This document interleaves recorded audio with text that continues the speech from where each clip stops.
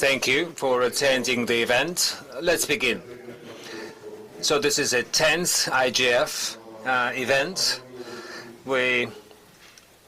This gathering is actually very representative. We have attendees from around the globe, so we are hoping today's meeting will be very useful and interesting for all. Let me give the floor to Madam Ekaterina Imedadze. Please, let's start.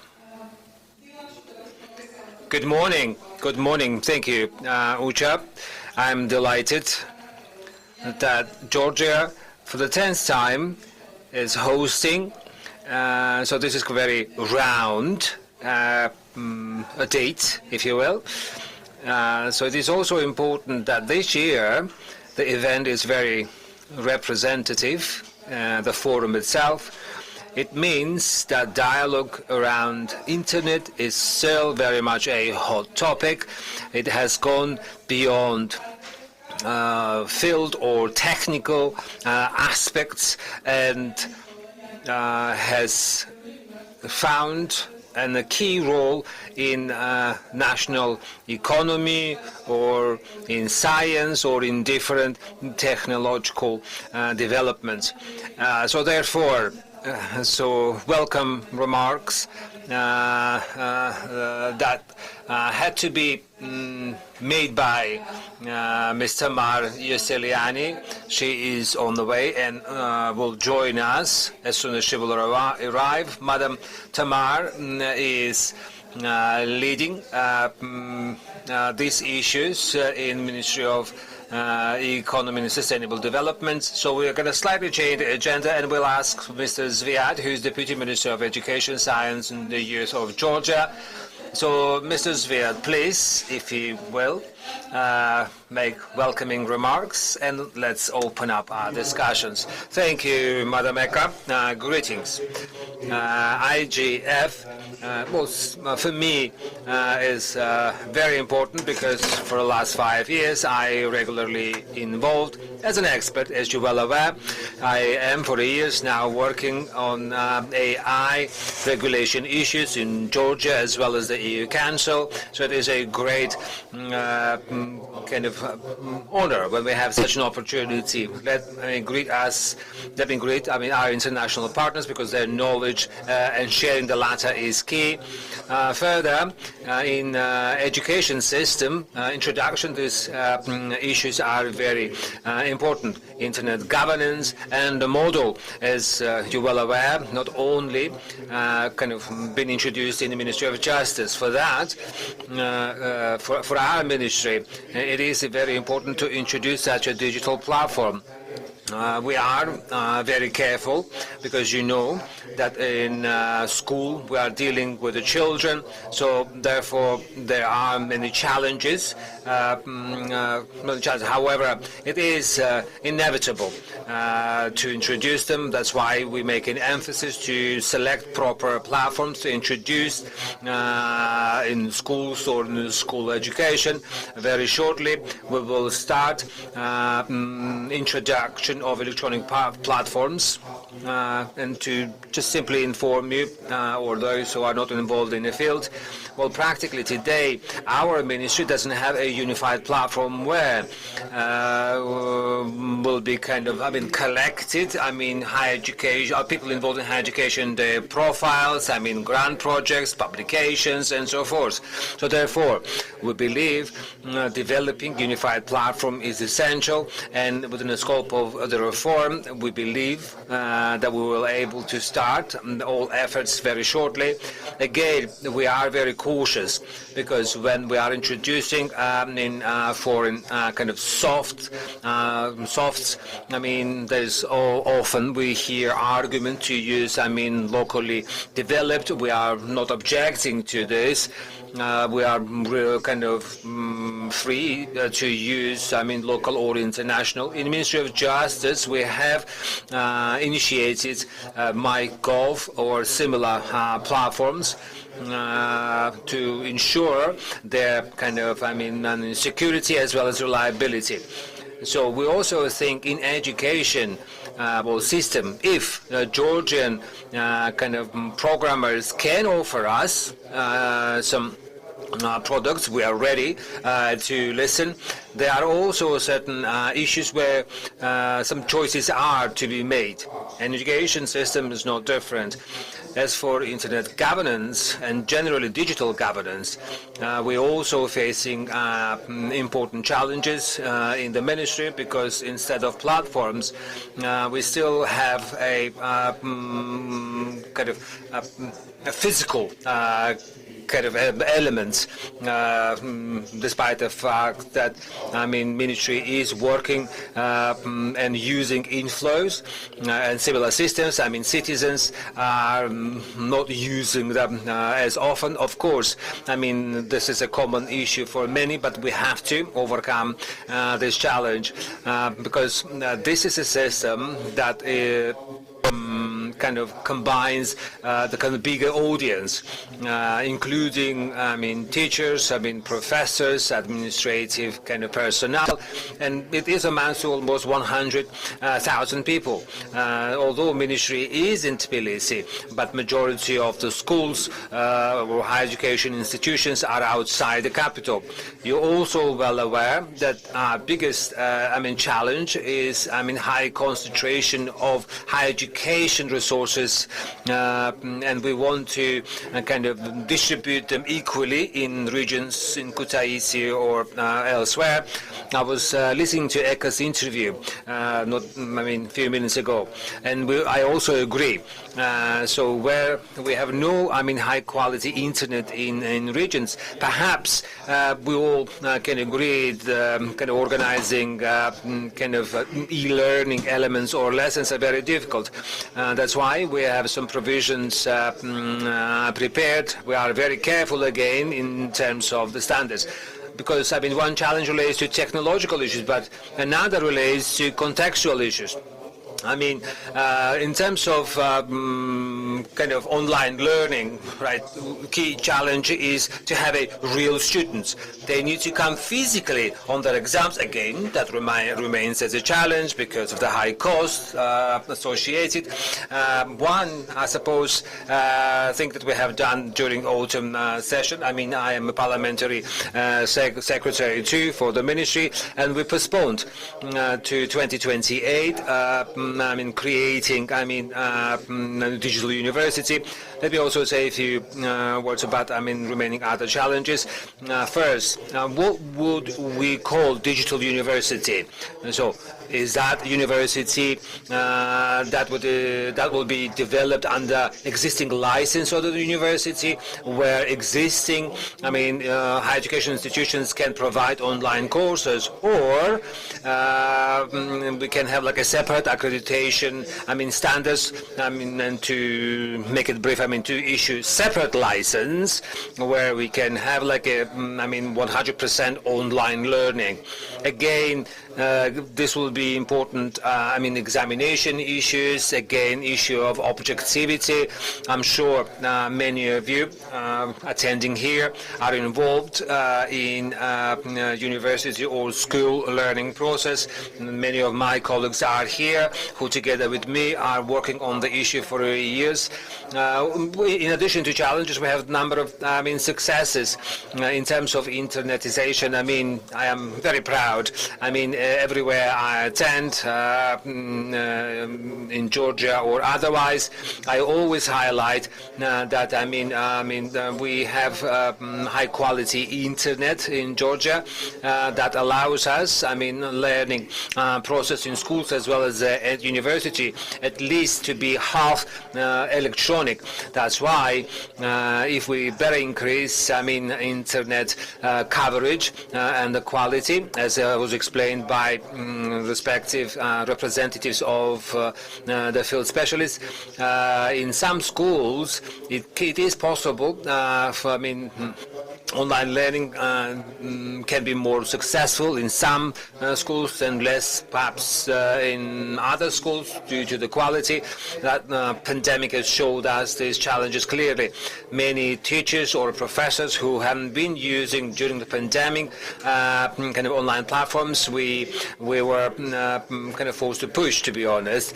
And even in terms of kind of governance kind of elements, I think the achievements are quite good. I'm delighted that we are organizing such a forums regularly with no exceptions. And again, I'm very much interested to learn, more about the issues that we have included in our agenda, mainly AI-related issues. Thank you very much indeed.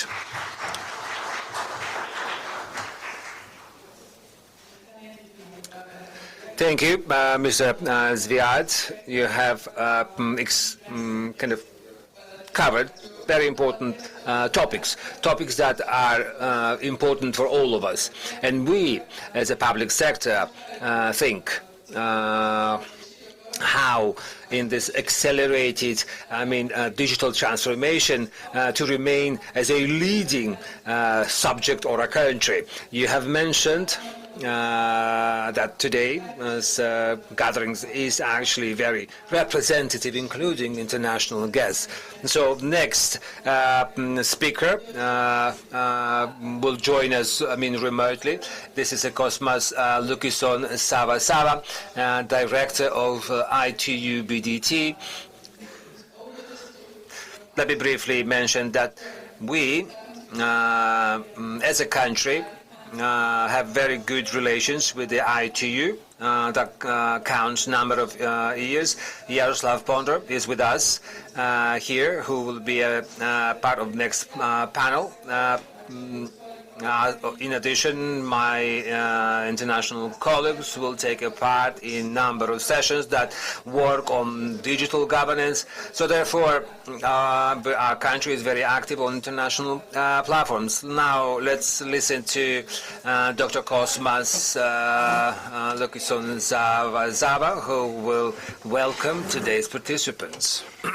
Excuse me.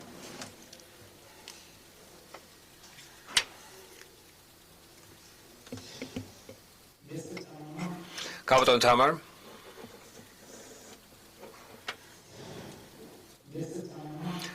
Kabaton Tamar. საქართველოს ეკონომიკის, სტრატეგიული ეკონომიკისა და განვითარების მინისტრის მოადგილე, ბატონო ზვიად, კაბატონო ეკატერინე, საქართველოს კომუნიკაციების კომისიის თავმჯდომარეს, ისევე ყველა წევრს მივესალმები. კაბატონებო და ბატონებო, დიდი პატივია, რომ ვისაუბრო ინტერნეტის მართლობის ფორუმზე, ისევე როგორც საქართველოში არსებულ ციფრულ გარემოზე.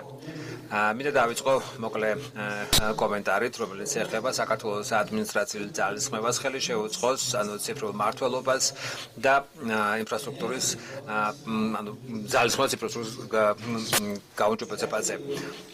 ჩვენ ვაფასებთ საქართველოს ეკონომიკის სამინისტროსთან თანამშრომლობას, ისევე როგორც საქართველოს კომუნიკაციების კომისიასთან ურთიერთობას. თავისთავად, ძირითადი აქცენტი კეთდება გადაუდებელი კომუნიკაციის გაუმჯობესებას, მაჯორის ქალების ჩართულობას ჩვენ საქმიანობაში, ეს როს მარეგულირებასთან ურთიერთობას.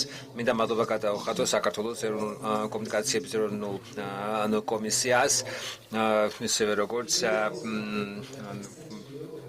ჩვენს მრჩევლებს. მინდა ასევე მოვიწვიო ქართული მხარე მარეგულირების გლობალურ სიმპოზიუმზე, რომელიც ჩატარდება მაისში, ანკარაში.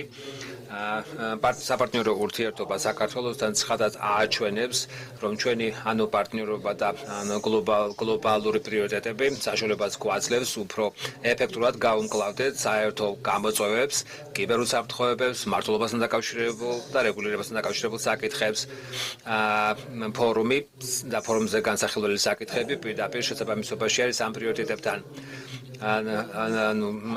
აზერბაიჯანში მსოფლიო კომუნიკაციების ღონისძიებამ დაამტკიცა დღის წესრიგი, სადაც ციფრული განვითარება და ზოგადად ციფრული ტექნოლოგიების განვითარება იყო შეჩერებული როგორც ერთ ყველაზე მნიშვნელოვანი საკითხი.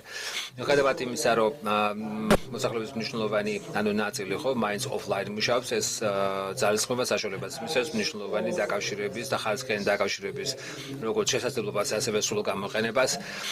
ბაქოში ამას ხელშეწყობით ბაქოში დამტკიცებული სამოქმედო გეგმა, ისევე როგორც სხვა რეგიონალური ინიციატივები ევროპაში.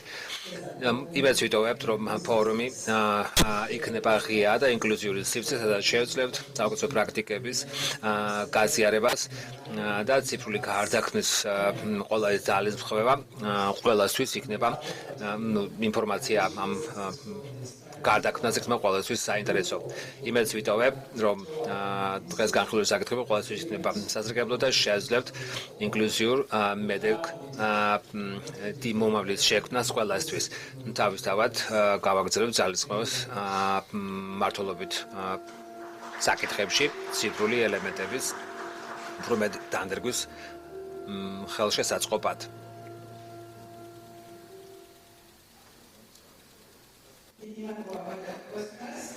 Thank you, Dr. Cosmos. And next, our speaker will be Madam Eka Kobusitsa, who represents Ministry of Sustainable or Economic and Sustainable Development. So the ministry is the key supporter, or IGF. Madam Eka, please, the floor is yours. Thank you, Madam Eka. Greetings all. I'm delighted that this is the 10th occasion where we are gathering to discuss this issue. Let me thank all our partners, COMCOM, ICANN, and other international partners, because today's meeting and general issues IGF is very representative. Let me also mention the key priority of the Georgian government, which Mr. Zviad has extensively covered, is the digital economy development. But our objective is not to develop, basic internet. Our aim is to achieve high quality, sustainable and open internet, but at the same time secure internet.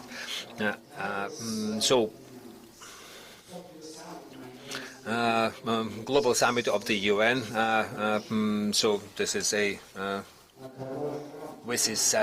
plus 20 has showed what has been achieved in this period, what challenges we have in the field, and what has to be done. And the WSIS plus 20 recommendation has to be used by all countries that aim developing ICTs. Let me also, I'm not going to dwell too much on already implemented efforts. We have a second session where I will open up this issue a bit more broadly. In general, what Georgian Ministry of Economy does on the matter. But let me briefly point out that challenges are not only in this field, but many. By end of 2025, we have adopted, digital economy strategy for 2025-2030, that fully in line with the EU digital decade and the compass. And of course, objectives are similar to simply allow Georgia to follow step by step all the development. The strategy is overarching, that includes all elements of the developing digital economy, starting from technical issues, connectivity, including all digital services that relevant to digital economy. It has also needs to be mentioned that new technologies such as AI, cloud technologies, in Internet of Things and so forth, obviously change the views as well as the needs in terms terms of the governance, internet governance. And today, it is a great platform for multi-stakeholders or different stakeholders to discuss together and plan future development issues. Thank you all for the attention, and let me wish you a very fruitful day. Thank you, Madam Eka. Let me also say a few words in my welcome remarks on behalf of the COMCOM. We are truly proud that we are actively supporting IGF, and as my colleagues have mentioned, the platform is crucial, where we can discuss the future of internet governance. Will it be international or local context, or the priorities that we have in our agenda? As for role of COMCOM in internet governance, mostly in digital ecosystem development, is crucial. We all agree that digital is not a narrow field. So this is a kind of this extends to a number of directions, and distinguished colleagues have already listed different fields, and we, as a regulator, our objective, we are aiming to support kind of facilitating environment. As a regulator, of course, sets the rules, and that is crucial. Rules of the game. There needs to be, transparent as well as kind of fair, because that will make our environment more attractive. Because operators that developing the services, will it be a fixed internet or mobile internet, naturally will attract more players when the environment is more competitive, and only in such settings, in free and open environment, right? It will be possible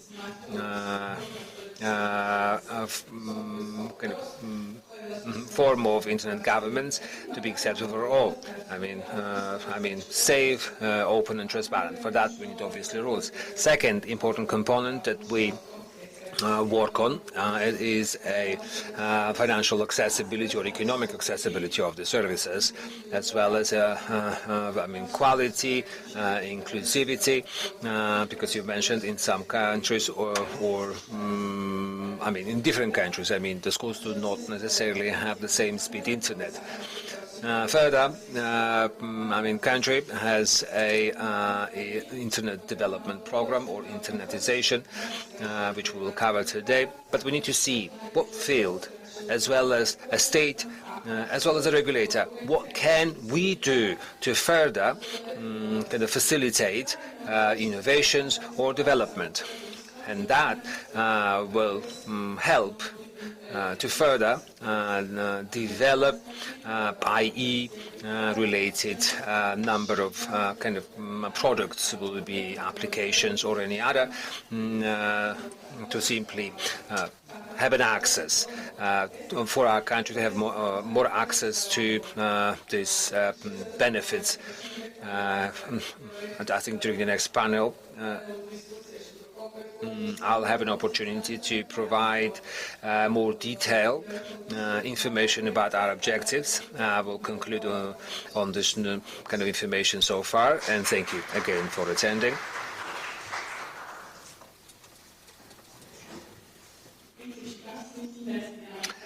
So I think we can conclude welcome remarks with this. With your permission, that we announce next speaker.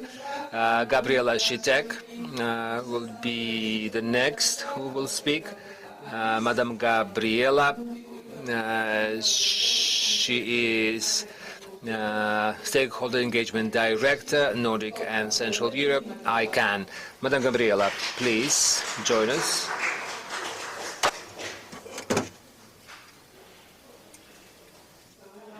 მოგესალმებით, აქ ვიქნები. ცოტა ძველი ყაიდის ვარ და გავადმატარებლით ვისარგებლებ. ყველას მოგესალმებით და დავიწყებ მადლობის გადახდით იმ მხარეებისთვის, ვინც დღევანდელ ღონისძიების ორგანიზებაში მიიღო მონაწილეობა. ეს ჩემი პირველი ვიზიტი არ არის საქართველოში, მაგრამ პირველად ვსაუბრობ საქართველოს ინტერნეტის საკითხებთან დაკავშირებულ თემთან. ალბათ უმრავლესობისთვის არ ვარ ნაცნობი, წარმოადგენს საკუთარ თავს. მე ვარ გაბრიელა შიტეკი, წარმოვადგენ ინტერნეტ კორპორაციას, რომელიც ცნობილია მინიჭებული სახელებისა და ნომრების ინტერნეტ კორპორაციის სახით ICANN-ი, ანუ ჩვენ მუშაობთ .com or .ge. And at ICANN, I'm working for the stakeholder engagement team, which is basically ICANN's mouth and ears in the region. And eyes, we look what's happening, and we are your first point of contact. For now, I've been asked to step in and take care of the Caucasus region, including Georgia, because Mikhail Anisimov, which I think most of you will know, has unfortunately left his position at ICANN. I'm not sure how long this will last, but I feel very privileged to be here because that means I can learn to know you and I can extend my world and I learn to know you as the Georgian internet community. And I'm especially happy to start this engagement by attending this IGF because what other forum would be better suited than actually learning to know the local internet community than a local IGF. Here at this IGF, everyone who has something to say about the internet and the country has a voice and a possibility to express what they think. And this is actually exactly following the philosophy of the internet, how it was developed. Like everyone is welcome to contribute with their input. So this is exactly how internet governance is made currently and should be made. There will be lots of discussions today about internet governance, so I will not go too much into that, but I would like to underline how important it is that these local events take place where everyone can make their voice heard. As you all probably know, the world right now is facing some growing challenges. We can see increasingly autocratic regimes all around, and they don't necessarily share the same values of democracy and multi-stakeholderism or the vision for a future unified internet. So by organizing yourselves in this IGF, you're actually helping to keep the internet global, and you're ensuring also that Georgia stays connected with the rest of the world. So I would like to encourage everyone here today to actually take this opportunity to speak up and make your voice heard, but not only on internet governance issues. I would like you to come up to me and make your voice heard to me because I really like to learn to know you, and ICANN actually needs the Georgian communities involved in ICANN.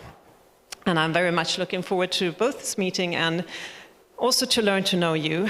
And this is kind of concluding my welcoming words, but I have also been asked to give a lightning talk about ICANN's next round of the new GTLD program, and especially focusing on geographic names. And this is actually a great example on how the multi-stakeholder model and the internet community has together worked to create policies and to shape the internet landscape together. So before I'm starting, I just want to make sure that we're all on the same page. I'm not sure how much all of you know about ICANN, so just to make it very, very, very brief. As I mentioned earlier, ICANN is the entity that is coordinating the so-called top-level domains like .com or .ge. This means that we are the ones that insert them in the so-called root zone. That makes them go live on the internet. What's happening under these top-level domains, it's none of our business. We just make sure that they are there and they exist and work. And we also have to keep in mind there are two types of top-level domains, the so-called country codes.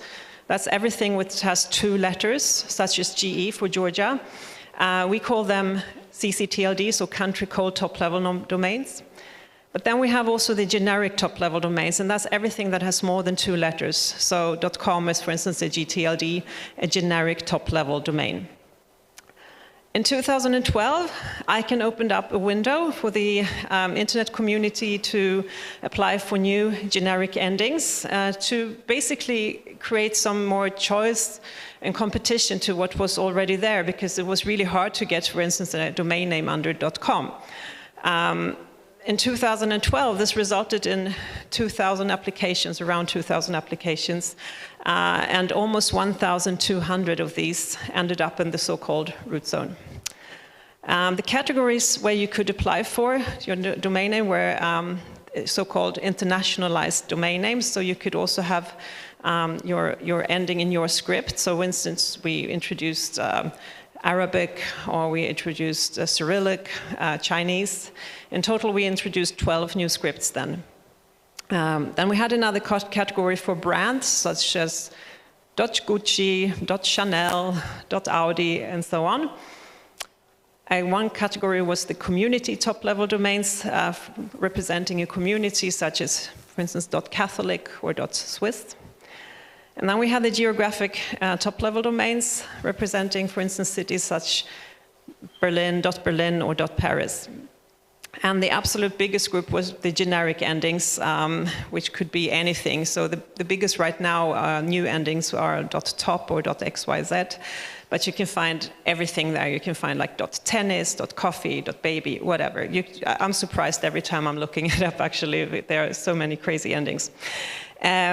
Anyway, after consultation with our stakeholder community, it was decided that we should open up an application window again for new endings. And this will actually happen at the end of April this year, and the application window will close mid-August this year. All rules, how to handle applications, have been defined by the internet community, again, through the multi-stakeholder model, and resulted in the so-called applicant guidebook, which is available online. This is basically the Bible for everyone who wants to apply for your own top-level domain. All the rules and requirements are set there. I have specifically been asked to highlight what the criteria are to apply for a geographic top-level domain. I don't have too much time to go through all the details, but let me at least give you some high-level overview of the requirements and what the evaluation will look like. Because the geographic ones are indeed a special case, because they could have political controversies and so on. So we do handle them with special care. First of all, one has to distinguish between a geographic name and a country or territory name.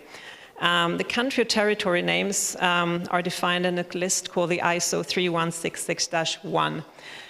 This is, for instance, where you can find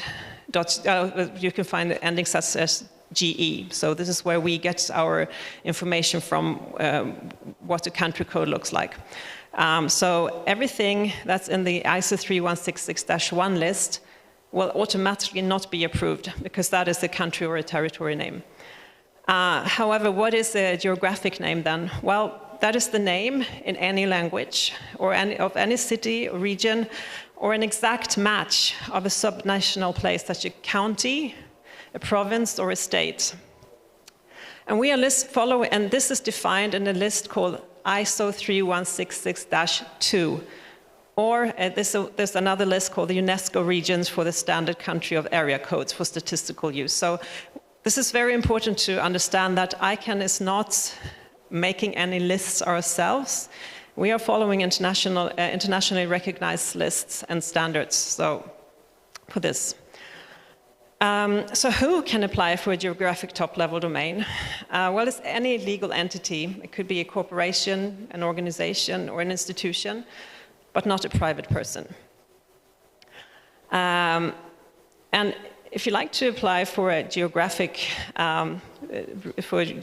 top-level domain, you need special documentation.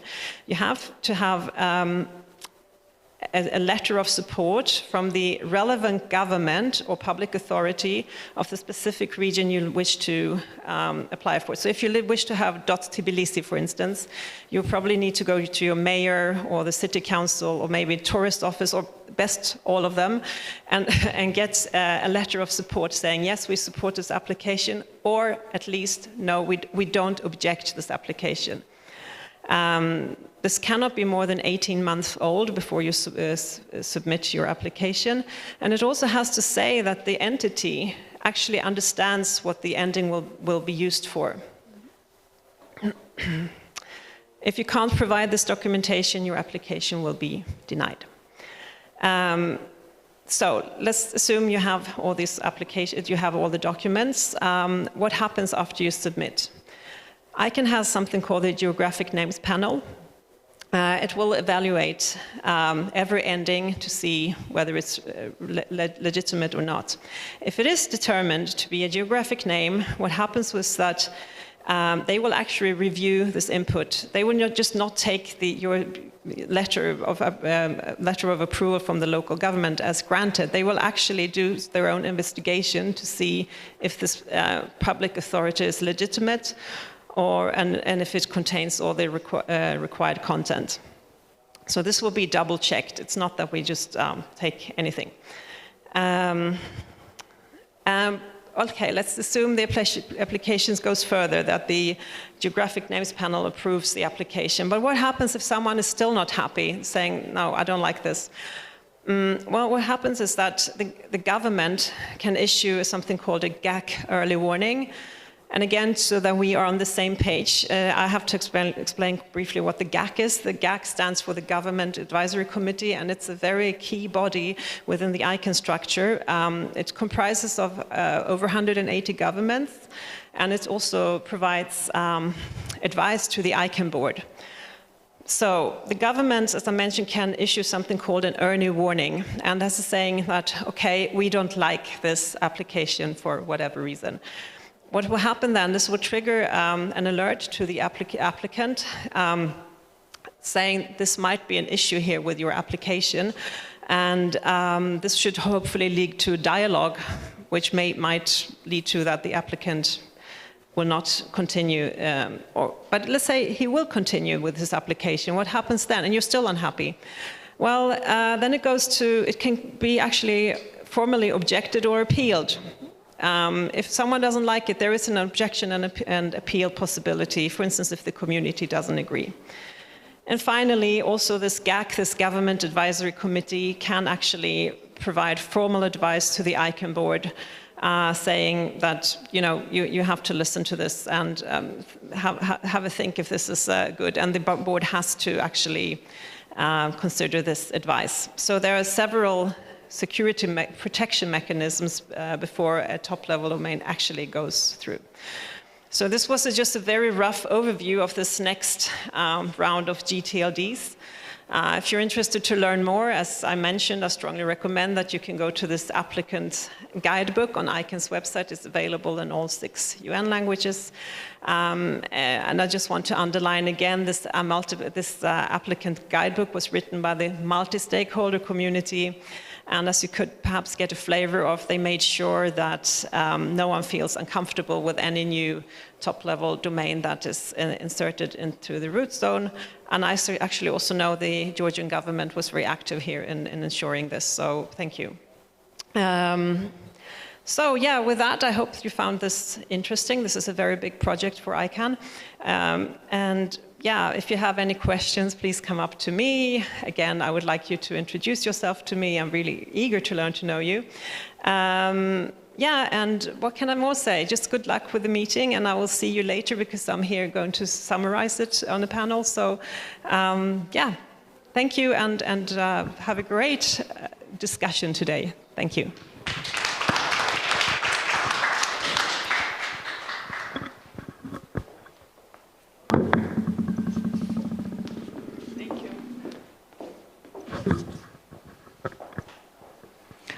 დიდი მადლობა გაბრიელას, ძალიან საინტერესო იყო ახალი პროექტი, რომელსაც ICANN ახორციელებს ზედადონის დომენებთან და გეოგრაფიულ სახელმწიფო. Upper level domains and geographic names. So I would like to announce the participants of the next panel.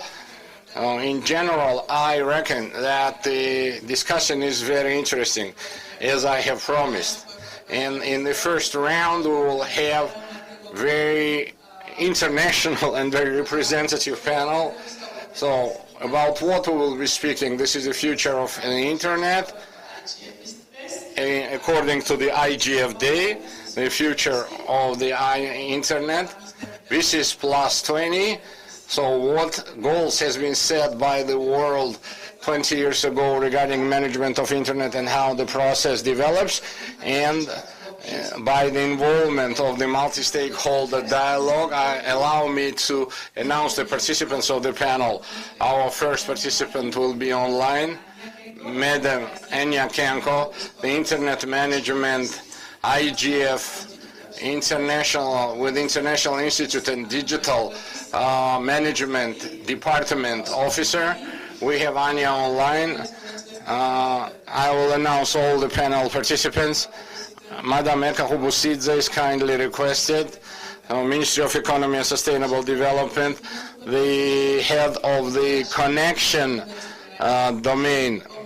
Another is Engineer Omar Abdullah Khan Abu Sherje, Saudi Arabia.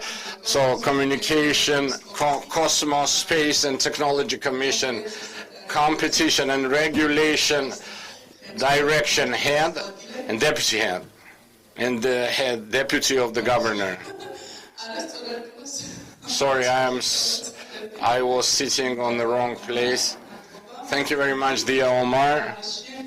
Another participant, very interesting panel representation. Another participant, Mr. Petros Galides, the Cyprus Communication Commission member, but at the same time, so it's very important that the European and Mediterranean Basin Regulatory Network chairperson is Mr. Petros, and I have omitted that distinguished Omar also represents Arab Regulatory Network, Arabian Country Regulatory Network Union. Another participant is Mr. Wilson Bocatola. Please, you are kindly requested, dear Wilson. We had Mark Sakala in our program, who was attending yesterday the digital network, and Mr. Wilson will be instead of him. He is representing Congo Regulatory Commission in telecommunication realm, and he is the head, the director of the frequency resources. And last but not least, Mr. Yaroslav Ponder, who is ITU European Office Head, and we are delighted that he is a great champion and a big friend of us, and we are very happy to have him on the panel.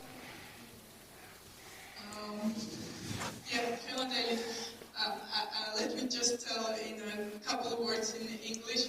Რამდენიმე სიტყვით მიმართავ ინგლისურად ჩვენ საერთაშორისო საზოგადოებას. მოხარული ვარ და for today's discussion. The panel will be held in Georgia, as we have Georgian Internet Governance Forum, but I wanted to once again welcome you here. Also, a couple of words maybe for our audience, that we have this privilege to have you today with us, because we held Internet Digital Regulation Board meeting yesterday. This is for our audience, and it was back-to-back with IGF, and we, of course, elaborated this brilliant opportunity to have you today for the IGF. And yes, as Mr. Cosmas Alakison-Zavazava has mentioned, the Digital Regulation Board has very ambitious goals, and we have huge support from the ITU, but also from the international regulatory bodies and regional associations. And for Georgia, also aiming at being a leader in a region, it's very important to hear from you today. Კარგით, ახლა ქართულზე და დავიწყებ ჩვენი პირველი მონაწილით, რომელიც არის ქალბატონი ანია გენკო, როგორც წარვადგინე. Anya, you can hear us well? Yes, I can hear you. I hope you can hear me. Thank you. Thank you very much for being with us. I will be asking questions in Georgian, and it will be translated as I understood. So, first, setting the scene goes to you. პირველი კითხვა, რომელიც ეხება სწორედ ინტერნეტის მმართველობას, ვისის +20, რა არის მსოფლიო სამიტი, ინფორმაციული საზოგადოების მსოფლიო სამიტი, რომელმაც 20 წლის წინ დასახა მიზნები ინტერნეტის მმართველობის, ინტერნეტის მმართველობასთან დაკავშირებით და ქალბატონიანია, რომელიც IGF-ს წარმოადგენს დღეს, ისაუბრებს იმაზე, ესეთი კითხვა იქნება გლობალური IGF-ის პერსპექტივიდან, რომ გითხრათ რა არის უახლესი ცვლილებები, განვითარება, რა არის ის შედეგები, რომლებიც ბოლოს დადგა ინტერნეტის მმართველობასთან დაკავშირებით, იმიტომ რომ გადაიხედა ინტერნეტის გლობალური მმართველობის კონცეფცია და ჩვენ ახლა ვართ იმ ეტაპზე, როდესაც დასახული მიზნების განხორციელება ძალიან აქტიურ ფაზაში უნდა იყოს. შესაბამისად, რა ცვლილებები შევიდა ინტერნეტის გლობალურ მმართველობასთან დაკავშირებით, როგორც ინტერნეტის გახსნილობის, ასევე უსაფრთხოების, ინოვაციების და რეგულაციების მიმართულებით. გისმენთ, ანა. Thank you very much, Katerina, and a very good morning from rainy Geneva to you all in wonderful Tbilisi. I'm sorry that I cannot be with you, but I want to thank you for this opportunity. And I certainly use the opportunity to, first of all, congratulate the multi-stakeholder organizing committee of the Georgia IGF for carrying this process throughout the year in order for this important day to happen and this important agenda to be in front of us today. Indeed, as Katerina said, we are in a very important year. I would say the most important in terms of the internet governance looking in the past 10 years. And that's to a good extent thanks to the, of course, technological development and where we are today, which is certainly different than 10 or 15 years ago. But also with respect to the governance as such, this is mostly thanks to the historic, really landmark decision of the member states from last year's December about the 20-year review of the World Summit on the Information Society. And the decision that for us certainly is making a change at the IGF, and with that, of course, for the global community. I, of course, refer to the fact that with this post-20 resolution, and the member states decided to make the IGF a permanent forum of the United Nations system. And this recognition comes after more than 2 decades of hard, diligent, dedicated work of the global multi-stakeholder community, and as a result of persistent calls from various stakeholders during the consultation period through the WSIS Plus 20 review process. So not just of the member states, but other stakeholder groups as well, to ensure that internet governance, and as such internet governance forum, together with a combination of its principles and values, is recognized globally.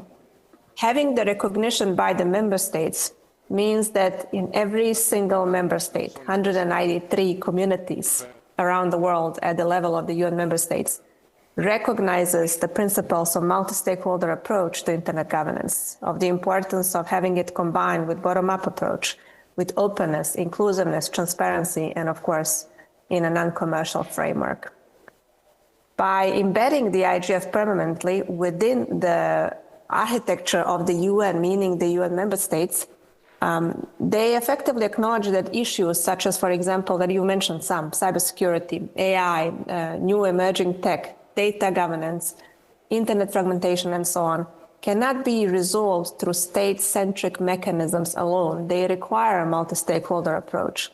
And having the IGF's continued mandate certainly strengthens predictability, continuity, and long-term cooperation across stakeholder groups. But I think what your question really well asked is about the concept of evolution and how does this translates into practice for any stakeholder in any part of the world? Well, first of all, what the resolution I think is bringing to us is that we are moving from a dialogue to really policy guidance and something that the resolution insists, which is the concept of interoperability, meaning that the systems that exist in the member states, I of course refer to the internet governance systems, can communicate to each other so that we preserve the nature of the internet that this community has been standing so passionately for all these years, which is to ensure that the internet remains as one, global, as such interoperable, safe, secure, accessible, affordable, and as such sustainable. And we have been looking at that through various aspects. For example, one of the biggest concerns for the global community is this increasing potential, I would say, in certain systems or in certain communities for fragmenting it. And in that sense, I think that, for example, through our policy network on internet fragmentation, we have been looking at how high-level commitments can translate to openness and interoperability further into structured analysis so that we ensure that regulatory approaches avoid unintentionally fragmenting the global internet. So not speaking about any malign backgrounds in this sense, but really avoiding unintentional harm, meaning that we have to understand, first of all, the potential of digital technologies from a multi-stakeholder perspective before the regulatory authorities go into coming up with binding norms and rules of behavior. And one of the best mechanisms we are seeing that's happening in this community through, I would say, very organic evolution is the existence of the national IGFs. Of course, sub-regional and regional IGFs, the youth ones, but the national IGFs, like the Georgian IGF, provide really an organic, truly open, multi-stakeholder setup for the local community to come together and discuss from a perspective of different backgrounds and expertise the potential of governing certain pieces of digital technologies before the regulators and legislators do their job. I always give one example, which my colleague Barak Otieno will share with you as well. He is the coordinator of the Kenyan IGF, where, for example, in Kenya, their parliament, once they have a complex piece of legislation on digital technologies to regulate, they turn to the multi-stakeholder organizing committee of the Kenyan IGF because it becomes really so complex that one discipline cannot understand the potential and predict all the possible consequences of digital technologies. And in that sense, it's always discussed in a multi-stakeholder framework from various aspects before the parliament would go into proceedings. And there are so many examples of this. This, I think, is a positive outcome of these IGF processes, including the national IGFs and the recognition of the member states, primarily also outlined to the WSIS Plus 20 resolution. Another area that I think is worth of discussing is certainly this need for more capacity development, and it relates to this, what I've said now. The WSIS Plus 20 resolution explicitly recognized the need for strengthening capacity, particularly for developing countries and stakeholders that are in vulnerable situations and that are marginalized, meaning not part of internet governance processes as such, as an active stakeholder. So in that sense, from our side, what we are trying to do as one of the implementation mechanism of the WSIS Plus 20 resolution and of the WSIS vision overall is introduce more of these capacity development opportunities where we can contribute to institutional but also individual development of capacity of different stakeholders to understand, as I said, the potential of digital technologies and be able to predict the harm in order for us to focus really on benefiting fully from it and mitigating, if not preventing completely, the harm. So in that sense, I think this is what is making a huge change following the December decision, that we are now moving from vision that was of always temporary nature because we were going through these reviews to a more permanent institutional anchor, that we are moving from dialogues to structured policy-relevant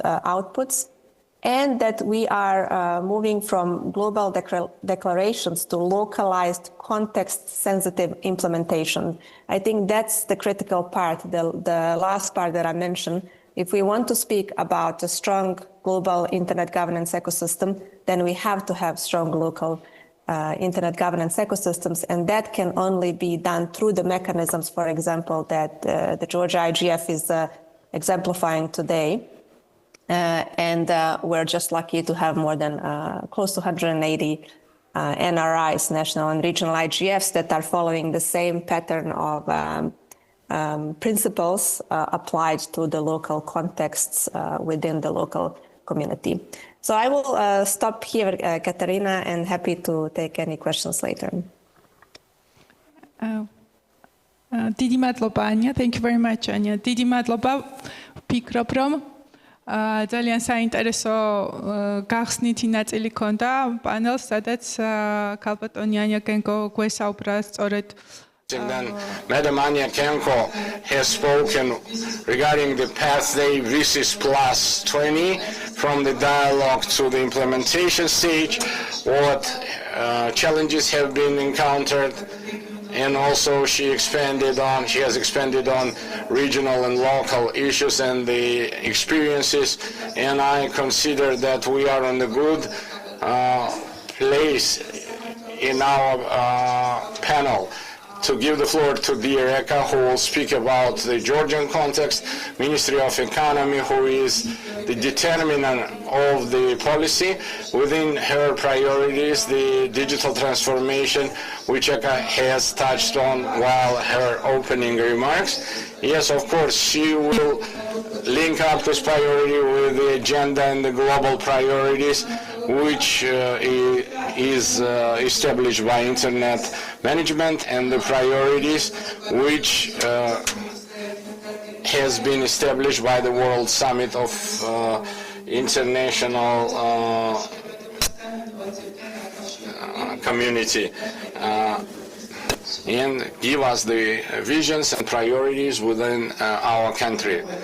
Thank you very much, Eka, one more time, and one more time I would like to discharge greetings. Moharuli var okheda utsxoel partnerebs da moharuli var rom mat გვერდზე ვარ და საერთაშორისო ორგანიზაციების გვერდზე ვარ და მუშაობ, გავაგრძელებ ქართულად, იმიტომ რომ ქართული IGF-ია და ჩვენ გვაგვაჩნია სინქრონული თარგმანი.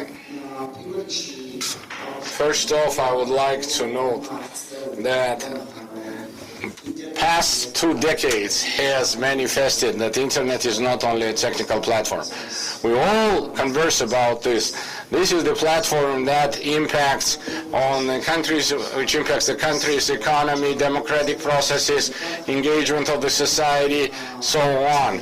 And that's why it requires the multi-stakeholder approaches and partnership to have the correct management of Internet, besides the fact that it is yielding a lot of benefits, provides a lot of information, and the youth especially are receiving huge knowledge from the Internet. Of course, we have challenges and we must stand ready for everything, and we must properly manage Internet, and we have the opportunity to speak about VISIS Plus 20 shown, and this experience has demonstrated and has yielded the knowledge how we have developed, where we are today, what we have to do to properly manage the Internet and to have the correct communication with one another, the informational society.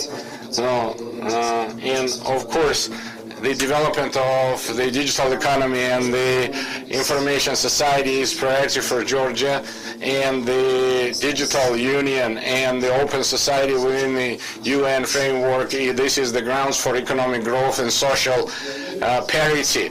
This is the strong basis for this. And I would like to single out that the Georgian government is taking plurality of steps. First off, to develop the infrastructure, because we are speaking about the digital infrastructure. So we know that by the ITU research is that in terms of the coverage, we still have the problems pending. So the certain steps have been undertaken in Georgia, and the density of the fixed internet is 99.4%. So the new research will be published in March. I am speaking based on the research of 2024. 99.4% is a so-called fixed density. In mobile, we have 133%. So it is conditioned by SIM card. 100% of the population receives 4G. Regarding G5, our mobile operators have just recently started developing of this, and 75% of the population has access to 5G mobile services. Subsequently, our activities jointly by us and the Regulatory Commission is aimed to develop in a fast mode the infrastructure, and that's why we have the project Login Georgia, that one of its components is the internetization of the state, which implies so-called wide zones. I'm saying this with respect to the foreign operators, but we have the dedicated session where the project will be deliberated in details, where the state is building the network. These are the zones where the private sector does not have interest to develop their own network. Even arising from the relief, geographical relief, the price of the building, and the state is jumping in such regions, that the operators who are working to provide the last mile service to the populace, and we are supporting the development of the network by that step in parallel within the Login Georgia. So the special programs regarding the digital skills development is going on, which is spearheaded by the Regulatory Commission, and the EU has transacted certain research a couple of years ago which has demonstrated that the balance does exist. There is a disparity between the cities and the villages, even in the digital direction. Therefore, this is critically important for our citizens. It's also important to note that we have adopted a law on sharing infrastructure that further facilitates network development. Why? Because based on aforementioned law, operators have been given opportunity. So this is called telecom-ready infrastructure. So if they want to have an access, they have this opportunity. And I would like to encourage all operators, UCHA and others, especially small operators. We had a dialogue with one of the operators. There are always, challenges present. For instance, on access to electricity, access to electricity infrastructure or masts for electricity. Please refer to the respective government bodies. They will help you. I know all of you want to have an access, especially with reduced costing. So please refer to the Commission, and they will help you within their own capacity. So we have adopted. Everything that I will list. These regulations are in line with the GeoIGF, and it was done to harmonize the Georgian legal framework. E-commerce law, or main objective of the latter, is to help catcher hosters and to protect them from additional obligations. During e-commerce or e-commerce processes, ISP as well as the marketplaces as an intermediary. So marketplaces And between the telecom operators. I mean, the responsibilities have been divided in order for operators to free from additional obligations. For Georgia, one of the key priorities is to develop a digital hub because due to our geographical location or objectives or aim to harmonize with the EU.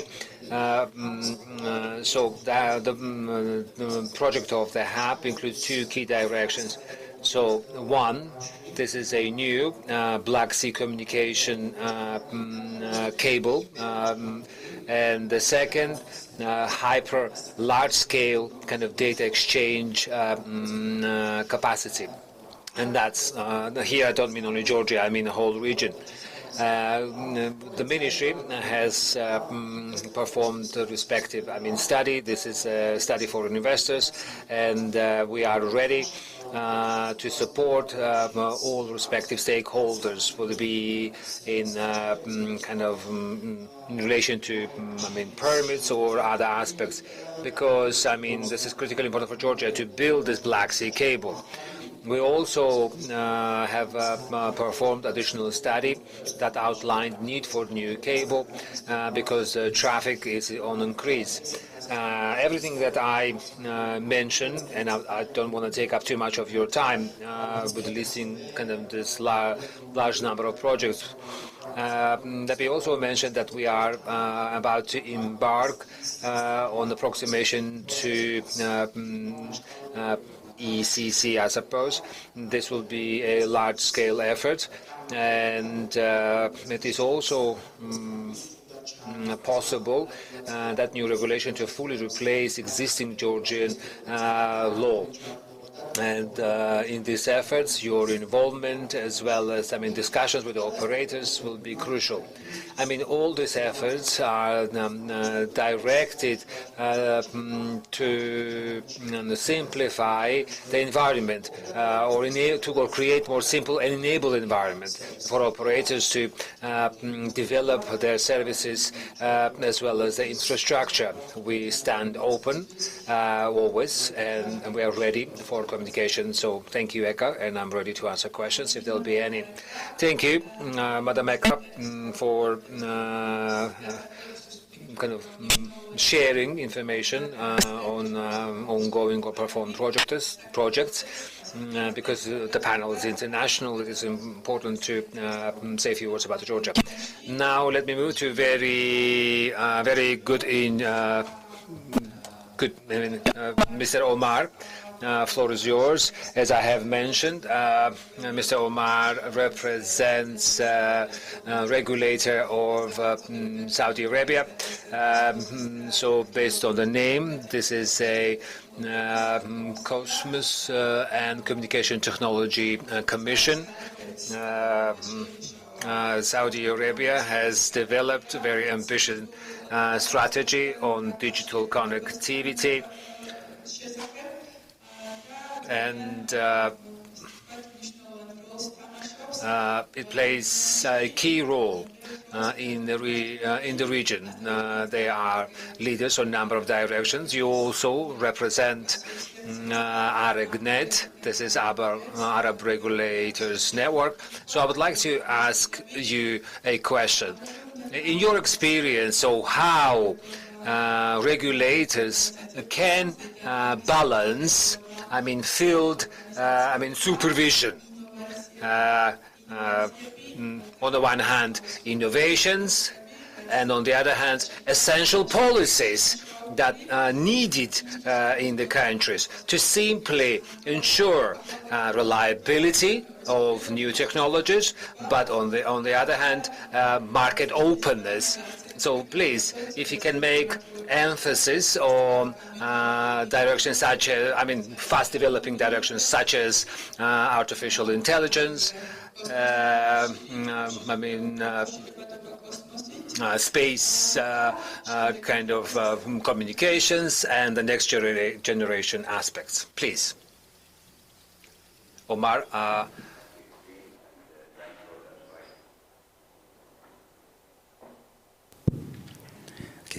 Thank you, Catherine. Thank you for the invitation. It's my pleasure to be here in Georgia. Thanks for the warm welcoming since I came to Georgia till now. Much appreciated. Congratulations to Georgia for the IGF 10th anniversary, and hopefully all the success and you achieve all your ambition plans and targets. Looking at the regulation and how it's evolving and how it should be covering the challenges with the innovation, with the AI, and with the upcoming rapid change in the market. If we just look at how did the internet start and reach to 1 million customer, it took around 3 months, 10 years to reach to 1 million customers and start to engage. After that, YouTube, for example, YouTube took around, if I'm not mistaken, 30 months to reach 1 million customers. OpenAI today, they reach 1 million customers within a few days. So we can see the agility, we can see the impact of the new technology on the markets, how it's being very rapid, very speed. Using ex-ante, ex-post methodology and concept in the regulation, it cannot sustain with this rapid changes, with this big movement. You cannot stop the innovation. You have to work with it. You have to be as speed as the service itself or the market itself. So if I want to put a plan to be the most efficient operator in this regards, I will have 3 points. First, you should be able to have, whether you call it sandbox, engagement, a group of expertise, always able and enabled to be able for the service providers, for the innovators, to access these facilities, to access these tools within the regulator, so they can understand and work with the same flow with the regulators and the markets. Second, you have to use the tools. Maybe we mentioned in our discussion yesterday in the DRN, we have to use AI in our regulation. We have to regulate through AI. We have to regulate through blockchain. We have to regulate through advanced technologies. Using it will give us very far understanding of it, and it will enable us to compete with the innovators themselves. We will walk the talk. We will have our RegTech solution where we will solve our regulatory problems using technology. Third thing, we should always separate between infrastructure, platform, data, where infrastructure should be accessible by everyone, not only by the innovator themselves. So we have to ensure we have the full competition on the infrastructure level. We have, let's say, fair access in the platform level, where the data, it's different from service providers or from market to market, but we have to enable it. The fourth thing is the trust. Trust will come based on the phased approach. So if the fourth point is we have to adopt the phased approach. For example, in Saudi, we have enabled the LEO satellite connectivity through provide the service to maritime and aviation, where you can only use it to serve the airplane sector and flight sector and aviation sector, plus the maritime we can ships and use it in the sea and around the lands. So once we do that, we understand it more, we can have more, let's say, ambiguity to be relieved, and we can take more actions if we need, or upgrade our regulation in the right manner.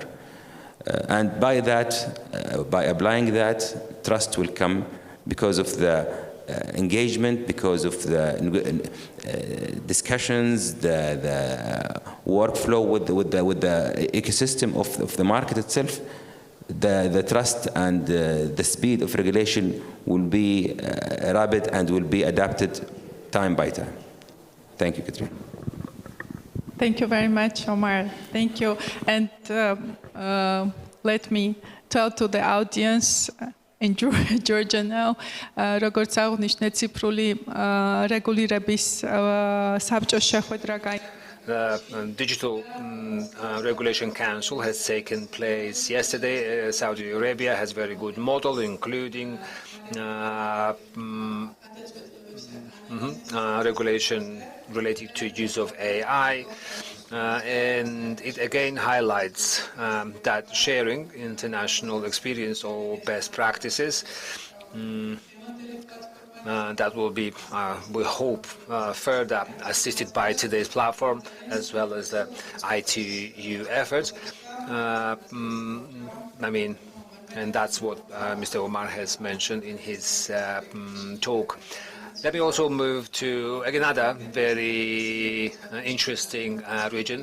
Mr. Petros Galides, Deputy Commissioner of the Cyprus Regulatory Authority for Electronic Communications and the Postal Services, and who is also, at the same time, chair of EMERGE, Euro-Mediterranean Regulations Group. Mr. Petros, your network, EMERGE, as it known, unifies or combines, different countries with a different context, different regulation, and so forth. So please, if you could share your own experience or vision. So how such kind of groups help achieving or successful implementation of DC's 20 findings. And I suppose we can all agree that regulation framework, on the one hand, needs to be coherent, but on the other hand, also needs to be considering national specifics. Thank you, Mr.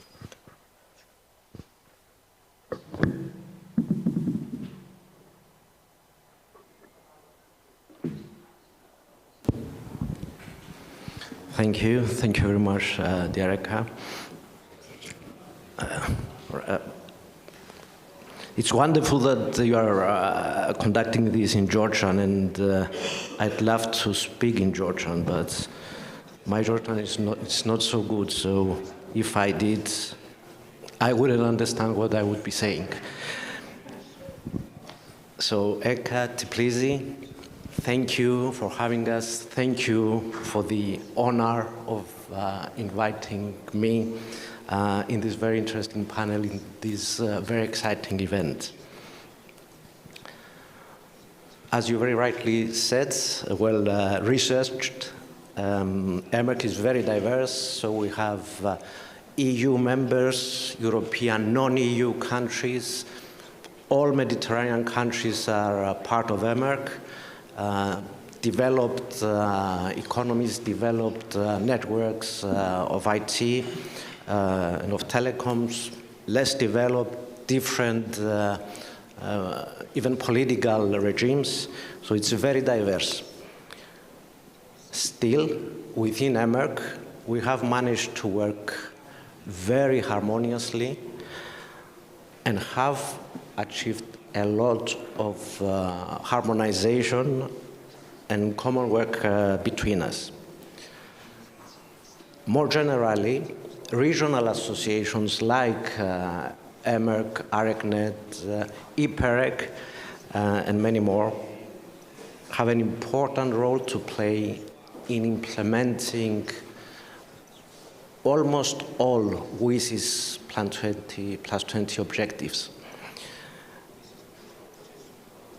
Being very close to the field, very close to the market, our members and our own bodies as regional associations can translate WIS's outcomes to practical regulatory implementation and cooperation. We can develop shared approaches in a very practical manner, especially through our cooperation and collaboration. Very importantly, we can help avoid the drifting apart or the drifting towards more fragmentation. At least we're stopping that, even if it's more difficult to achieve harmonization, at least we reduce the fragmentation. In fact, regulatory approximation, as you call it, within our area is part of EMERC strategy, and we even have an expert working group dedicated to regulatory approximation. As mentioned before and stressed again and again, cooperation and collaboration is crucial. Cross-border, cross-sector, we have to involve all the stakeholders. They are involved by nature. And of course, collaboration with the ITU. That helps implementation practically, as I said before, in the field, because we are in the field, we are feeling it every day. And as dear Omer has said, we have new tools so we can implement evidence-based regulations, sandboxes. There's a lot of tools that we can use now. A few of them have been presented by the ITU yesterday, which can help us make our interventions, our regulation more effective, plan it in a better way, implement it in a better way, monitor it almost real time, and respond to it. So adjust our market interventions almost real time nowadays. Within our regional bodies, we build capacity between us. We share experiences, we share very different perspectives because of the diversity. So we help practically each other think out of our own boxes. We're not limited to our own markets. By understanding, by seeing how our neighbors, how our colleagues do it, which is in a very different way, we are guided in thinking out of our own box, and at the end of the day, adjusting that to our own country's specificities. So we have this open-minded approach adapted to our own country, our own market special circumstances. As I keep saying, seeing the examples of other regulators and how they have implemented and improved their markets, we can improve ourselves. So what I keep saying, the right regulation, we don't need, I will keep repeating this, we don't need more regulation, we don't need less regulation, we need the right regulation. So enabling, empowering regulation, virtuous, if I may call it that, regulation, promotes healthy competition, and the healthy competition is the best driver for innovation, in addition to lower prices, innovative new solutions, more choice to consumers, and a lot that goes with it. So the right, the enabling, empowering, virtuous regulation is the most powerful enabler for the market, for the consumer, and for achieving the WSIS objectives. As I mentioned before, to a very large extent, to the degree possible, we contribute to peace because we're technocrats.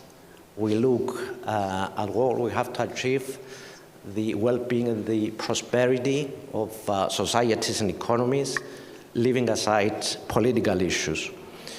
And especially in our area where we have even conflicts, unfortunately, we're in the Middle East. Even my own country has its issues with Turkey. We managed to work together, even Cyprus and Turkey, Israel and Palestine, we work together within this body. Through this cooperation and collaboration, we have been able so far, and we are optimistic we will do so in the future. We will be able to tame these rapidly moving new technologies, these disruptive technologies, and make sure they function in the right way to achieve prosperity. Of course, we have to balance things like security, the use of AI, to make sure that they indeed function and contribute in the right direction. And as I said before, by ensuring the healthy competition to a very large degree, we achieve this. And we have to take care of security as well to make sure the networks and the whole environment is trusted by the users. I hope I have given a good picture of what regional associations can do to achieve the WSIS objectives, and we'll be here to continue the conversation or answer any questions. Thank you very much. Thank you very much, Petros. Დიდი მადლობა.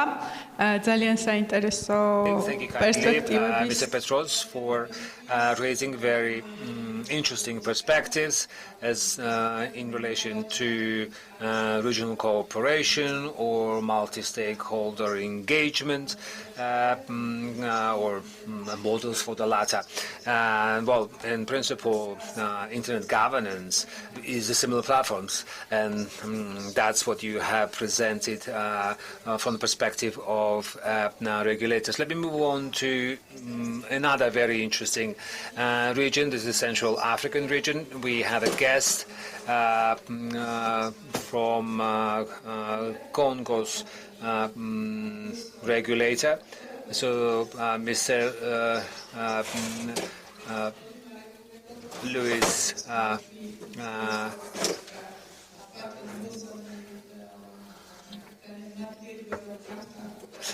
well, we had a few changes. Mr. Wilson has taken place instead of Mr. Luis Sakala, sadly, who was forced to leave slightly early, Georgia.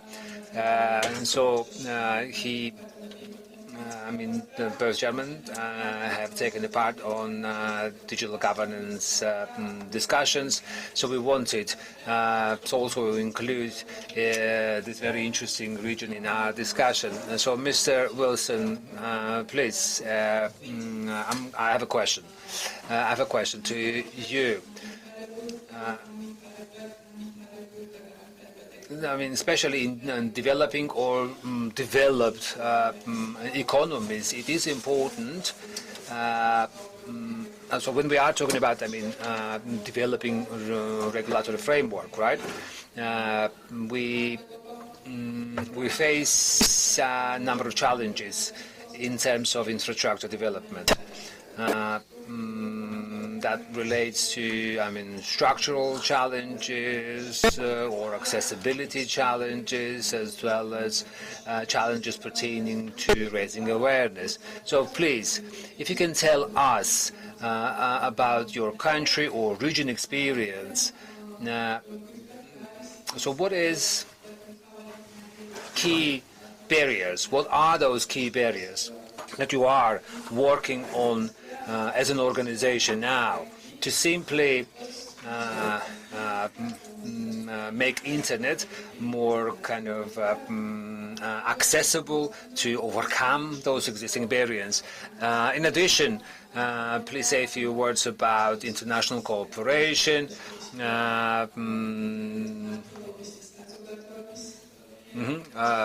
Also, we see VICC, all its recommendations, and how such platforms can help us overcoming these challenges. So please, your regional country experience. Thank you. Your interpreters speak French? No, I'm not sure. Thank you. I will do my best. Thank you for receiving us in Georgia. It's the first time for us to be here, and we're happy to share experience.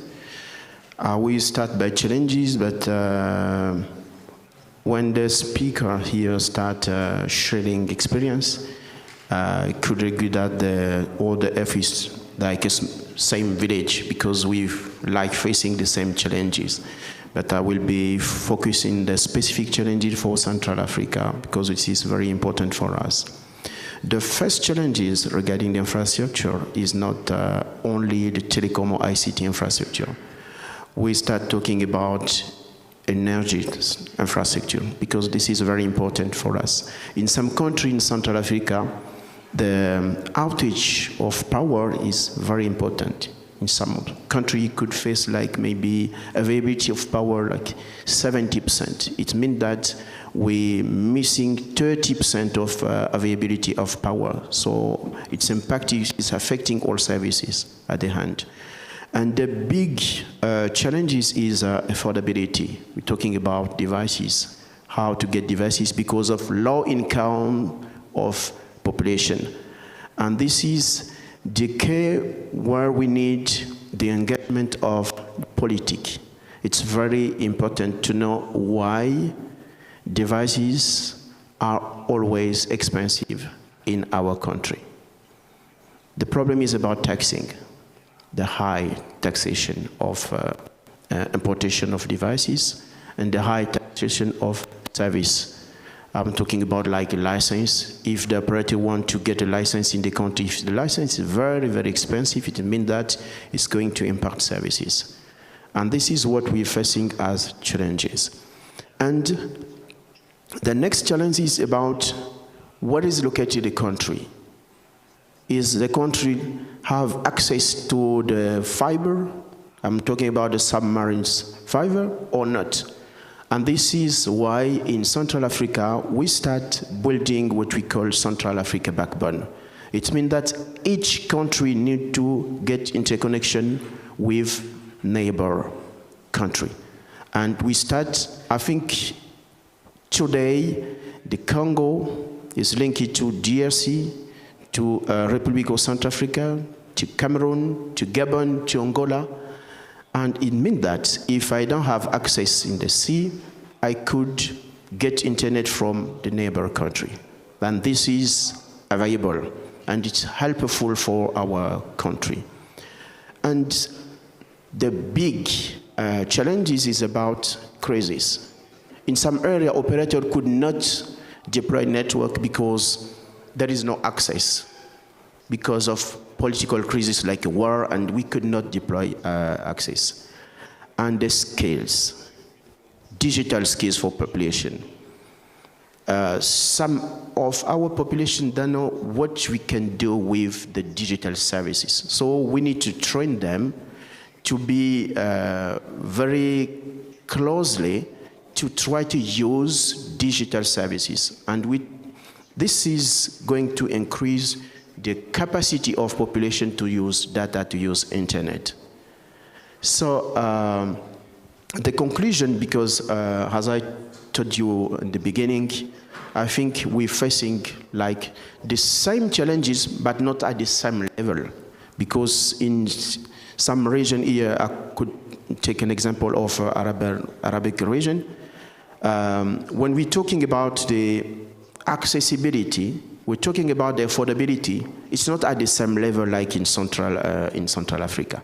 So it means that there is some key, some specific key we need to manage to be sure that in the future we will increase the percentage of internet use in a Central Africa country.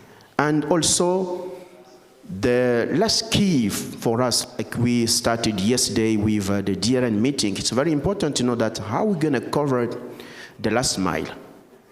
which is the best technology for us, which could help operators, government to cover the last mile.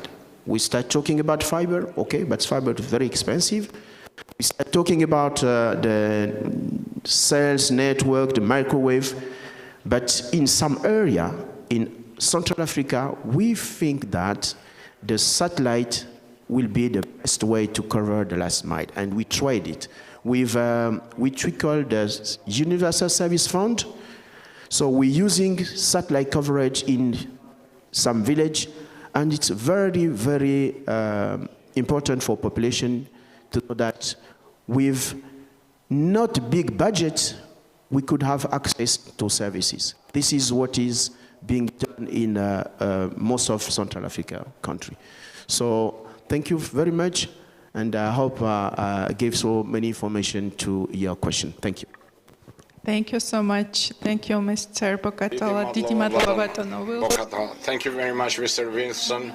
You must concur with me that we have seen very interesting perspective.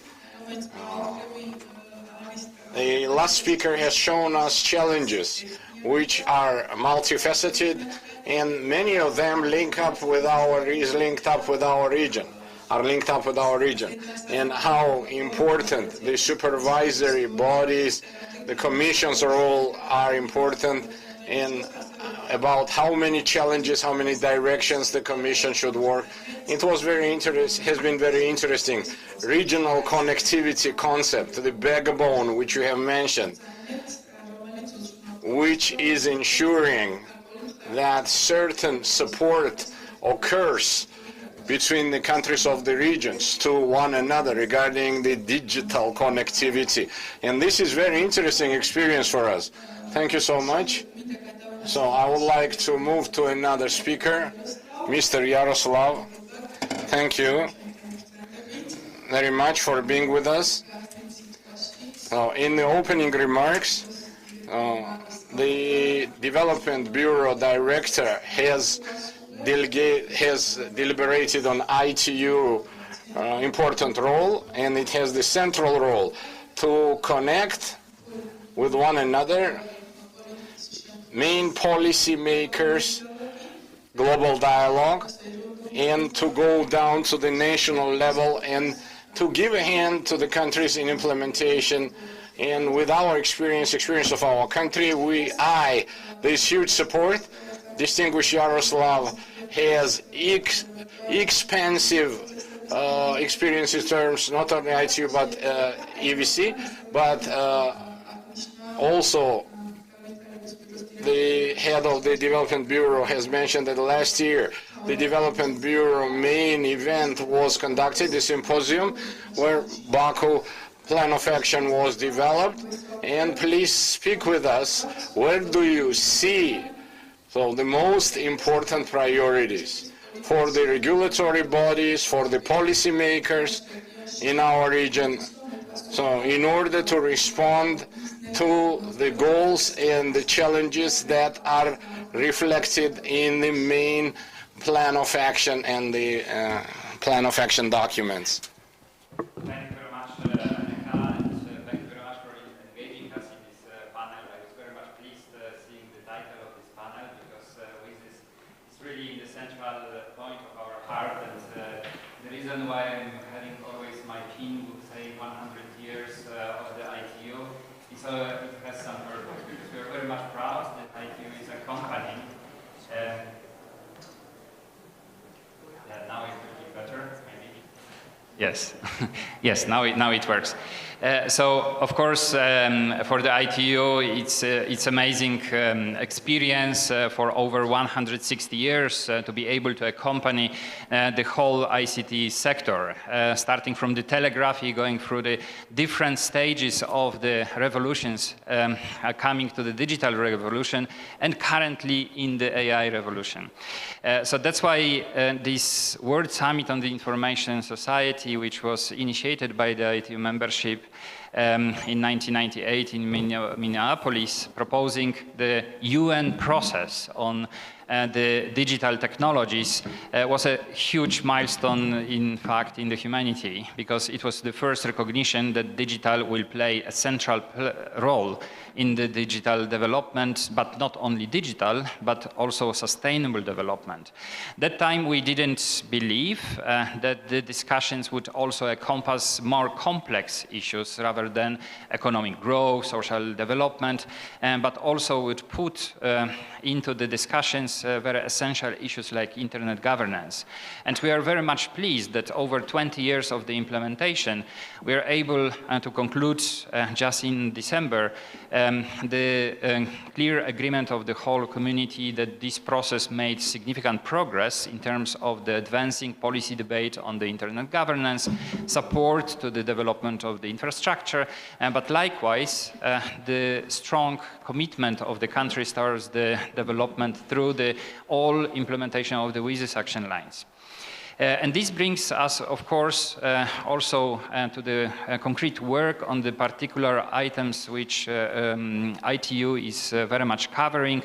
But also the ITU is covering not as the sole fighter and the platform for the governments only, because the ITU is the only UN agency which has followed the multi-stakeholder approach since its inception.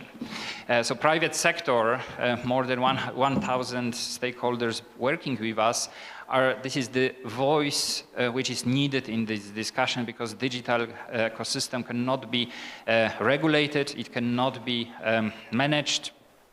The strategies cannot be placed, harmonization cannot happen in case we are not embracing the whole points of views inspired by those who are in fact investing in the infrastructure development. And the pressure on them is even higher these days, because it's not any longer about the human connectivity, it's more about the connecting the objects, making the communication system self-sustainable, and with the AI appearance, even going hopefully not out of the control of the humans, but at a certain moment might be that this will be the case. And this is the reason why a lot of expectations are coming towards all regulators, all those who are taking a look at this, what is necessary in order to make sure to create an enabling environment which is predictable, which is stable, which creates the investment opportunities, driving innovation, and is also harmonized, that we are not creating balkanized parts of the world and the communication systems, but we are acting, as our dream always saying, in the global space. Of course, this is challenging these days. A lot of geopolitical ambitions are introducing the different concepts, but we are strong believers that at the one table we have to speak one language with the objective of having everyone connected. Having said that, of course, the connectivity still has the big problem. 2.2 billion of people not being able to use and benefit from the ICT connectivity is a big challenge for the humanity. And with the AI growing and empowering thousands of millions of the people on the daily basis, this divide becomes larger and larger, and we have to act together to encounter this. Of course, this requires resources. Recently, we are doing some studies in terms of evaluating approximately how much of the resources, financial resources, would be needed in order to bridge this digital gap. Thanks to the collaboration with different stakeholders, including regulators, we are able to come up with some figures of 2.8 trillion US dollars to connect the humanity. Of course, this is a rough estimate, but somewhere we have to start to better understand how to help also the private sector and to invest much more, and also to be reassured that this return on investment will come back. So that's why the cooperation with the regulatory platforms, with the regulators, is of a huge importance for us. As you mentioned, in November we concluded the World Telecommunication Development Conference in Azerbaijan, which resulted in giving the direction of the concrete actions of the ITU in the field of the digital development, including one specific priority related to the regulation and enabling environment, which gives us a very strong opportunity of calling for all stakeholders to work with us. Because it cannot be done by the ITU as a secretariat only. We need those stakeholders who are working with us, believing in the international cooperation, and making sure that through these dialogues, through understanding of the challenges of the different regions which we had displayed today, we can come to the agreement what is needed, in fact, to raise this 2.8 trillion US dollars and to connect humanity. But it's not only about this, because the requirements on the infrastructure are growing. With the computing powers and data centers being created everywhere in every country, there is a need of the connecting them in order to benefit from the distributed computing powers as well. And this puts additional pressure on the existing infrastructure. And this is something what we have to already now have on the radar. We are very much privileged to be in Europe, where those priorities are very high on the agenda. But also, it's not only about the region, but it's also about our neighbors and all others. So in this sense, as our director already mentioned, we are looking forward to the Global Symposium of Regulators happening in May in Ankara, 12 to 15 of May. We are encouraging all stakeholders to join this debate, online or on-site, but more importantly, to take a look at the outputs of this event, best practice guidelines, because those we will be translating and transposing and inspiring also the regional platforms like Regional Regulatory Forum, which we are holding every year in September in Montenegro, to have the proper discussion, so how we can translate this political vision into the practical actions at the regional level and also at the national level. So thank you very much one more time for engaging us in this great discussion, and also thank you very much to all platforms and representatives of different regions for being with us, co-creating with us and leading this debate. Thank you very much. Thank you very much, Mr. Ponter. You must consent to what I say, that we have made very interesting, actually, circle of discussion.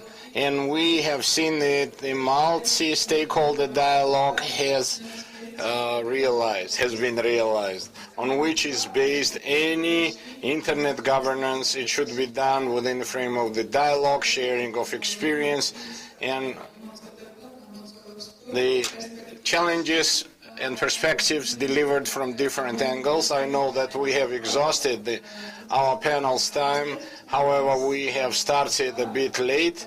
If we have questions from the audience, we will have the opportunity to field this question. If not, let us close up the panel. Thank you so much. Thank you massively. Maybe if you have the comments, we stand open. So you have related in such an interesting manner to the audience regarding the experience, projects, activities that are occurring within your organizations and the regions. Right now we have the coffee break, and it is a good time. If we have questions, they can ask them vis-a-vis. Thank you kindly for being with us, and wish you success.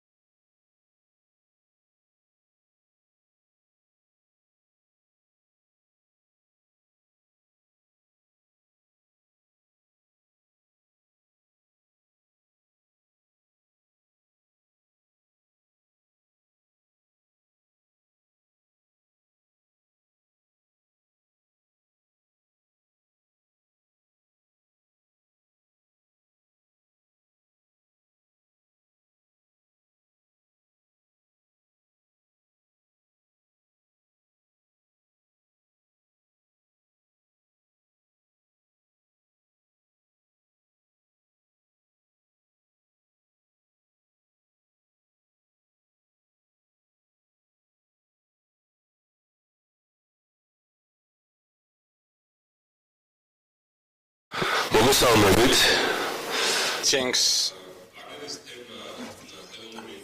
The topic of the panel is AI in Georgia, and panel participants are Ratis Khirtladze, ISOC representative and the member, Georgi Gwasalia, Detect AI founder, and Mikhail Nazgaidze, Detect AI, artificial intelligence team leader. So the question directly goes to Georgi regarding Detect AI.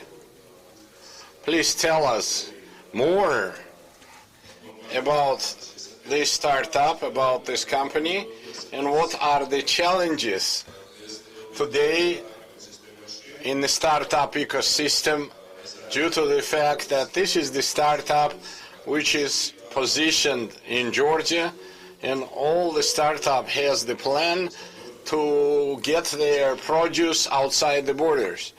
So first off, so I greet you, I salute you. For me, participation in the IGF, this is the third occasion of my participation. That's more or less, I know the public, I know the direction, but in the previous years I was the IGF representative from the state bodies, so I representing the education governance system 2 times. Right now I am representing the private business. I will tell you a couple of words regarding Detect AI. So this is the startup which is working on computer vision and voice intelligence. Actually, I want to expand today the information about voice intelligence, which implies the development of the local Georgian language as like speech to text and text to speech, because so the representative of large AI industry like Gemini AI, OpenAI, they are not actually interested in terms of the low resource language to evolve this part because they don't see the value there. That's why our goal is that the language should not die, and the Georgian public, the Georgian educational realm, so to have the opportunity to evolve, to develop up its products in the legal part, in the legislative part, as well in the domain of the open data. And we reckon that our role is exactly that alongside the development of the language, so we must enhance the access to the public services.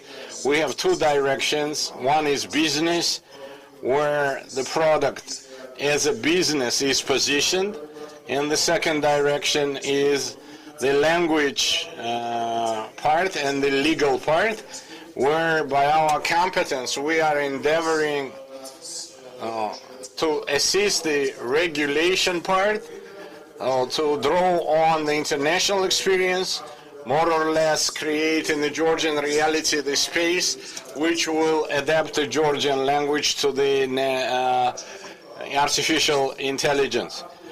In terms of the startup ecosystem, I want to deliver an interesting fact. JITA,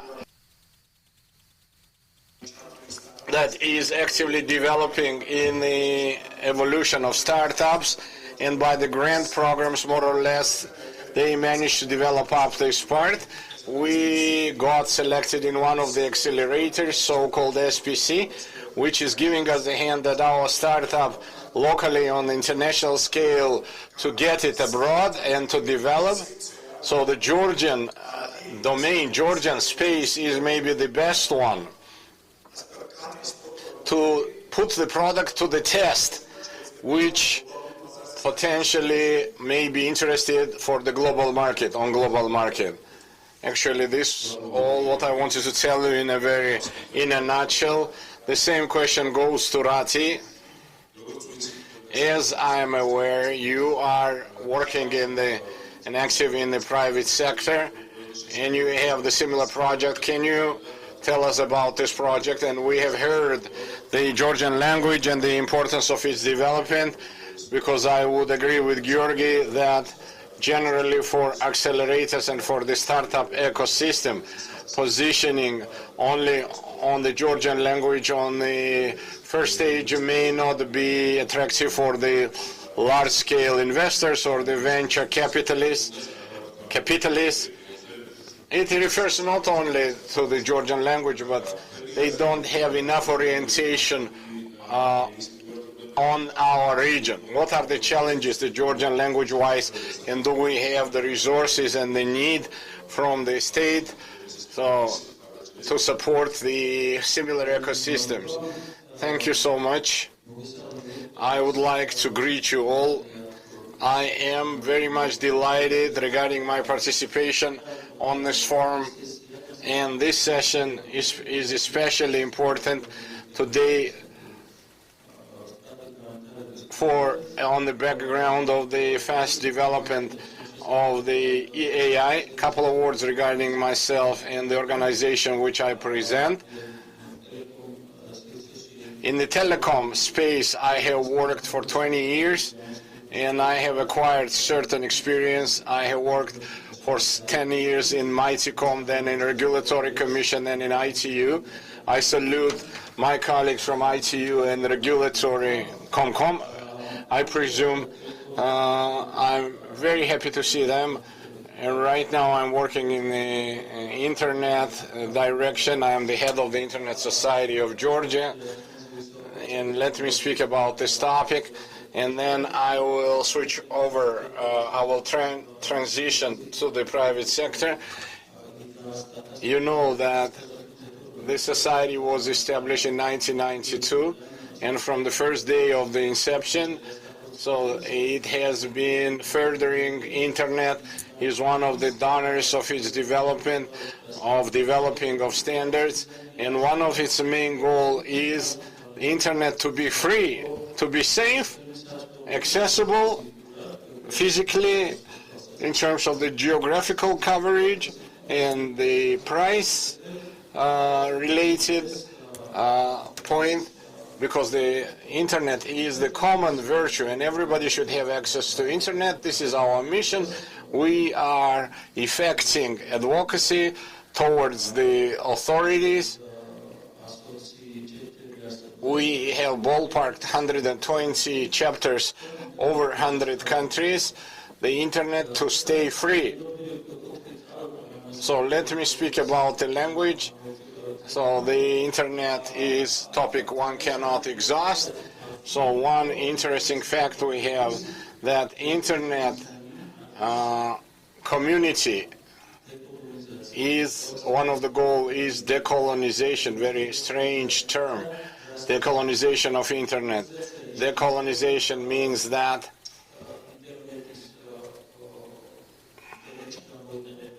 in the internet are used global languages mostly. We speak about English, Chinese, Spanish, so on, which has created threat to small languages. If you don't have information in the internet in your native language, you have to migrate to the larger language to get the education, to acquire education, to establish business connections. And this topic had been very on our radar before the eruption of the AI, and we have conducted several events. Maybe you have attended the language-related events.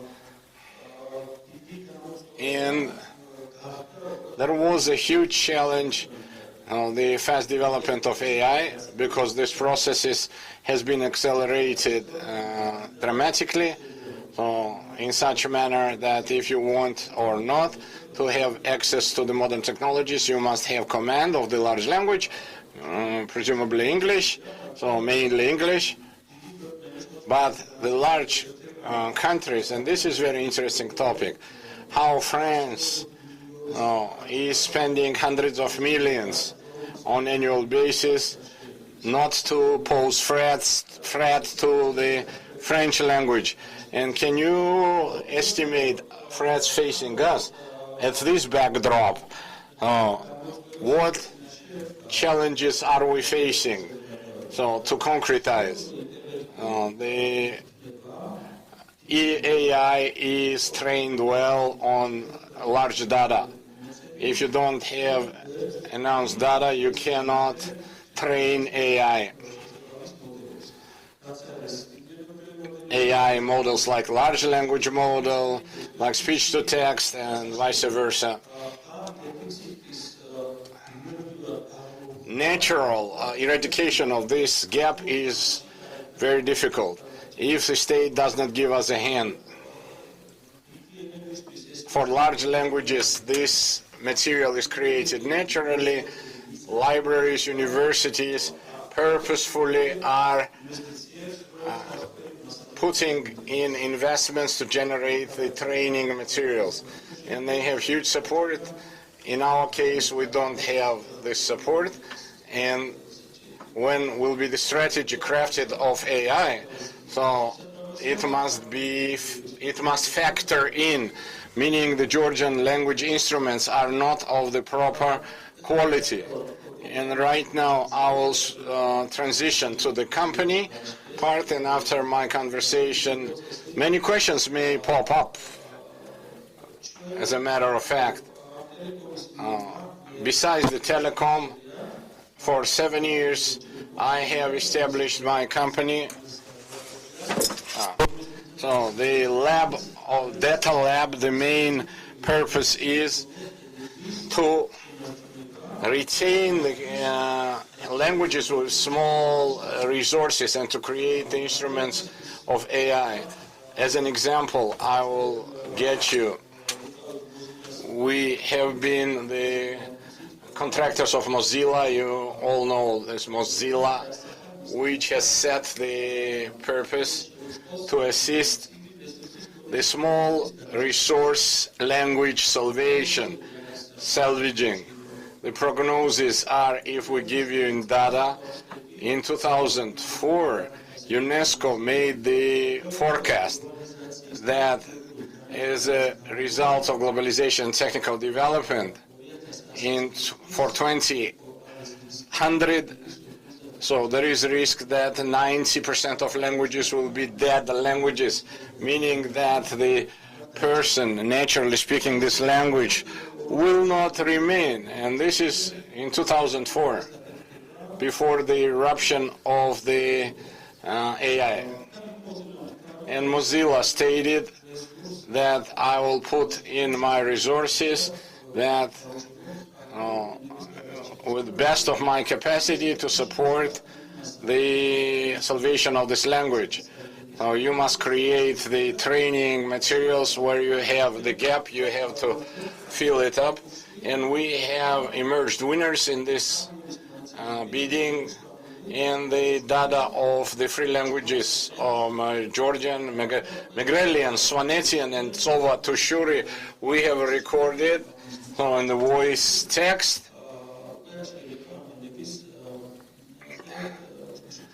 So we can train speech to text in these languages. It's very clear in the Georgian situation. What does it mean, the dying of the language? Let us take Tsova Tushuri. Tsova Tushuri, they speak only in the upper village of Upper Anvani. 200 speakers are left, and we have arrived there so to record the voices, anointed voices, and the youngest person who was freely speaking this, who is fluently having this language, he was 56 years old. This language will disappear at our side, and we have to document it, how it sounds, because it will be never resurrected if this does not end, if we don't document. The same threat may be less, but also it relates to the endangered categories, Megrelian and Swanetian. Also, let me continue that as soon as we have consummated this project, Mozilla offered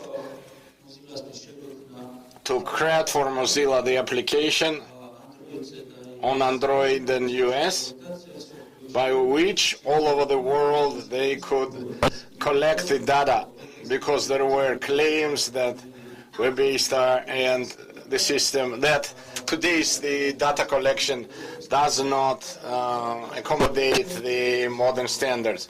And we are producing this application. It will be created for spring, and this Mozilla doesn't say that this is my application actually. So it will say that use this application. It will be the application of Anagram. This is our web page, and we will carry out campaign all over the world to salvage the small languages. To tell you about the company, a couple of words. One of the topic which is narrowly tied up with the language, this is the digital sovereignty. Now, to understand this term well, so the country's digital sovereignty implies that data that is critical for the country must be placed on its infrastructure. But this does not refer only data. It refers to algorithms, it refers to models, it refers to so-called large language models. I will bring about one example, and it will be comprehensible why this is significant. Many organizations have already been using digital agents, so-called AI-based chatbots. So the constituent part of them is the international large language model like Claude, ChatGPT, etc. Imagine that due to something, this company said that let us punish Georgia. So I am simplifying this. So, and temporary to turn off the system. Consider that all the agents will be hanging in the sky, and there will be collapse. And this is the main component of the digital sovereignty, that a large language model must be national. They should not be tied up with the international systems, and it must be within our infrastructure. Sorry for lengthy intervention. I will stop over here, and then we'll continue.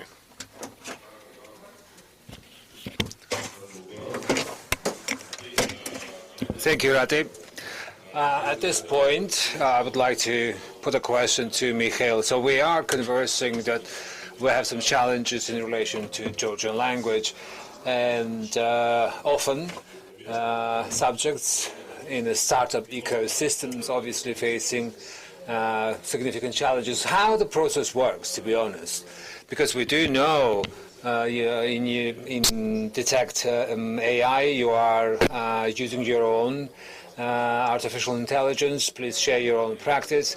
So what does it, or how does it impact, materials, how it is integrated, and what steps can be taken in general? Because in terms of language, there might be some resources, but there is some shortage in terms of qualifications, professionals. There might not be even related literature too. So how this information is, or how this information used to train AI? And is there any specific requirements in relation to the resources even? Good morning, or good afternoon even, first of all. I also will discuss challenges relating to Georgian language. All AI-related products that we have, are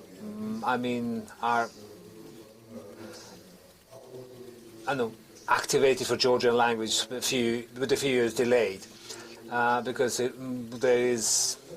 The situation forces us to simply use the English language, and it it is essential. So this delay should not to be too long, because then we will face, other challenges. Well, current reality. So we do have some small size, data sets, even on Georgian language. Data set that is very valuable for us. However, in terms of specifics, it is difficult to start any product in private sector simply because there is no model and data that you need for learning requires, creation or need to create. There are some techniques when you can artificially generate some data and they use them for training for the models. However, still, it is a big advantage to have this data beforehand, which should, in my view, include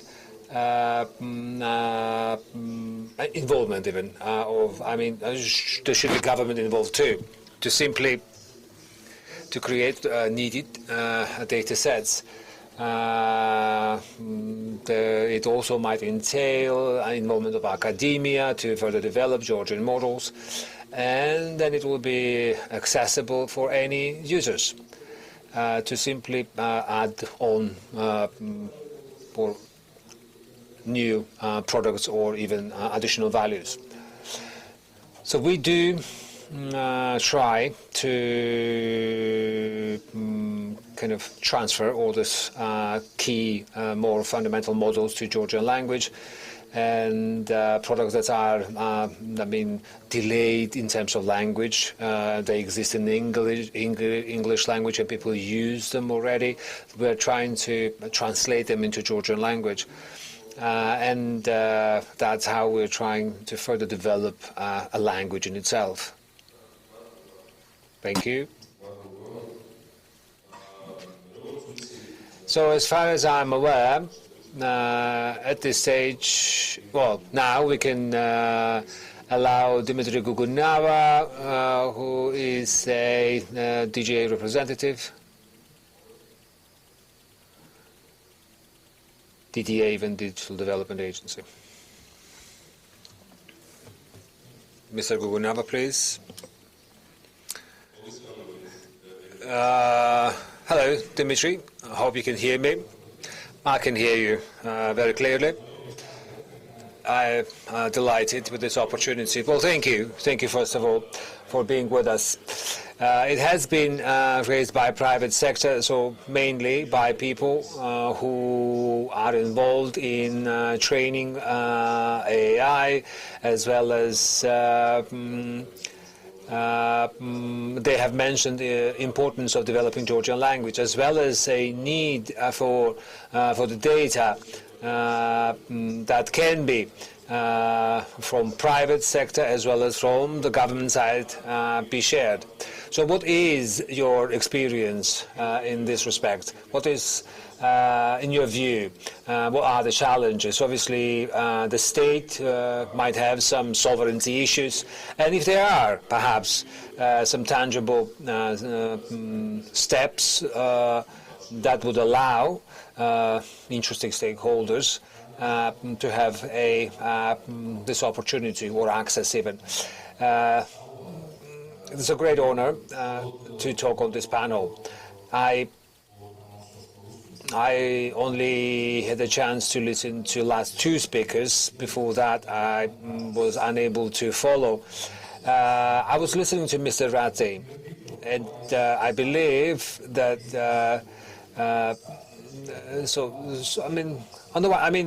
in a sense, existential challenge that we have in terms of the language is very much realistic. And the prognosis are based on real data. I do believe that in digital transformation, in terms of policy development, we require kind of protecting kind of our values like a language.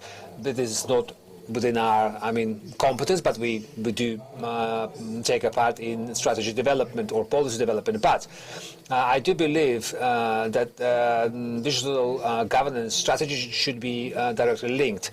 In the latter, there is two key directions. Despite the fact that in neither directions we do not see mention of AI, it still will help to save the language as well as to further develop AI-related technologies in Georgia. Well, one issue, it is an open data-related issue. And so again, it is information accessible in the public domain that should be available in machine-read format. Sadly, in Georgia, we do not have respective regulatory framework. In terms of technology, again, these data sets are not available either. Whatever is available has been dated. Again, technical standards are not set. And this year, as well as first half of following year, are planning to arrange or organize this issue quite in depth, and simply to tackle all the challenges that are do exist because due to the lack of the framework. So our aim is to renew Data GovG platform, where machine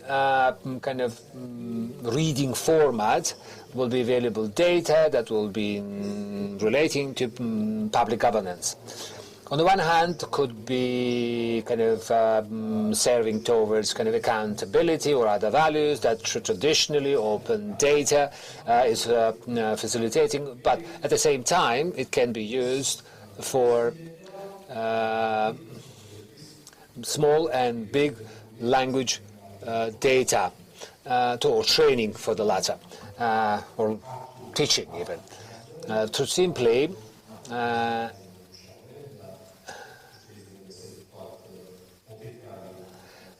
AI that either talks or thinks on Georgia language, so we can support it.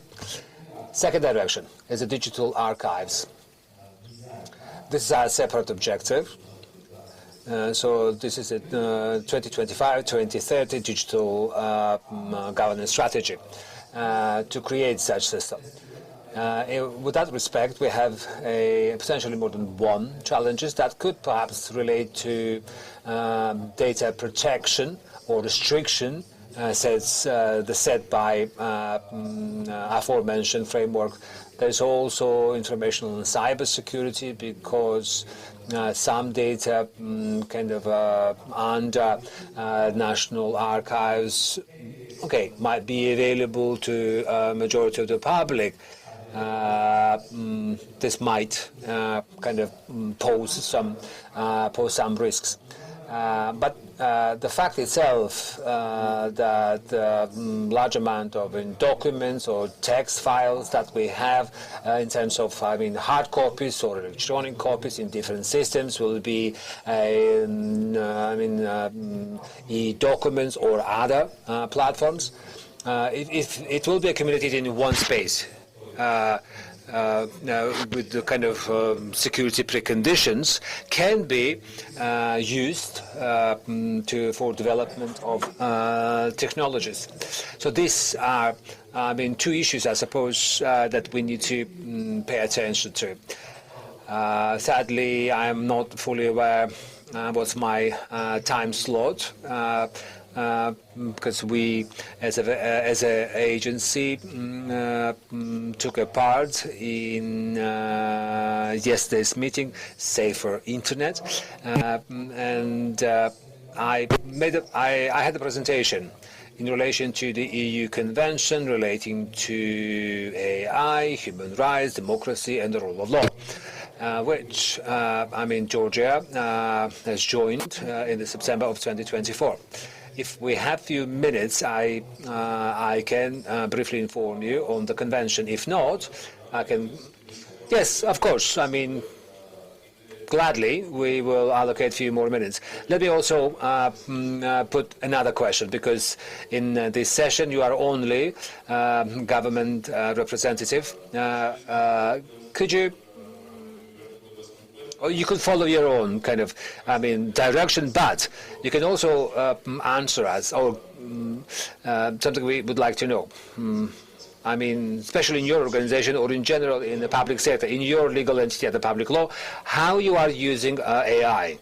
And even on policy level, or even to implement the policy that your organization is utilizing. What's the level of preparedness or readiness even to work together with the private sector? Because AI, although maybe in the past was something ambiguous, but today it is widely accessible even for kids, and it does dictate a need to take further steps.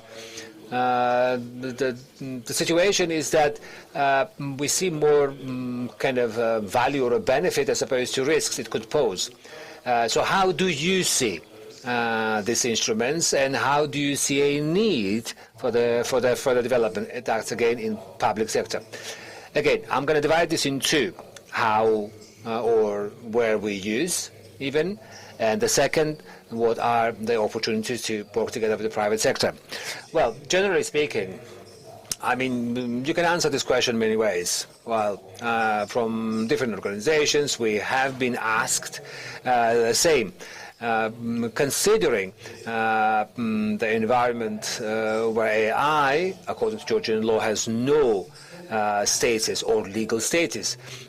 So therefore, legal framework does not recognize this notion. So therefore, we thought it would be irresponsible not to answer. So that's why we have put an answer as follows. So we do use AI, including the fields where we do.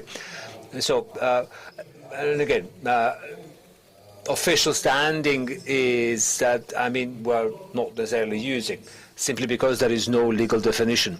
If you provide one for us, we might be able to officially answer, or we need to at least have in the letter or in the request that definition. So if we follow description provided by the convention, the EU Council Convention, EU Council definition even, and we won't look AI development as a formalized process or part of some instruction or formal part of internal regulation, and we'll look at this in more wider spectrum.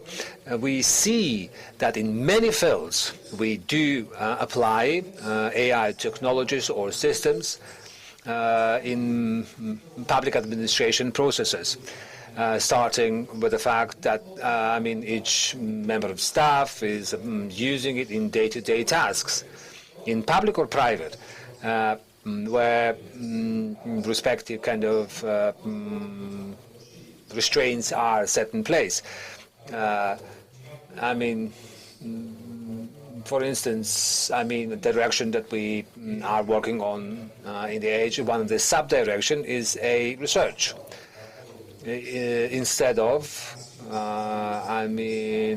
traditional, search engines or methods that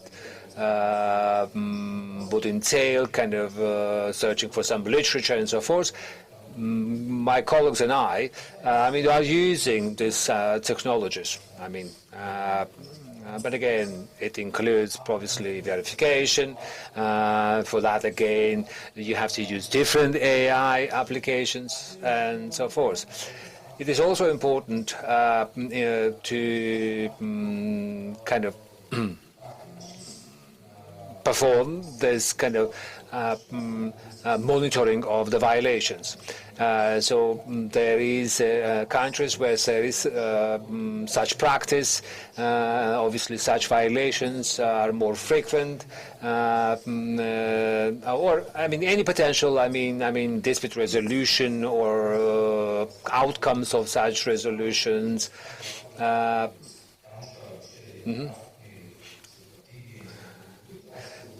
So with the traditional models like Gemini, ChatGPT, or any other,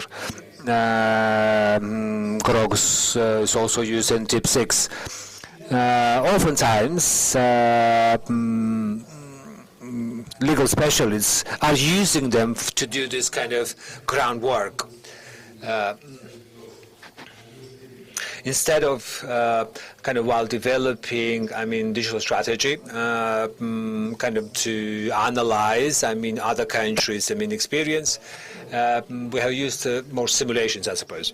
If we follow this definition and you look at this more broadly, let's look at, service provision process. We don't use, for instance, this technology. But if we use the definition and we consider as service, separate components of the large service. For instance, we have a public registry or Ministry of Internal Affairs, service agency. Both agencies using these applications for face recognition, which in none of the normative acts is named as AI, but they still do. If we move on to the security sector, right? There is, in MIAS as well as, Tbilisi municipality ownership, there are certain CCTV cameras that have some functionals that, according to the convention, kind of in line are with the definition. Well, since this is a conference and we can talk more broadly in comparison to convention, I believe that in Georgia we are quite widely using AI according to convention's definition. As for cooperation with the private sector, again, I'm going to come back to, digital governance strategy, which includes one of the directions, entailing creating analogous system that similar to which we have created in security sector a few years ago.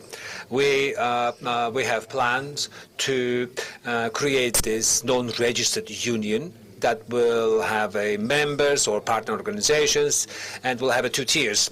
As one will have like a strategy level or policy level for this non-registered union, and the second will be operational kind of tier, where private or public organization representatives can converse or brainstorm, develop some projects, and find some commonalities. We do have some public-private partnership examples. For instance, I'm going to use again, service agency kind of provides vehicle registration service through a private company in Tbilisi.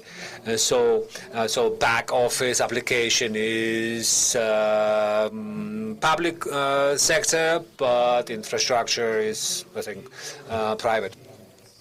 So we would like to put this in one unified system, because in public-private partnership cybersecurity platform, we have like separate rules that gives, expectations to all participants on minimal standards that we require from all stakeholders. For instance, if some meeting will be announced with the criteria that only members can participate, obviously we can't share or make that content publicly available. So we are planning to create this type of platform, and I think AI without a doubt will be one of the subject matters, or even for more than one group, because application for this technology is huge, and it might not be limited only to use of AI, because technology in itself does not have a context. Context comes with the processes where we use these technologies, right? Thank you, Dimitri. Sadly, we are short in time to follow to very detailed kind of issues. And now I'm going to ask again, Mr. Georgi, because you have answered that there is a great need for state to be involved, especially in relation to the AI. However, there is still a question. I mean, what can private sector offer to the government? Because we've mentioned there is lack of legal framework, as well as, I mean, data sovereignty, not only, I mean, in terms of data, but generally a need for on-prem kind of placement. So what can private sector do and offer to public sector? Well, to answer this question, to be honest, let me go back to previous period even, when in Georgia we were introducing a law on information security.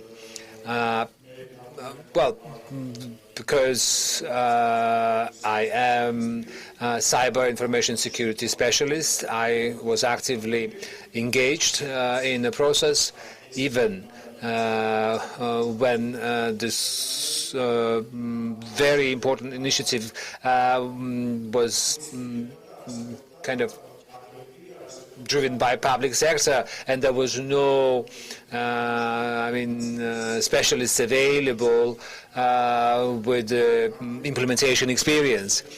So we have faced, I mean, challenges in a number of directions. On the one hand, so many public organizations, so much data, and on the other hand,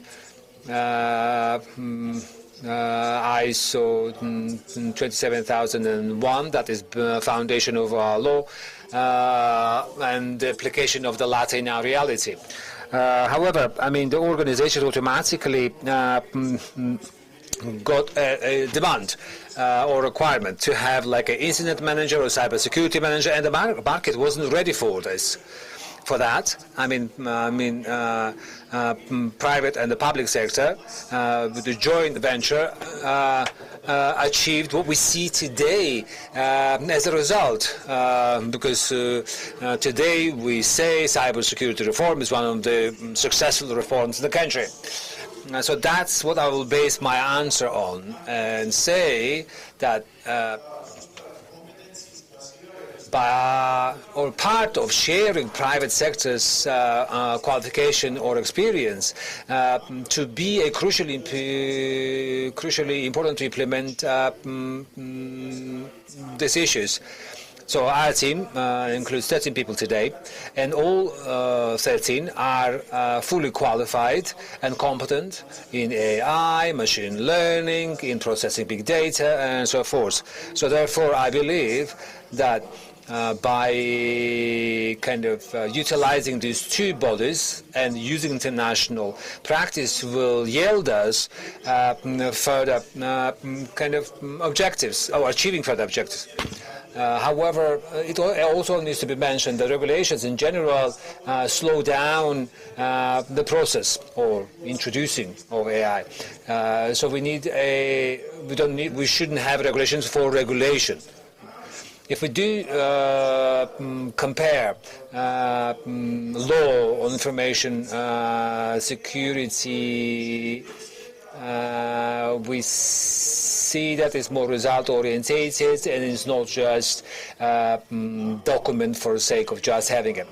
Therefore, in my view, while Mr. Zviadi, while making his opening remarks, mentioned that in Ministry of Education there are still processes that do take place on the hard copies, even like requesting information, or it could be also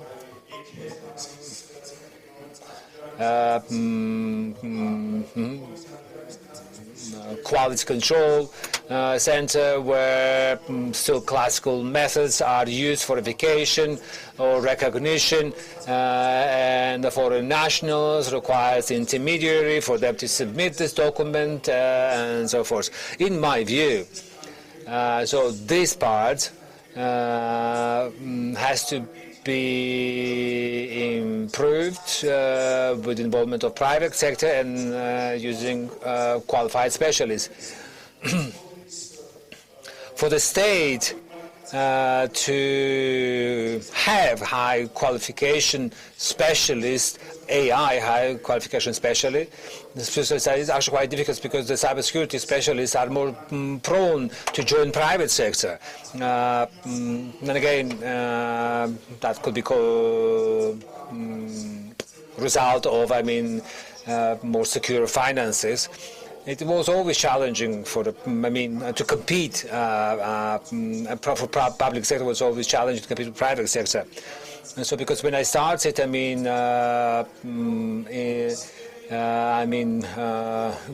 budget was a huge issue. 5 years. I needed 5 years to have kind of antivirus, progress, CMPs, and so forth and so forth. I believe the process is similar for AI. And AI has a multitude of challenges: cybersecurity, regulation issue.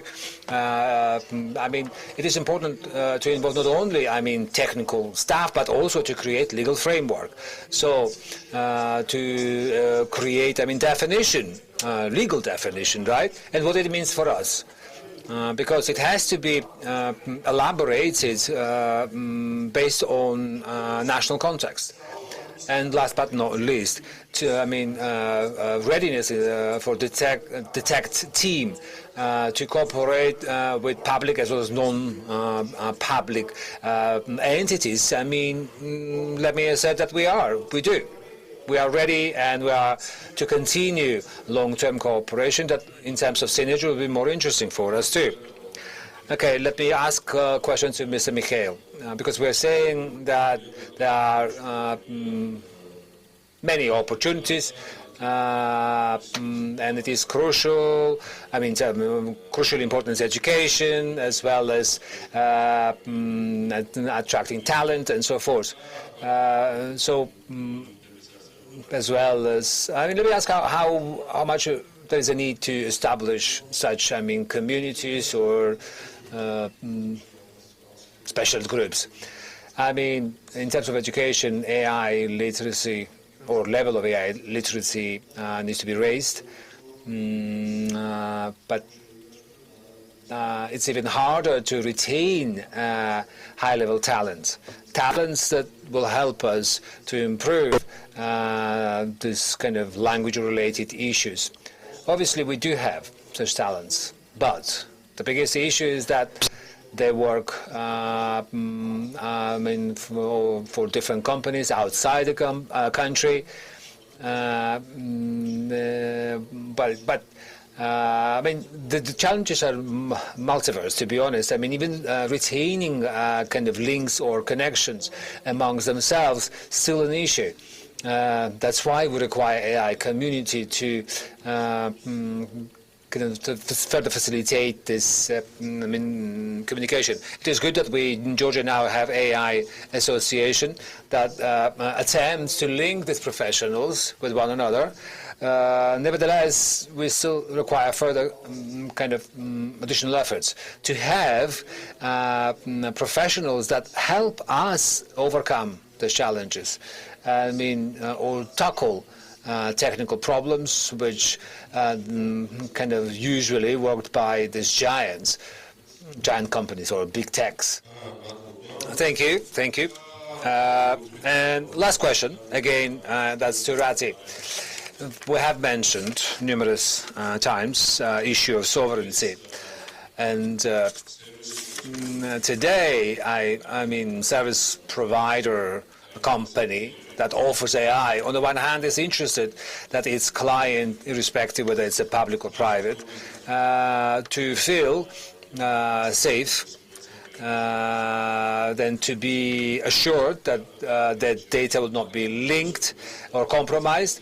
But on the other hand, they need this data for development, to train their models and create better services for their own clients, to be honest. So, although paradox, what's your way out, or what's your solution? And what's your view in general on the matter? Because it's paradox, but nevertheless requires some solution. Thank you for excellent question. Well, digital sovereignty, or to further diving into digital sovereignty. What does it represent, or what is it even?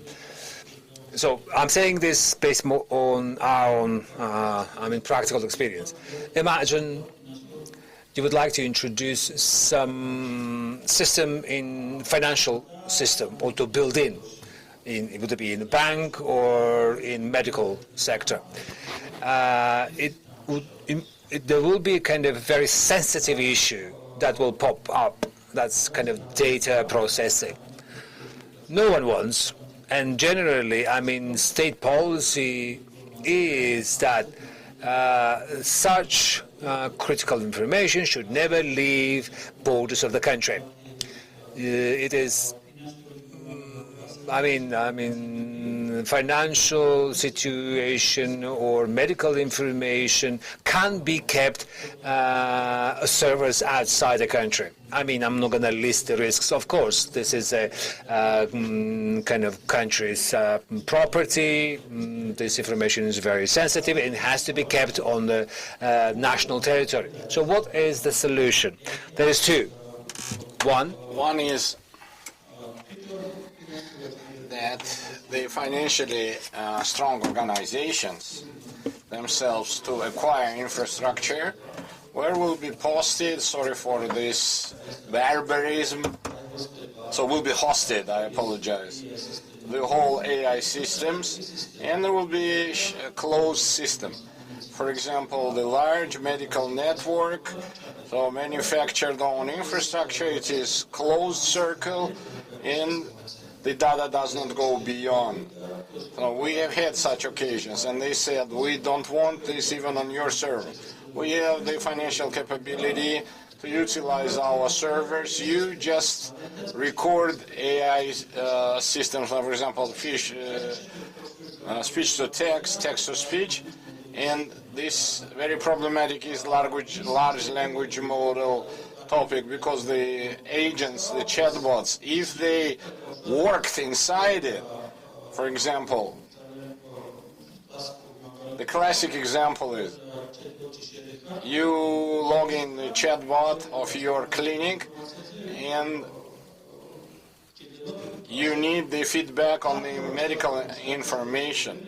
If international LLM is connected, this information which generates the text, the answer in Georgian language, by all means it is going abroad, and there is a leakage of this information, and it is somewhere stored in other countries.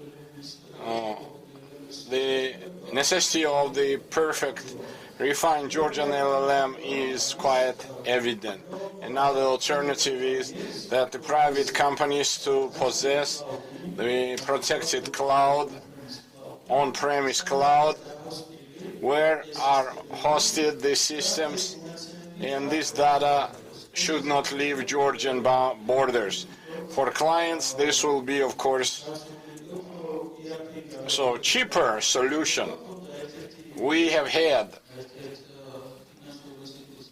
with one of the financial institutions the similar task, and it was very interesting for us that National Bank has well regulated this topic.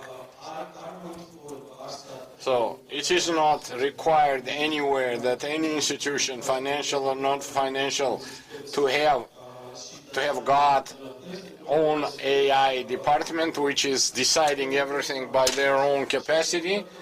So the proper form is then you have a contractor AI company with its own infrastructure which accommodates high standards. And we have passed this pathway. We have the special security certificates established by the National Bank. We picked up the certificate, and without any problem, the financial information moved to us, which we process. These are two pathways, and the third pathway, I don't know, the state, if state decides it, to craft this protected cloud. But personally myself, in the process, in the course of the creation of technologies, I'm not the champion of very active involvement of the state. The state must create a competitive environment, and to streamline resources towards the fact that private companies must be the flagships of the technology development. How to attain this? So the state must be actively establishing AI in different realms. This will be different domains. It will be a great relief for small companies that the certain resources will start to circulate, and we will be able to craft the products of the higher quality. Right now we have the vicious circle. The data is small, so the claims of the private sector towards the quality is high. The engagement of the state to undertake the first step to introduce the AI in different domains will be very important. Thank you. So that was all. Thank you so much, but we have a question. So we may not have time, but first off, thank you very much. It was very interesting panel, and you have mentioned so many times the engagement of the state, the buy-in of the state, and I do agree, because neither the state nor the private sector can develop. It must be done jointly. Strategy, which I have referred to in my speech, one of the main priority is considered to be AI development. We have two directions. First is the creation of the strategy. The second is the roadmap. What the roadmap infers, and this is a very good platform to voice this, and I am holding out hope of Georgi, Rati, Dimitri, and all the stakeholders that we will stay together, we will craft a working group, and we will assemble the guidebook. First, we will detect the gaps, what we need in Georgia, based on international practice, what we lack to develop AI, and where Georgia possesses potential, the AI development-wise. Yesterday, the Deputy Minister met IQ representatives Yaroslav and distinguished Yaroslav, distinguished Ahmed. So, and we think that IQ will be able to provide technical assistance. We have two platforms, and the second is within the Login Georgia.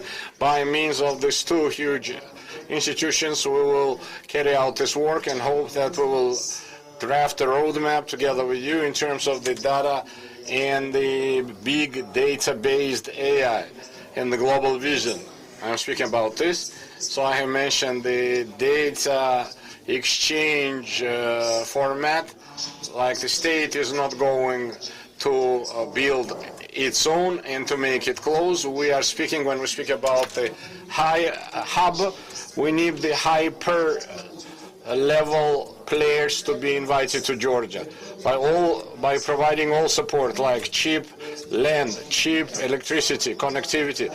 The state must stand ready to speak with the large players to enter the Georgian market. For us, it's very important to post the data, and the first client will be state, and it must have some trust marking, appropriate trust marking. We don't want to shut down something, so we want to get the data to such data protection center, which has the trust marking on a high level, is the international player, renowned, and then the first player will be the state. I think the private sector will follow the suit, and we will put everything in the large data center with the norms of protection. The state is working on that, and we will provide the information to you, and we hope that IQ Yaroslav will give us a hand.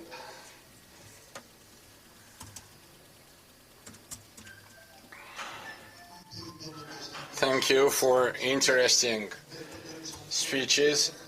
I have a question regarding the cybersecurity. So a lot of advertisement is of the platform IstaBridge, free of charge internet in any state. I have downloaded that, but I could not use it. I went to my friend programmer. I paid 19 lari to clean the telephone after 1 week. Again, I had a lot of viruses in my telephone, and the woman's voice was screaming, so clean your phone. So, or it will explode every week paying 19 laris. It's something awful.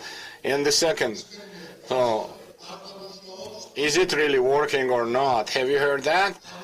Or this is the, I don't know, fraud? Actually, is this mechanism working or is it a fraud? And is the state carrying out some cases, some activities to fight these fraudsters? So what is the name of the application? InstaBridge. InstaBridge.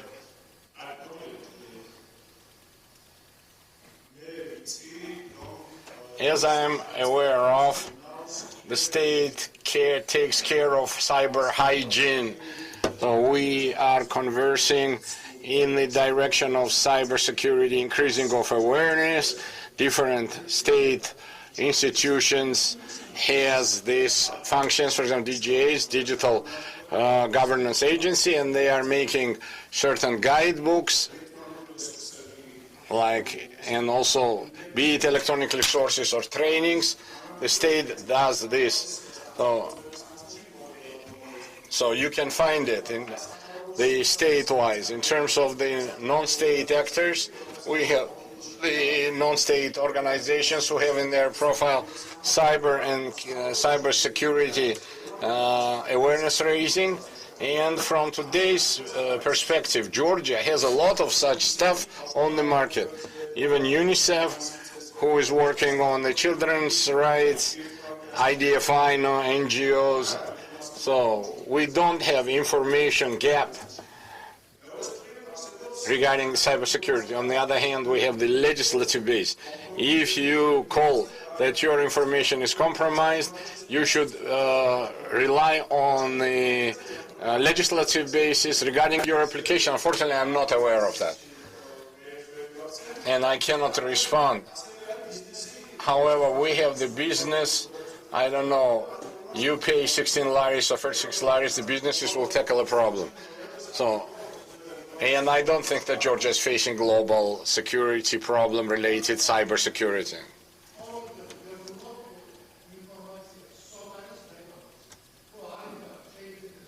He speaks without the mic, unfortunately. He's speaking about the advertisement of the soccer, the petrol seller advertisement which he receives on daily basis.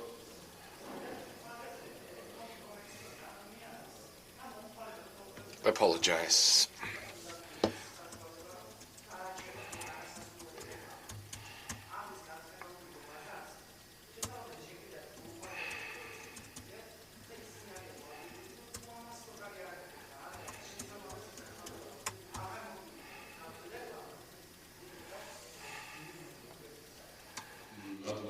Thank you. Thank you, the panel participants. Another moderator is kindly requested.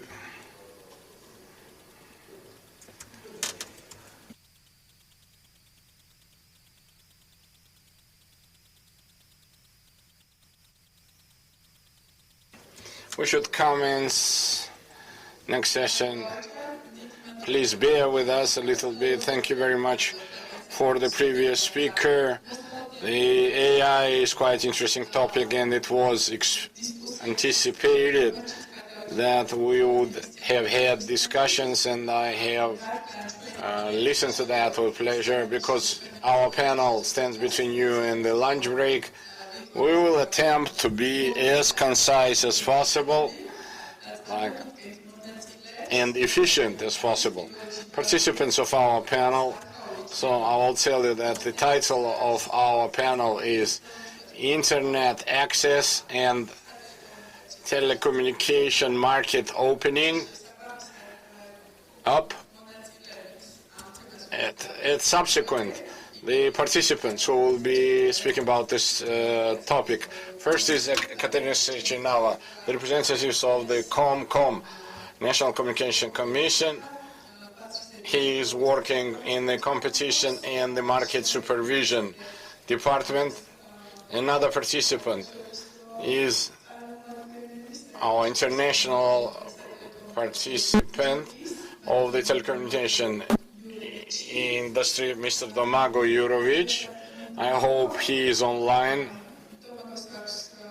Mr. Domago has quite wide experience in the public sector, in the Croatian regulatory body, as well as in consultancy in the private sector. He is direction of M2E strategy. This is the title of the company. Another participant is Mr. Tornike Sulaberidze. Mr. Tornike Sulaberidze has a vast experience of working in the private and the public sector, and today he is participating as the head of the ICT Council Chair and distinguished UCHA, the representative of the telecommunication operators. And you should be speaking about opening up of the market and the telecom opportunities, capacities, its access to it in Georgia. Every participant is with us. Mr. Domago is online. First, the floor goes to Eka, representing ComCom, and she will show the slides. She will speak about the status of telecommunication market in Georgia and the projects which are underway by ComCom.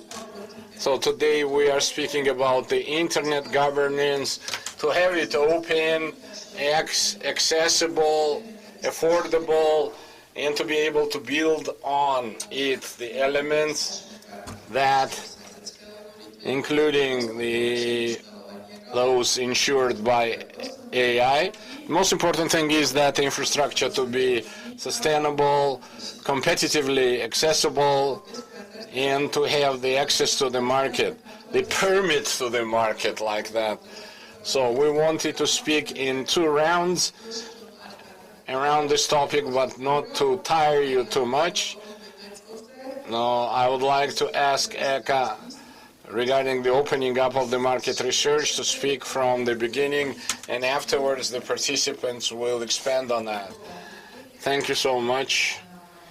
First off, my acknowledgements, and I am rejoiced that I can speak about very important process which are transpiring in the communication field, and I have the opportunity to share, to impart all this with you. I try to be as laconic as possible, but this is the expensive topic, and I want to provide it in a comprehensible manner.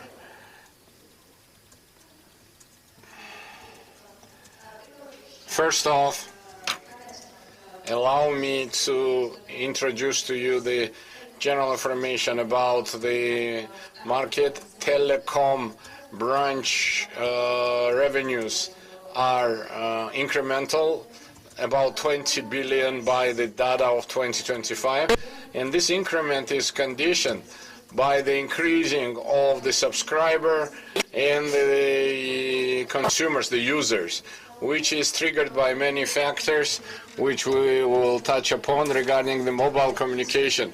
It is noteworthy that the mobile internet utilization is on the upgrade. In 2020, it was 7 gigabyte by one subscriber. By 2025 data, it equals 18 gigabytes, which is 2 or more times growth. And subsequently, it is triggering the fact that this incremental demand to be accommodated from the infrastructural viewpoint. Also, this growth was caused by the 5G introduction, which gives the consumer opportunity to further use the mobile communication, and also it is expected that all 3 mobile operators establish the 5G technology, and this network is being widened stage by stage. We anticipate that the steps to increase the dynamism of growth will be faster. Also, regarding the fixed internet services, Georgia has good data.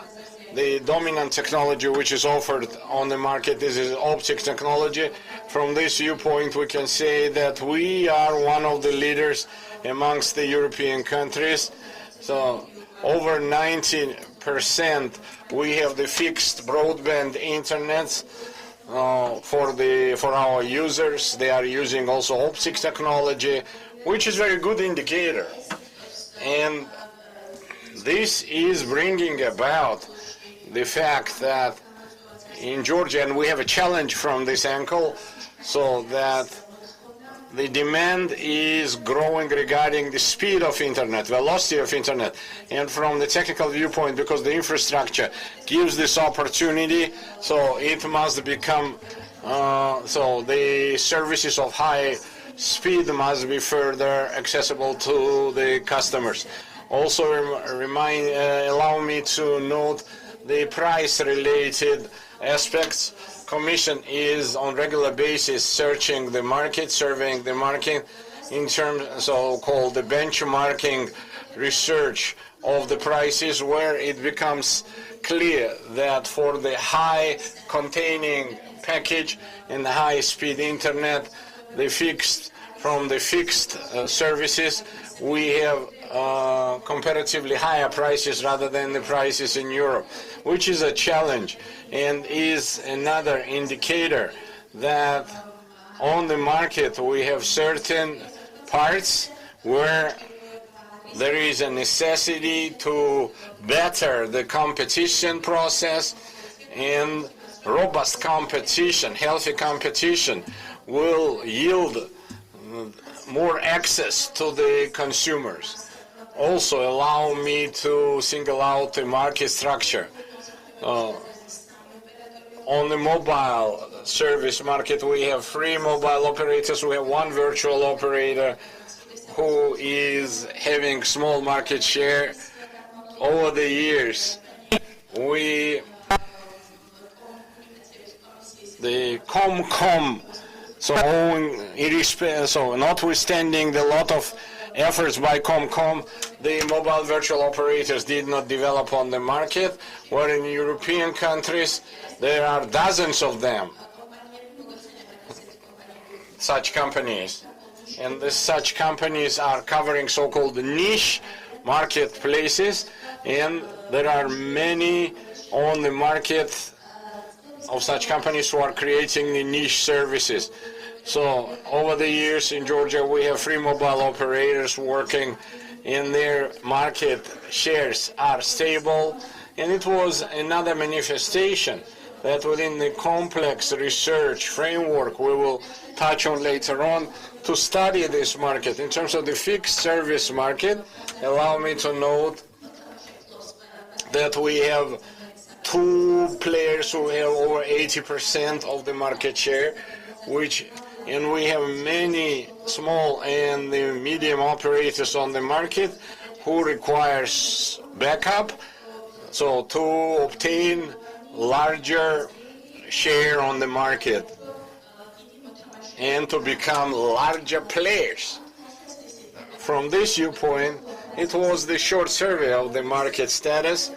All this what I have mentioned, the challenge-wise, or the demand increase-wise, so indicated that we needed the in-depth research of the market, large-scale research, and by the large-scale support of the EU, we have commenced work on this from 2022, and stage by stage, we have divided up this large-scale research, large-scale survey, and stage by stage we are moving to the goal that all the markets existent in Georgia to be surveyed by the vehicle of the European methodology and the guiding principle and regulatory framework to be defined by means of this. This is a complex scheme, but I would like to tell you in a simple language.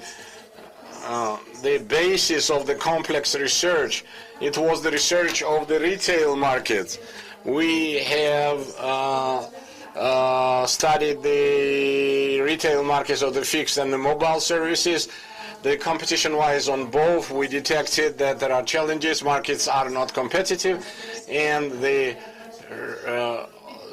we moved to the wholesale market. We have studied the retail market, and we have regulated the wholesale market in terms of the access to the fixed and the mobile networks.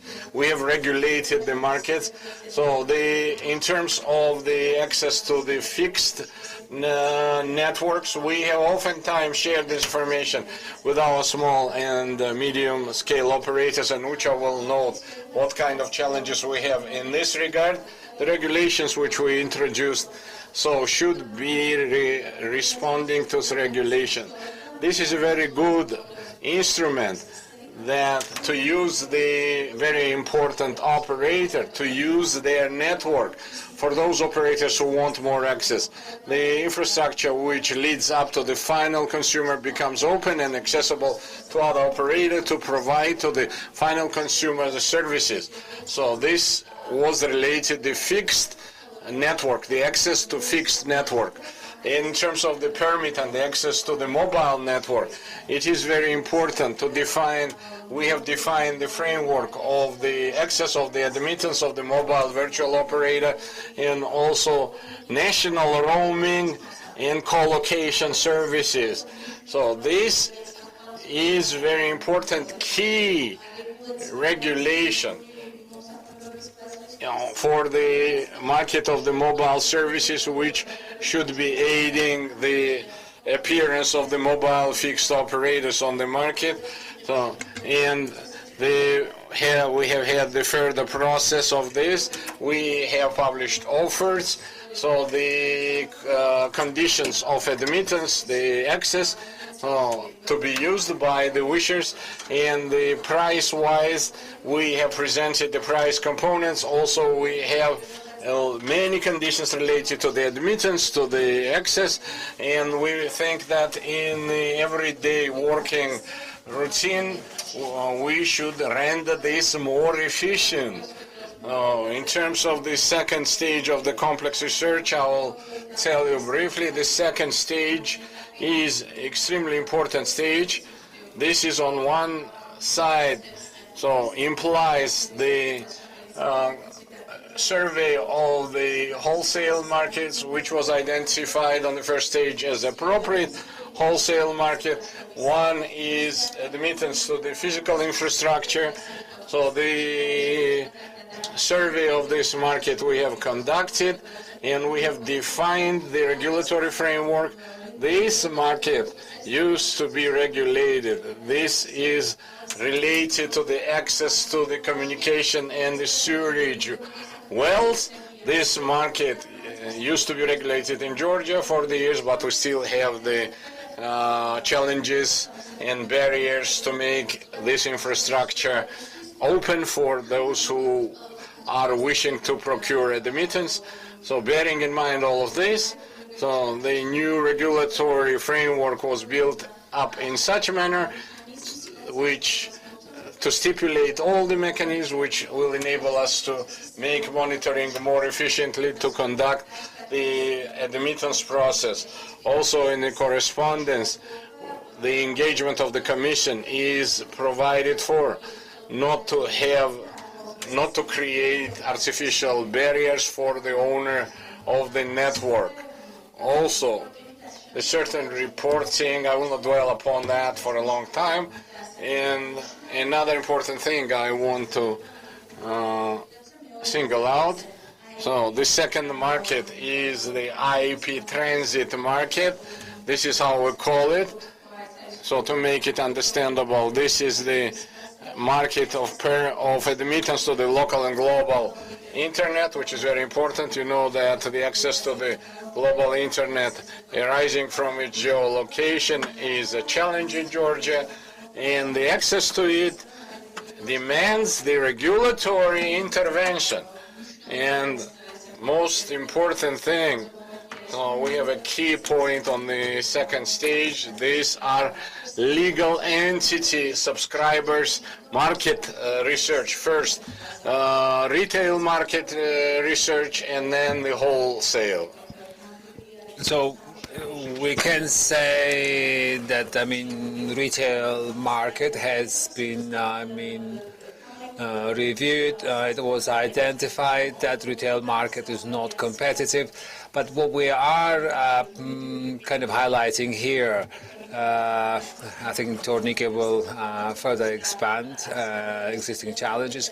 So we're saying that when the legal entity on certain location where there is a restricted infrastructure, when there is only one operator that provides services and there are no other alternatives, there,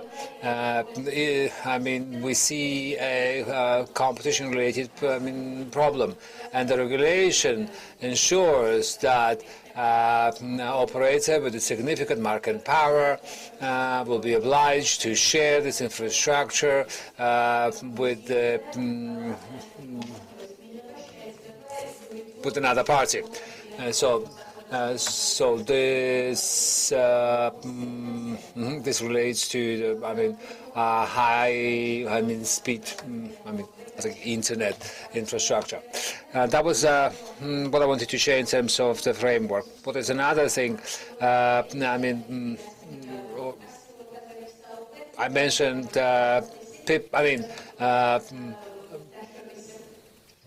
in terms of access, not a lot of requests to access infrastructure. So we have had, I think, one request to review these rules, and hopefully active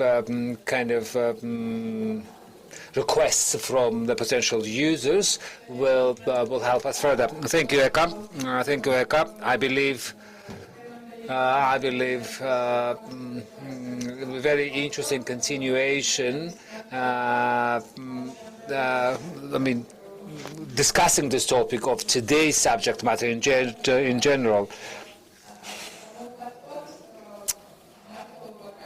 We can understand the governance or how governance relates to digital sovereignty. So now we will look at the challenges from the different perspective that the private and public sector are also facing, to simply make internet more accessible, as well as technologies that we are striving to further develop. What are the barriers, and to simply dismantle these barriers, right? We've heard how complex the objectives are. Also, Madam Eka Kubusidze mentioned, second very important challenge, as well as Madam Tichinama reiterated how important it is to hold a dialogue as well as engagement of all stakeholders. Without that, no regulators' decision will be effective, right? Without this cooperation, or simply we will not be able to enforce that. So therefore. So from Mr. Ucha, we will hear now, who represents Telecommunication Operators Association in Georgia. Mr. Ucha, if we can continue what has Madam Eka mentioned. Will it be kind of regulators' interventions or decisions that Comcom is working on and exchange information? So of course, stakeholder here or engaged party here are, operators with significant power, right? An opening market means that small operators to be also be engaged and to further empower them. And the latter means that, first player will be further stimulated to further develop itself. So usually how the West or more developed countries are developing field as well as private sector in the country. If you can tell us please what challenges our operators are facing, I know we have had a number of interesting, developments. If you can say a few words on that too, please. Thank you.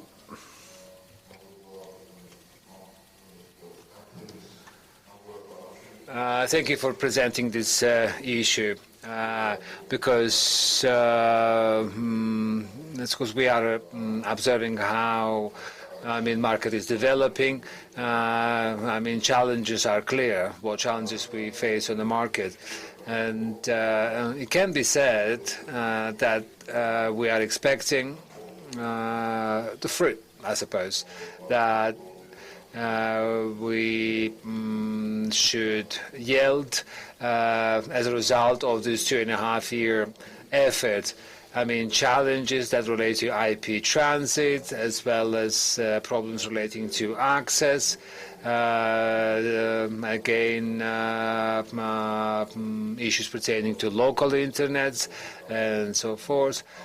Madam Eka has mentioned these issues too. As for the challenges themselves, I'll try not to be repetitive and not take up much of your time. The situation is mildly different to what it was 2-3 years ago, and what was our share. When this association began its work, its share was 7 or 8%. Obviously, data is different today, and that is good. And again, it highlights, main challenge.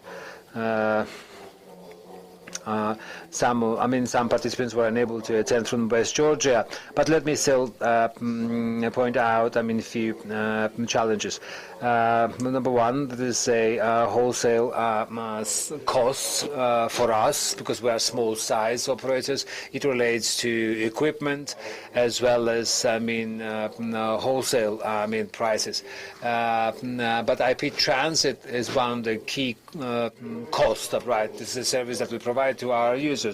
Second challenge is access to financial resources, and what we mean here. We understand that this is not under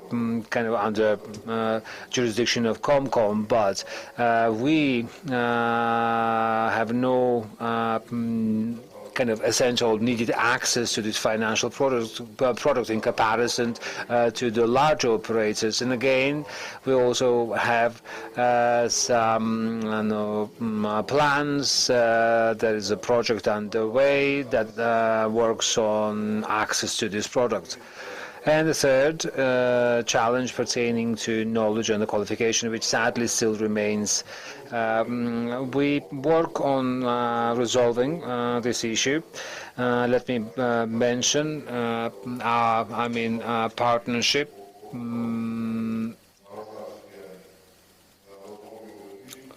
with the provider with the Wi-Fi. Provider who offers us, high level or high quality Wi-Fi equipment. Perhaps, large operators might have same issues where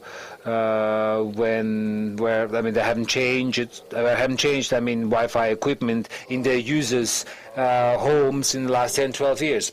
Let me thank UGT who gave us, very good discounts on even on royalties too. And this helps us to compete with large operators, even in terms of equipment. I suppose, the biggest expectation, what it is, it relates to IP transit, because we said that the user is paying for, connecting. It could be our cordial ask to implement results of the studies or include these conclusions of the studies in the Comcom's decision. or decisions even, in terms of price regulations, because this is a huge burden for us, especially in the context. I know, I understand, large operators are essential for the markets because they bring lots of benefits. IP transit connectors are also important, right? But I know these large operators are perhaps abusing this advantage. Well, thank you. If there will be any questions, we're here to answer them. Thank you, Ucha. We're hopeful that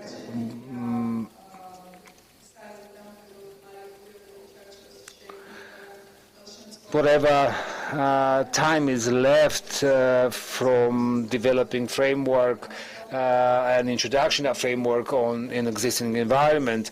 So when those benefits that are yielded by opening market will help to improve competitions, to simply have a better bundles for natural persons or legal entities. And Tornike will, I think, further will discuss this issue. We want this kind of accelerate this intermediary process and arrive to this achieving those benefits. Next presenter is Domako Jurevic. Greetings, Mr. Domako. As I have said, our guest has a huge experience in international telecommunication services, both in private and public sectors. He was a part of this complex study, or first part of this complex study performed by us. This first part was supported by the EU, and it is important that we have had an opportunity to share this live European experience. I'm going to combine a few questions which initially we wanted to divide into. Please, if you can tell us about the studies that you or we have performed with your help, this complex studies, this both first and the second parts of the studies, why they were important, or why it was important to introduce regulatory framework for Georgian context. What were how it will stimulate, develop the sector. If you can make, emphasis on the last markets, B2B markets, internet transit, and if you could also provide us example from international experience, why these issues are important, why Commission needs to be actively involved in market analysis, and why it is important for the Commission to see in timely manner these challenges and to set strict rules to simply help further opening the market. Thank you. Thank you, Eka. I hope that you hear me. So. What I just wanted to highlight is that sorry about one thing. I'm hearing the translation in Georgian. Is it possible, because it's quite hard to? Is it possible to maybe mute that one, or I need to do something? Or now it's okay. I hope that you hear me.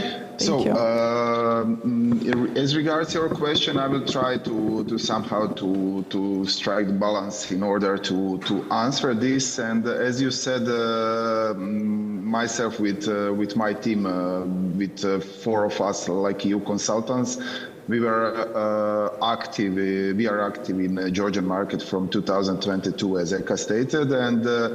I will just try to give my view, having in mind that I quite well know the situation on the market, but as well know the situation on the other markets that I was working and what should be the benefits of this market study. So firstly, it is important to highlight that the regulation is just one step that should provide the opportunity to the market to be more competitive, with the final goal for the end users to have better services, less priced, better technologies involved, etc. And all of this should be done by the evidence-based regulation. So first thing was that Georgian laws were quite good aligned with I would say, international regulatory frameworks, especially EU regulatory framework, and that was the first step that gave the possibility to Comcom to deal in that way.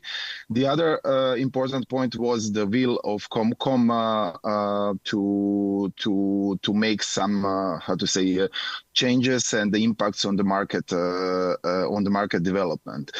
So the most important thing for the market is that the investments for possible investors that are entering the market, that they could maximize their investments only if the market is open and competitive. And that was the main goal of all these studies, not to regulate because of the sake of regulation, but just to see and to check all the markets that are existing in Georgia as well as in the other countries, and to understand whether there is a need for regulation in those markets. And the outcome was that, as Eka Sichinova stated at the beginning, that in first round there were decisions on regulation of the fixed broadband market and the mobile market, and now we are dealing with the markets of the physical infrastructure and this B2B market.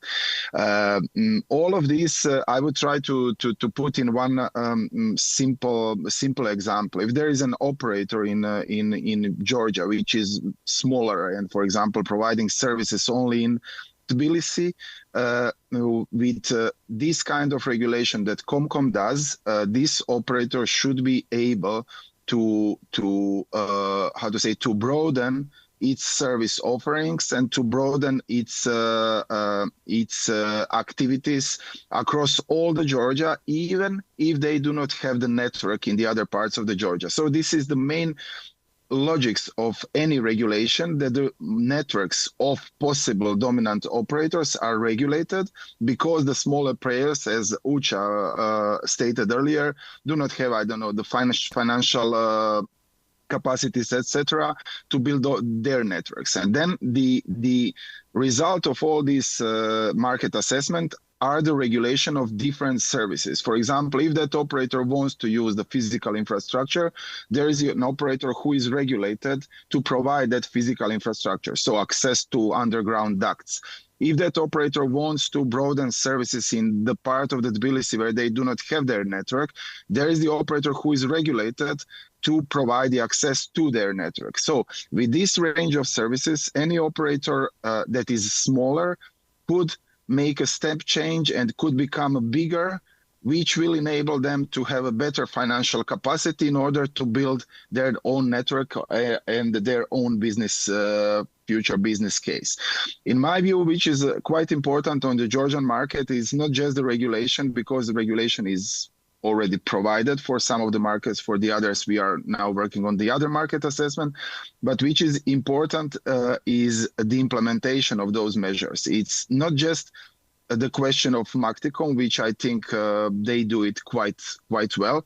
But on the other side, it's important the will of the operators, access seekers, to use that regulated services. Because if those regulated services are not used, then the logics of regulation is not there. So even if Comcom does everything great, it's up to the access seekers whether they will use those services in order to provide, better outcome to their end users. And in my view, what is quite important, comparing with some international examples from my experience, always comparing this situation on the market is tricky. For example, Eka mentioned at the beginning in terms of the data that in Georgia there are like fiber networks, which are the numbers of the coverage are better than the EU, and this is the fact. On the other side, the main reason, not just in Georgia, but even in the other ex-Soviet countries, was that the copper network was not developed so good. So the operators just started from copper and then just stepped change, and they just started to build the fiber network. So there are some European countries where they do not have, not at all, but they have a small range of fiber networks, but they have quite good copper networks where they use VDSL, etc. So in terms of that comparison, it's not always like to say, oh, this country is better or the other is worse, which is quite important to compare the market concentration. And if you look on any market in Georgia, there are, as Ek earlier stated, there are two main players and a lot of smaller players that are not in the position to make the impact on the market. So in my view, the most important perspective of the regulatory decisions of Comcom on any market are the possibility for the smaller players to become bigger, because in all the markets, the steps of the development of the market was that there were like just few players, then a lot of smaller players in some way merged or were bought by some bigger companies. And at the end of the day, it is important to have on the market 3 or 4 or even more converged players providing mobile as well as fixed services, which is not case in Georgia today. So in my view, these decisions that are made by Comcom are just one step in the process. But in that process, the access seekers, the smaller operators, need to see the incentive for their development. And if the decisions of the Comcom are not well balanced, then they are there to say what is still missing, etc. But the final goal is that those services that are regulated are used. And now, just for the end of this part of my speech is I want to highlight these specifics of the physical infrastructure market. So in this second stage of our work with Comcom, we are dealing with the physical infrastructure market, with the B2B market, and we will deal with the IP transit market as well. All these three markets are quite important for the development of the competition on the market.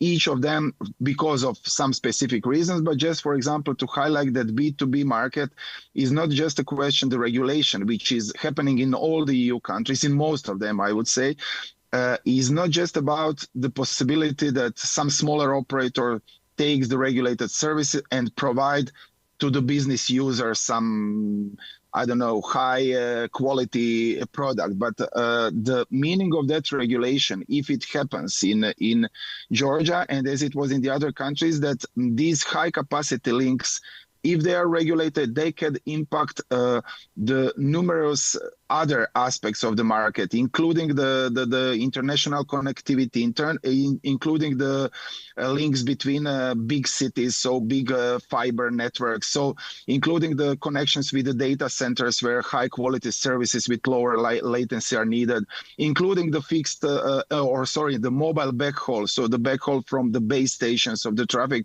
so which is all one total story, one overall story for the development of one market. And that was the reason why the project in Georgia was called Holistic, that we need to take into account the impacts from all the markets between each other and on the total impact on the development of telecom market in Georgia. In total. So this would be from my side for now. Eka, if there would be any question, I'm here. ძალიან დიდი მადლობა დომაგოი, რომ გვაჩვენეთ ასე ვთქვათ, როგორც საქართველოს კონკრეტული informing us on Georgia's challenges as well as lessons of international experience. You also made emphasis that any regulatory decision or intervention has important, another side, one who would implement, and on one hand we have who will kind of enforce the decision, and on the other hand who will yield the result. So now let me move on to Tornike, who represents users of ICT sector, and Georgia has a supporting program for the sector, and in the support itself we believe that internet infrastructure to be strong and accessible. Tornike, if you can tell us what challenges we see, what needs there are to improve access or kind of offerings or bundles.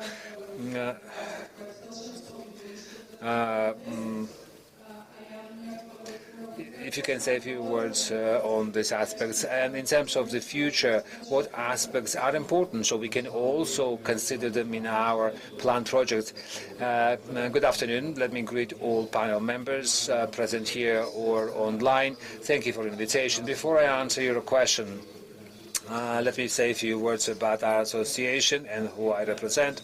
Mainly, members of our association are international tech companies that overall employ roughly 15,000 people in Georgia. Majority of them have entered Georgian market after 2022. Some of them have been operating on Georgian market from 2019. So when we talk about the sector itself, let me tell you that our sector is most growing out of them all. In 5 years, our sector generates 8% of the GDP, when 5-6 years ago it was less than 1%. So this is driven by a few factors. So when companies similar to us are entering the market, they face 3 key factors. First is a legal framework, whether there are any exemptions or some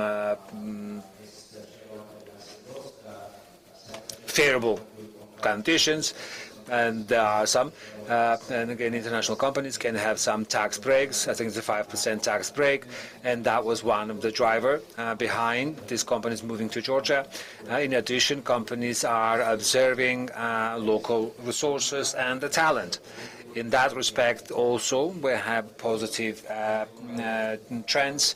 If we analyze, roughly 12,000 students are studying computer science, which decade ago was probably just over 1,500. Then again, that's not enough. We need more awareness. We need to improve awareness amongst the youth about the field. And the third issue is infrastructure related.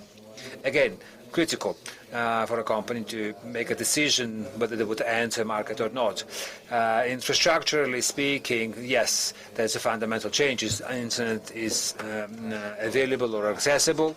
However, there are more kind of high-level requirements, and I will mention specific cases. I would like to highlight one element here, and perhaps refer to previous panel discussion that related to AI. We always say that we want to develop, digital economy in Georgia and make Georgia, digital hub. Whatever plans we had, it's a matter of past, because everything is driven today by AI. If we look at the pyramid of AI, so we have a top, every one of us kind of deal on daily basis like a ChatGPT or so. There are different layers, LLM or different chips. Below then is infrastructure, databases. Below that we have even the internet that needs to be present, and then electricity, right? What the states do today in this value chains, they look to identify where they can play their own role. we can't ever become, we as a country, I mean, huge manufacturers of the chips. But we do have our own advantages. Unfortunately, our country is slightly falling behind in the region.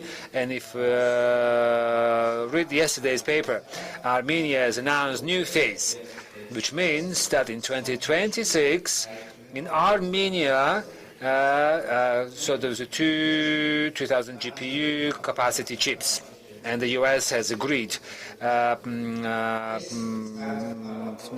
to issue a license. This is a sad news for our country, although very good news for the region. It does mean that we as a country are very slow towards the objective that what we have to become a technological hub. As if we move to specific examples, so what are the kind of worries, right, of the companies in terms of the infrastructure? And I'll begin with internet.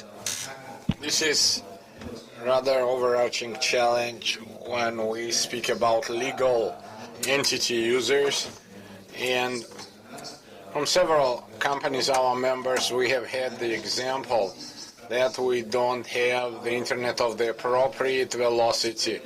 So the main thing is to have the uninterrupted internet and to have the appropriate speed. So as an example, one of our member companies has several offices in Eastern Europe, including Georgia. And when the project enters into the country, they have internal business model. So there is a competition which office will snatch this product. They have quite a large video game, on the radar. So this updated, it should have been tested. Unfortunately, Georgian office could not grab this project, and why for Bulgarian office they needed to download this update 20 minutes and the Georgian office 4 hours. Time is critical in this regard, and in this way we are losing hundreds and thousands of dollars of revenues, where it is possible that the internet velocity to increase and to provide this velocity to the users. We don't speak about whether it is more expensive or not. So it does not refer to the price. We're speaking about the quality and the velocity. Many companies have such approach that due to the internal policy, it is necessary that several suppliers should be there if one will be switched off to use the others. From this angle, we also don't have diversity. We have two main players, and they are connected to every office actually, but it is very difficult to find alternatives. There are several, but always I receive the question, to what extent this is reliable, this operator is reliable, how we can trust him. These are two main challenges on the market, but for the future, bearing in mind that not only internet infrastructure, but the database we don't have in proper quantity, and my desire was to stand with NVIDIA office to knock on their door, and so to get their chips, actually like in Armenia, this is critical, that in the value chain, Georgia to play own role and not to be only the user of the AI only. Thank you, Tornike. You have presented the value chain in a very interesting manner, and you have drawn up the picture, actually, what we have touched upon. It has many components, internet, governance in the digital ecosystem, and I think, and it was very clear. So we have questions. One question, we have the time for one question, actually.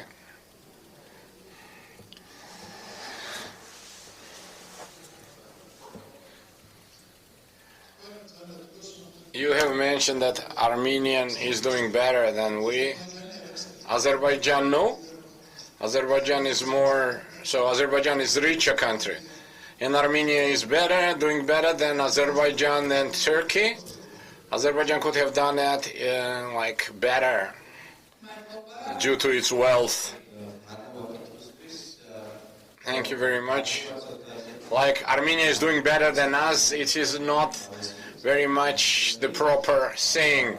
They are a little bit ahead and we should catch up. This is what we want to say properly. I don't know in Azerbaijan whether they have plans or not, but the main thing is we have mentioned when it started, the comparison is with respect to the arm race and the space race. So when the AI competition started in the world, the decision was that the strongest producer, NVDI, for example, not to export chips to every country. And there is a list of the countries where certain capacities may be installed. There are friendly countries, there are no limitation, and they can produce these chips, and they have countries in a small amount, and there are countries which it is prohibited. Our country is not in the prohibited countries list. We have the opportunity to work in this regard, and what Armenia has done, we can do the same. Thank you so much.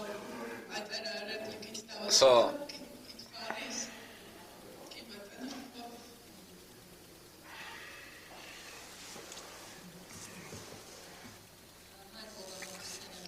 thank you to the speakers. I want to clarify I am the Innovation and Technology Agency representative. So it has been approximately 1 year with NVDAI. We have active competitions regarding the project of analogous nature. But this is a quite complex process, quite complicated. It is factoring in complex license-related negotiation, and the same has happened in Armenia. But in contrast with Armenia, of course, we should mention their large attempts. So Armenia has wide diaspora all over the world, and if you dive deep in this project, you will see that the hugest investments are done by the private companies in Armenia. In contrast with Georgia, the private sector is more passive in this part, and there is the anticipation from the state. Maybe it is correct on this stage, but however, it needs the hugest resources, overarching resources. In Armenia, in contrast with Georgia, private sector has a huge role, and they are supporting this direction wider. And in our case, like we don't speak with NVDI and we are totally passive, it is not the case, right? Thank you for the interesting discussion. So we can make the brief conclusion. The competition makes the situation healthier, more sound on the larger infrastructure, on the level of infrastructure and the level of the country, and all the participants of this dialogue, state, private sector, NGO, we all have our role to play and responsibility that in this chain, which has been referred to by Tornike, to empower this chain and to contribute. So, and we have mentioned on this panel the direction on which we have to work in the future to be successful. Thank you very much.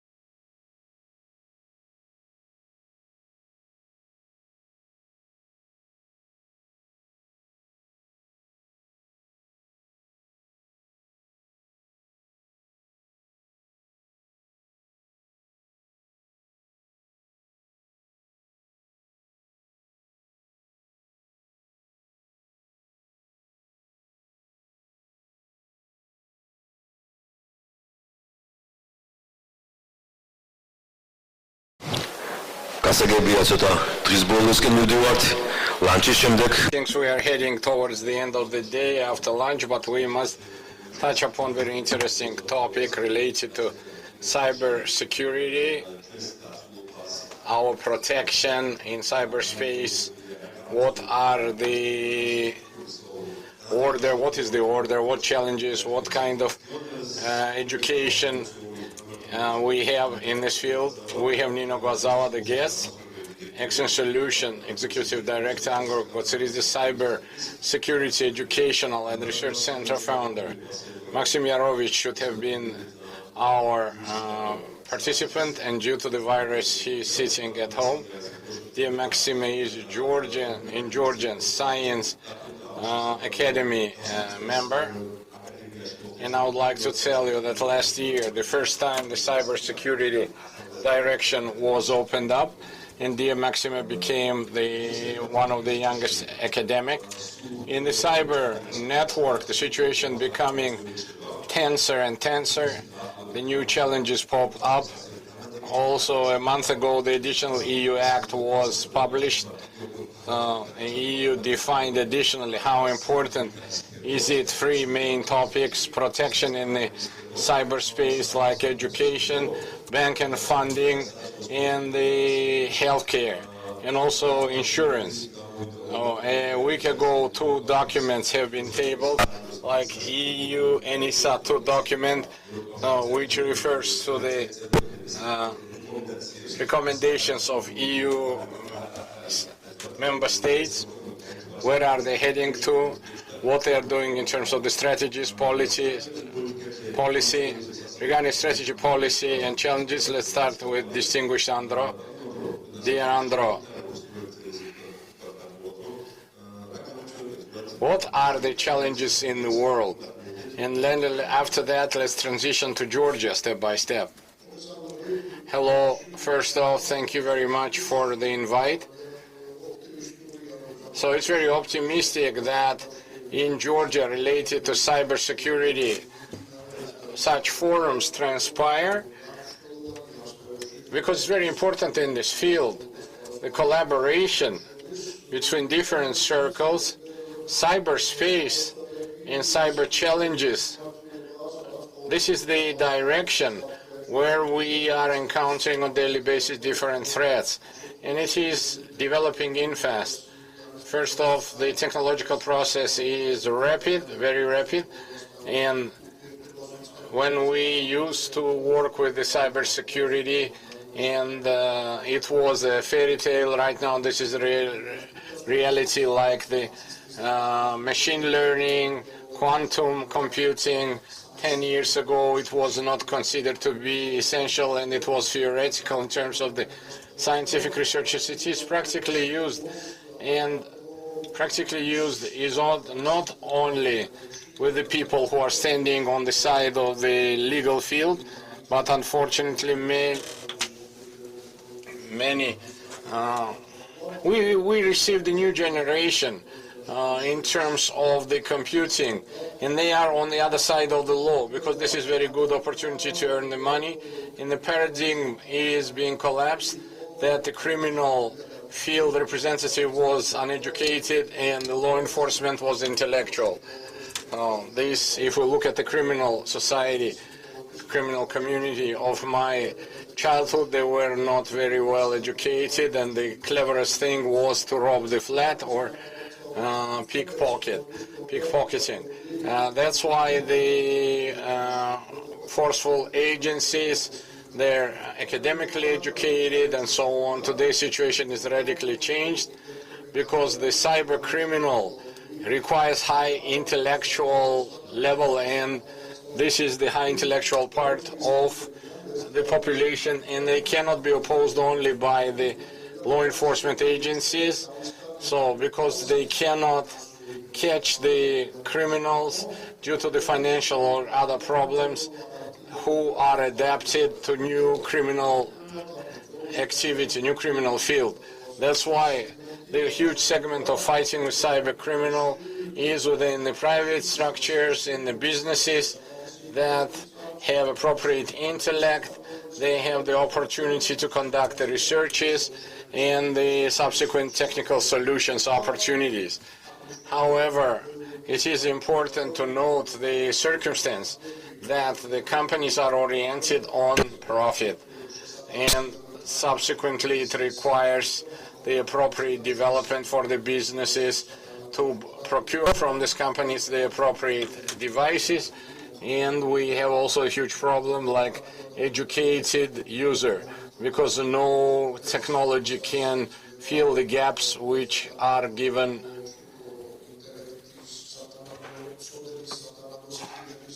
So by the employee, by the staffers who doesn't have an appropriate skill, appropriate knowledge, those who are working in the cybersecurity, even one employee can make some stupid step and demoralize the whole field of the people involved in cybersecurity, because human error is still a very important issue.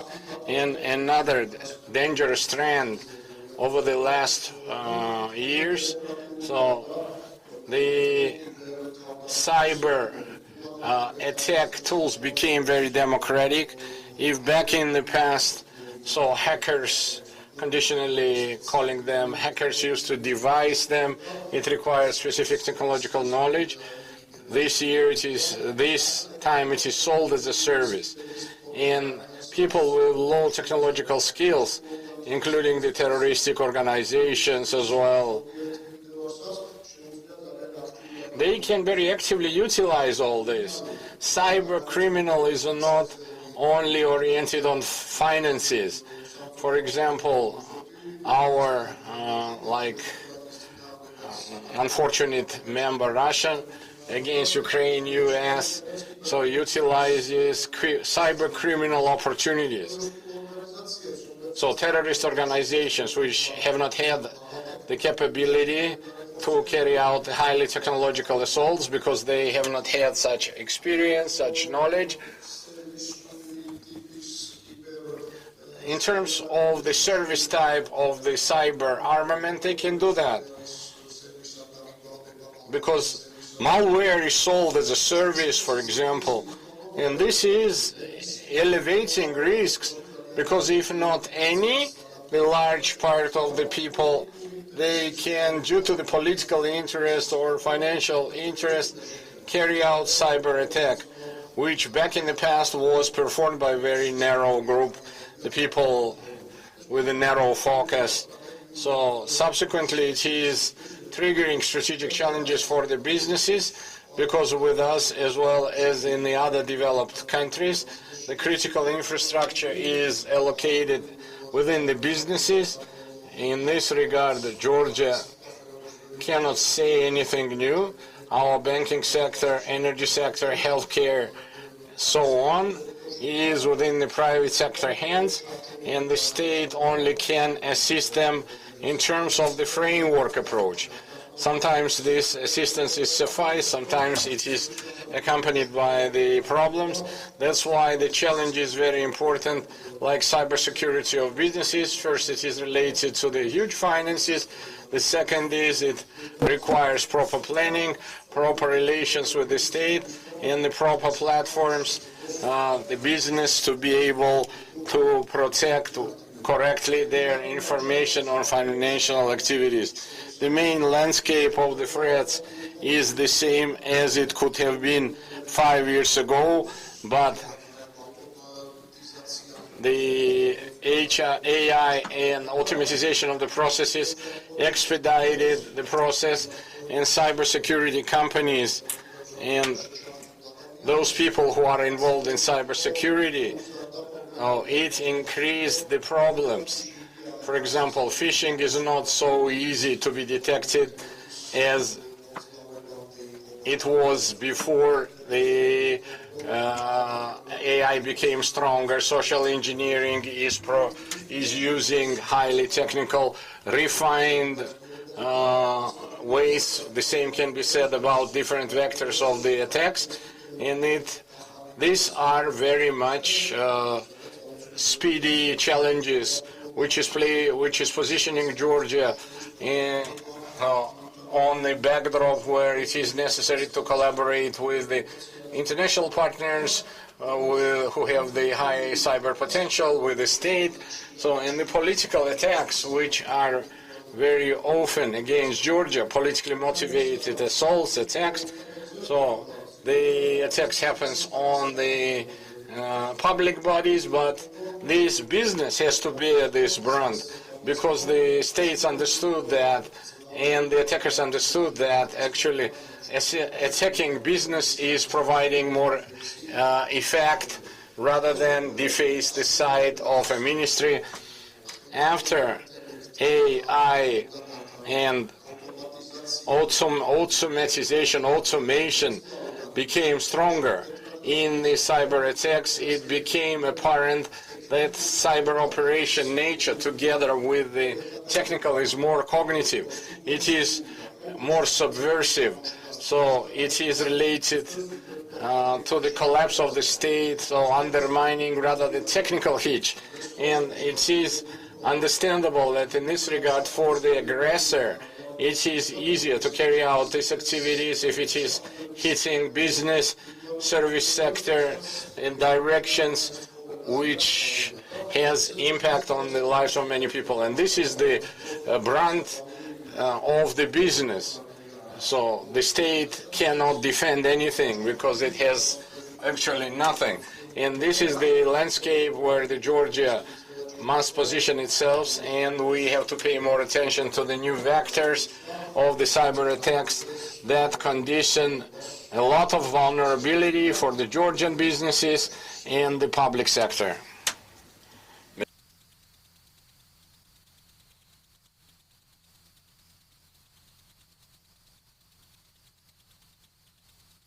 So like be it the AI technology, blockchain, quantum and post-quantum, actually it has changed the landscape. The AI changed the landscape and widened the landscape of the attack.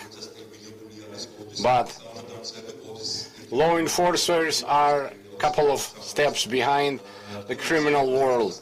So you have mentioned businesses, and this is very interesting, because in our third strategy adopted in 2021, we have there the partnership of businesses and the public sector, public-private partnership topic. So we don't see the widened partnership. And with this question, I would like to address Nino, who is the representative of the businesses, and what general challenges we have. Thank you very much for the invite, and thank you very much for the organization of this interesting event. Yes, we have several initiatives which is implying the collaboration of the state and the private entities, and I agree also with Andrew that Georgia, due to its geographic location, is exposed to larger risk rather than the countries of the Central Europe. Subsequently, the cybersecurity is a way more critical, important issue for us rather than for the country of the same size in a different region. So this is not a theory. These are not generalized risks. Unfortunately, couple of months alum, so the private sectors, this risk realized, so is being realized for them, and on daily basis they try this not to reach out to the final user and not to hitch the work, not to hamper the work of the businesses. We can notice that several organizations, especially financial, of the large size, they gather very interesting international, they give a lot of resources to combat this direction, but there is a lot of potential of sharing. Not to have it in 1 or 2 or 3 organizations, this knowledge, but in the commercial and community, and also to share it with the state. And on a centralized manner, at least, we should be sharing. We can use certain devices on a wider scale by which we can more efficiently defend the private as well as the state structures. And at the end of the day, so the users, be it the healthcare, financial sector, we can protect better. These initiatives, from my perspective, what we lack here is in a more open manner, in a more brave manner, maybe in the closed communities, not in the public, to share the information, to rally more and to combat our common adversary, which we have in many directions and which is quite noticeable. Thank you. The exchange of information is an important topic. As the distinguished Sandro mentioned, everything is in the hands of the businesses, education, healthcare, banking sector. The critical facilities are in the private sector hands. And when we used to work on the 2021 strategy, we had such a recommendation that the state to free this direction, to be the monitoring conductor and to get it to the companies. But I don't know, they refrained back then. And this is a problematic topic, yes, as far as I can guess. The best way of cyber protection, cyber security, is to stimulate, to incentivize the private companies to develop AI in this field.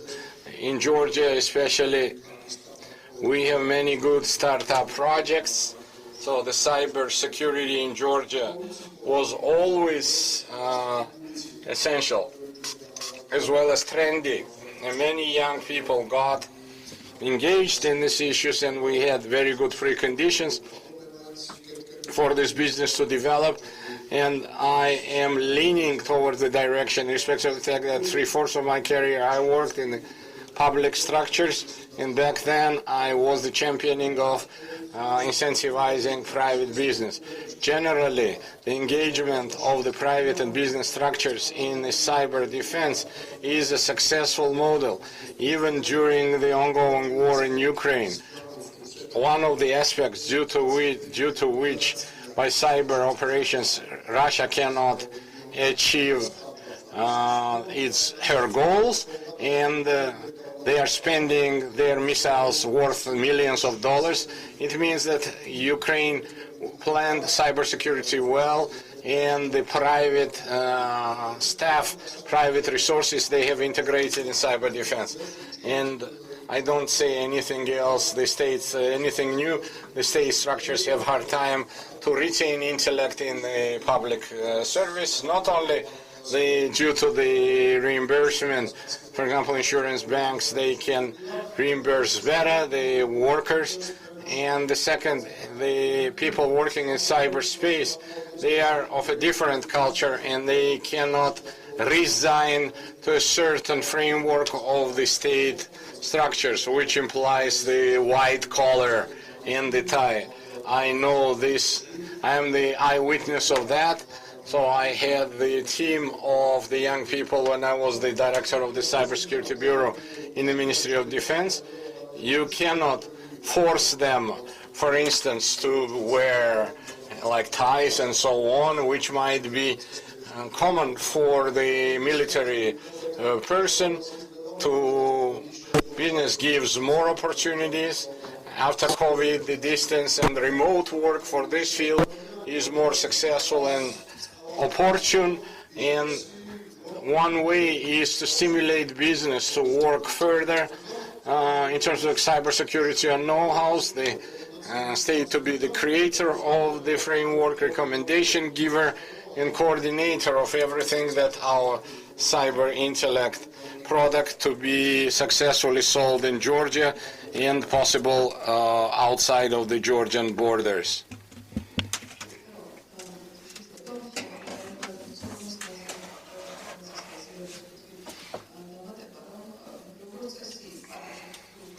So if we analyze the patterns in terms of the cyber attacks in different industries, we will find out that in terms of the attackers, they are grouped in the same classes, and methodology of the attacks is similar. So we could have perhaps grouped these people based on some characteristics. And also, I mean, this will help more synergy to protect themselves as well as the society at large.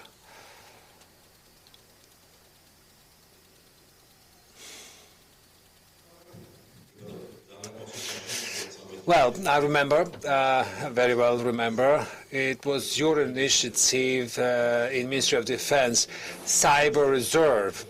I'm not sure what's the status quo now, but I think it was Lithuania, Latvia, I think experience or example. So it would ensure a gap in kind of qualifications. It is important in cyber, protection. Those threats perhaps were emerging then, and we weren't seeing them clearly. But today, practice shows that the countries who were not resourceful or had not enough resources to deal with them, they are using this reserve. That's why it is important to use this potential in the state's protection. If we look at the cyber crisis in general, of course, the final effect perhaps will be collapse of the country, but a target is always the business units, right? Perpetrators are understood. And instead of kind of changing picture of the minister on the webpage, it's perhaps better to attack either bank or insurance company or perhaps some sector or industry even that could cause a collapse of the state in the seconds. Cyber crisis starts with the cyber attack, but it doesn't end when the results are neutralized. Because the result, for instance, financial crisis can be prolonged, or for instance, healthcare segment crisis. Perhaps the attack is finished, however, the effect will be kind of prolonged. The bank will, for instance, have an issue with cash flow, and people will not be able to withdraw.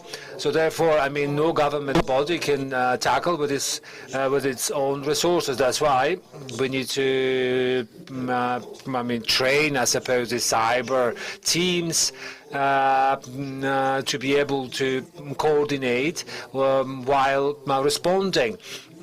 So perhaps, it is very trendy today. Many companies are doing this, but it is important for a BCP to be more alive, and not just for the sake of having in a portfolio.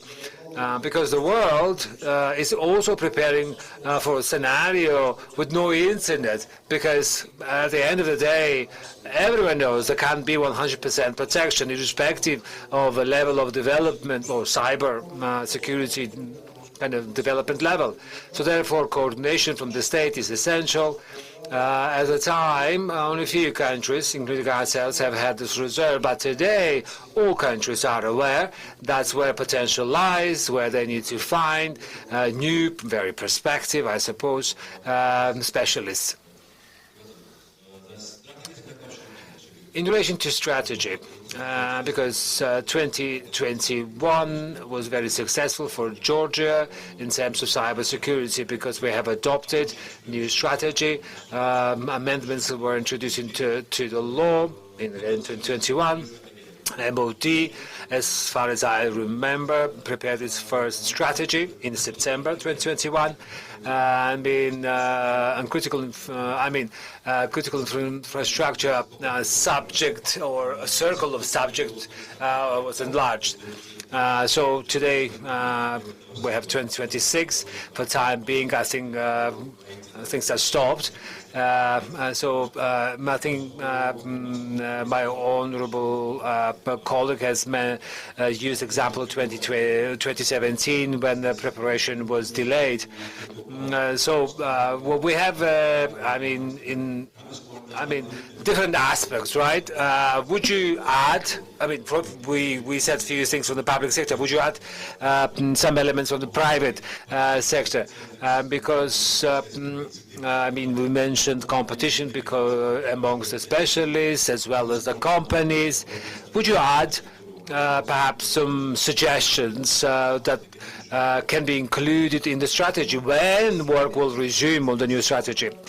Well, law that was adopted in 2021 was critical for a whole country because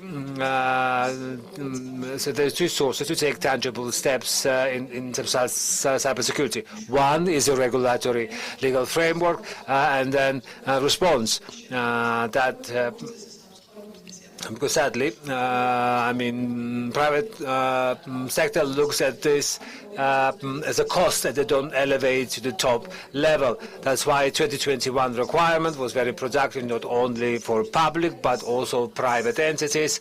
And roughly, I think it's about 100 organizations that became subject of the law. They have taken numerous significant steps. And in terms of cybersecurity maturity, we can't even compare what was in 2021 and where they are now. Of course, there is still significant room for improvement. And what we've heard, I mean, current status quo obviously is not what we wish. However, it has to be said that tangible steps have been taken. In terms of improvement, what we wish, I suppose, is that so many components in relation to cybersecurity have been introduced, but the human factor still remains as one of the key vulnerability. In practical steps, I suppose we need more trainings, raising awareness, would it be staff members or otherwise, because practice showed this is very effective.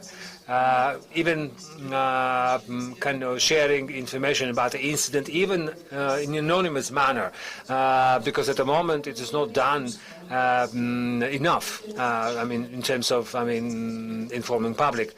In 2024, 2025, list was again revised and few organizations have been added.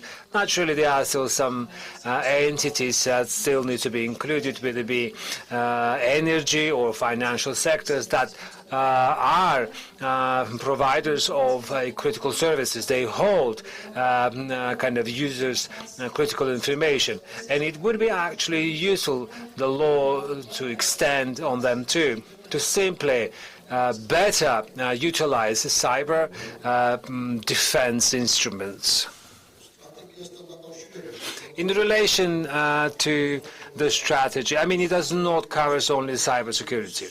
My wish would be that we in Georgia pay more attention to these policy documents, because the impression is that we're developing strategy for the sake of having one, to be honest, and strategy doesn't exist standalone. Strategy should lay a foundation to the law. Law that we have adopted in 2021 was a huge step forward, because our kind of upside-down cybersecurity landscape, the law that we have adopted has improved. Because before this legal framework, we perceived that critical infrastructure to be only infrastructure under management of the public sector.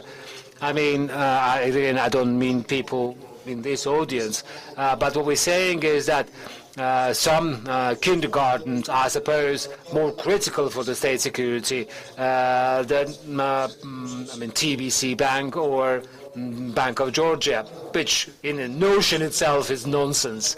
And again, the law itself was adopted in injunction with the strategy. The way the process works. So we create strategy, establish directions, and then through the instruments we kind of develop the law. Well, as for the period, right, strategy extended up until 2024. Today is 2026, and I'm sure we all very well understand how long it is in terms of cybersecurity. Few years.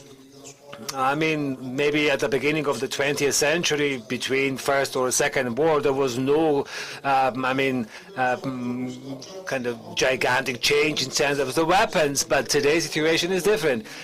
But even if we use IoT, Internet of Things. I mean, it's been, I don't know, it's used to such a scale that any, washing machine that we can perhaps install on the summer home could pose a threat. So that's why the law not necessarily fully considers those potential kind of threats. So CCTV cameras that we install in the city or infrastructure at home or in the summer home, what risks poses? It's not covered by our current strategy or the law. So therefore, these issues have to be properly revised and included in the new strategy.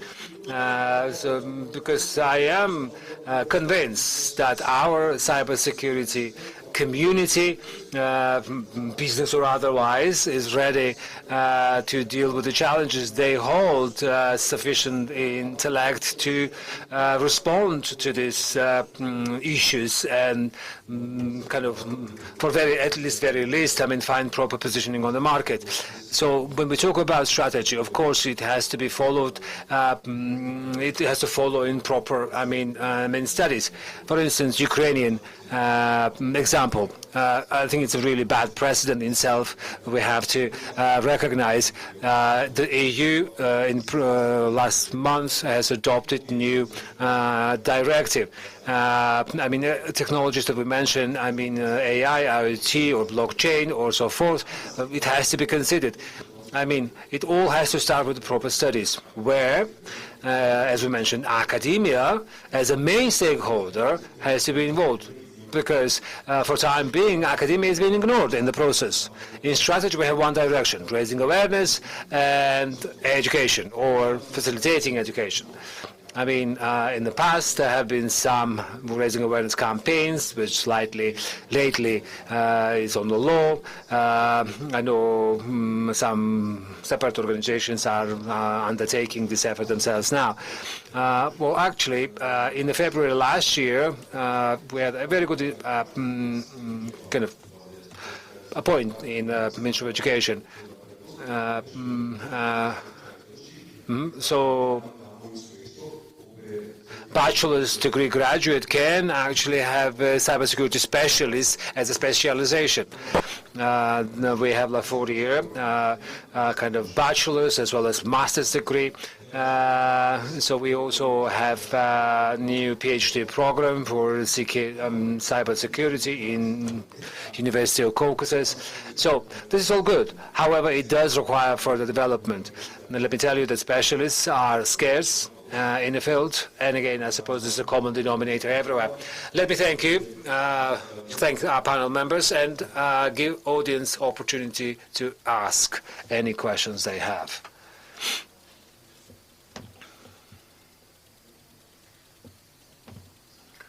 Thank you. Thank you for interesting presentations. Well, I have a question.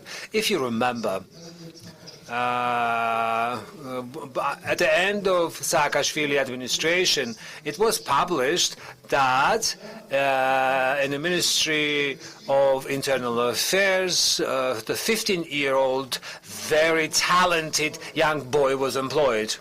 Obviously, this was covered by press. Then young boy was laid off in the ministry, and I met him in university. He took an interest in history. And he actually, at one of the meetings, he actually gifted me a book. Have you heard of this story?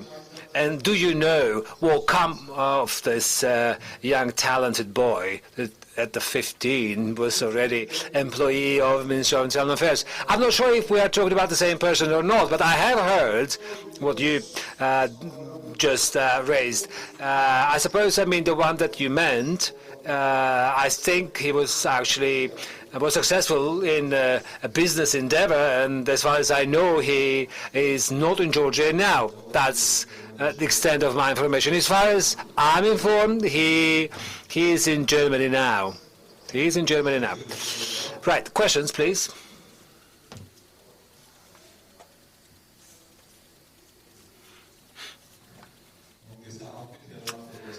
Good afternoon.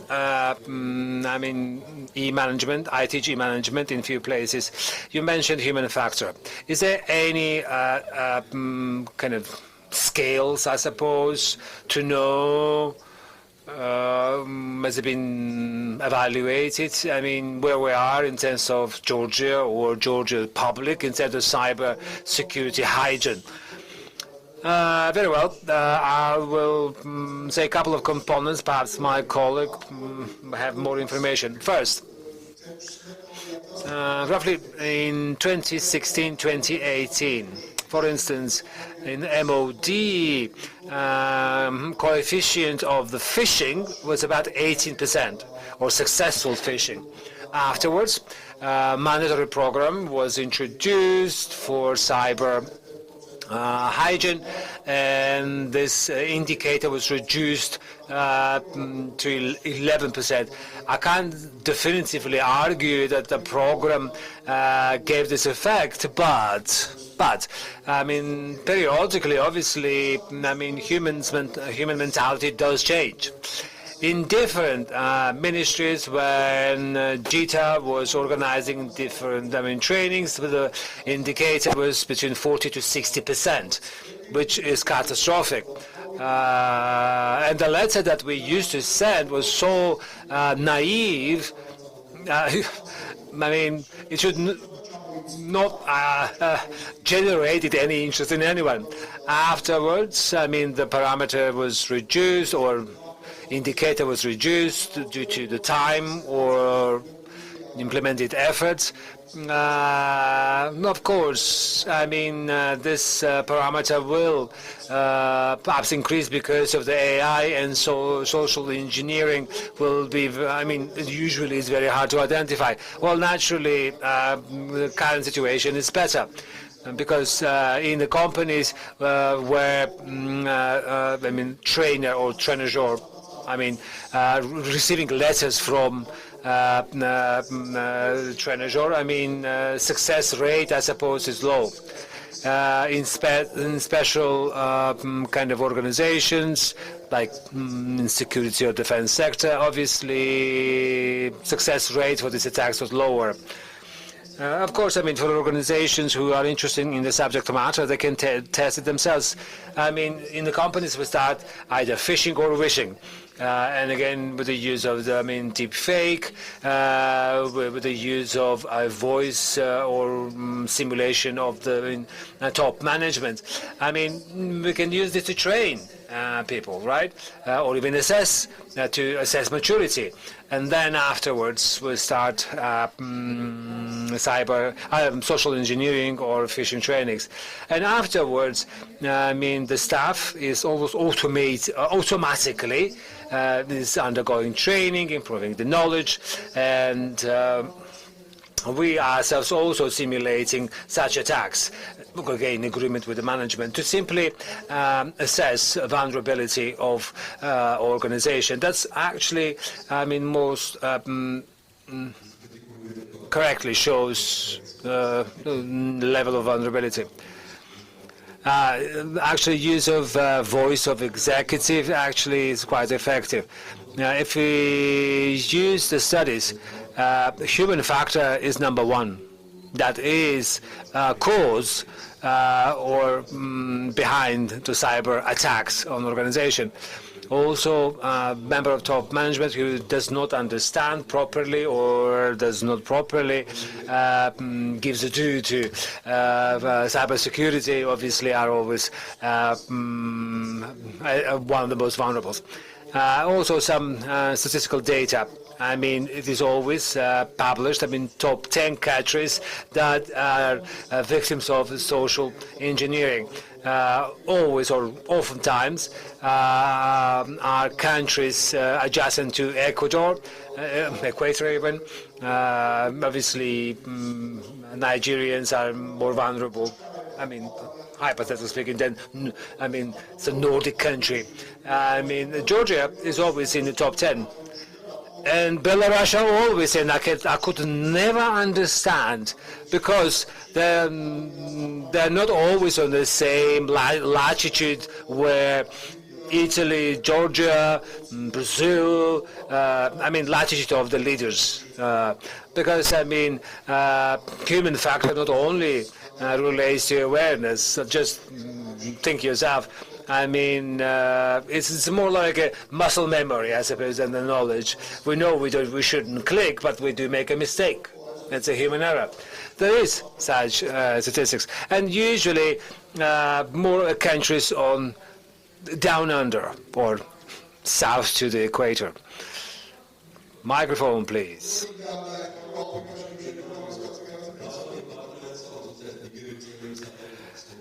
So what the gentleman was mentioning is known as Nigerian letters. When the spam mail is sent, your cousin or somebody's dead and they left you money, and so forth and so forth. You also mentioned simulating kind of training equipment.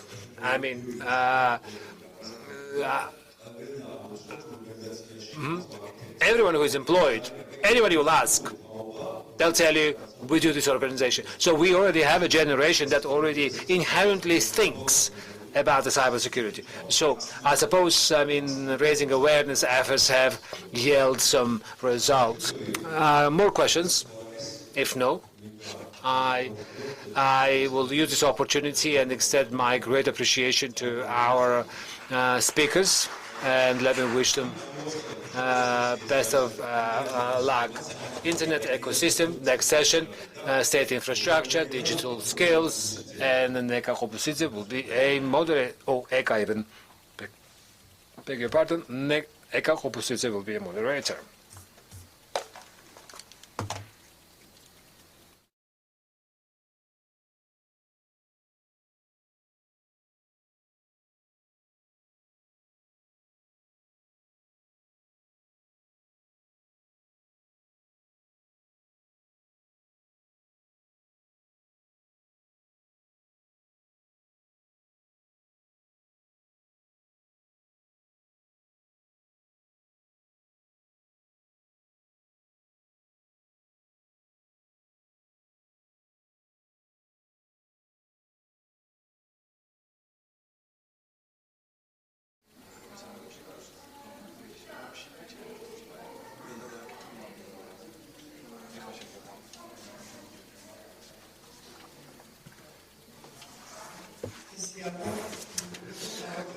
We have a very interesting session that relates to internet ecosystem strategy, infrastructure, and digital skills. We have one speaker, who is Mariam Sulaberidze, Director of OpenNet. Let me also ask Ucha Seturi, who is Chair of Telecom Operators Association of Georgia, and Mariam Dakhundaridze, Head of Media Literacy Department, Comcom.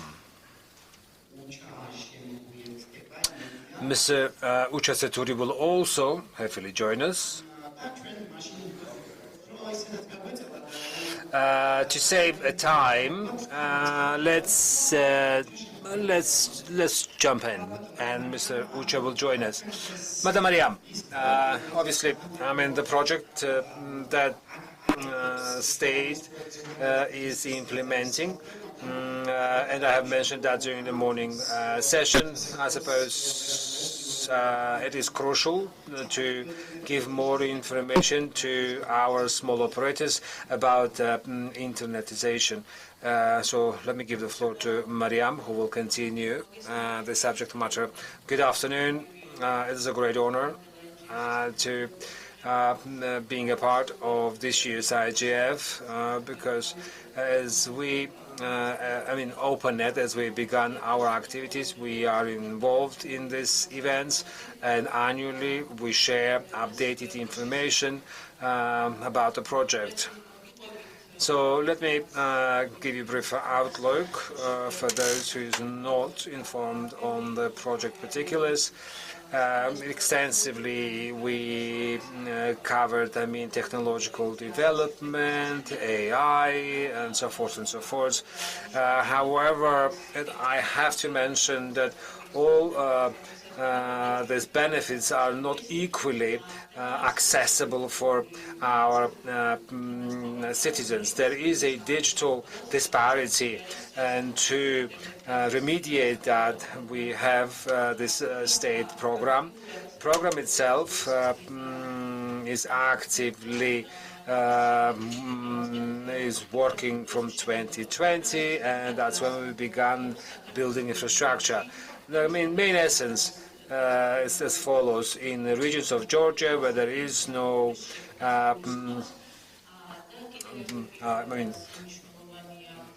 fiber internet, to create one. There is also, government decree that sets a settlement, I think the size, right, 200 and more. But OpenNet, and again, develops areas where small operators do not have this infrastructure. Let me also note that since, while technologies are developing in different directions, right? We are talking about AI, machine-to-machine learning, more critical nature is given to fiber optic, internet. We began constructing in 2020. From 2021, program is known as in Login Georgia. That is funded by World Bank and European Investment Bank. Initially, program was planned to conclude by end of 2025, but as you're well aware, we began constructing during pandemic. I'm sure we all know how difficult it was.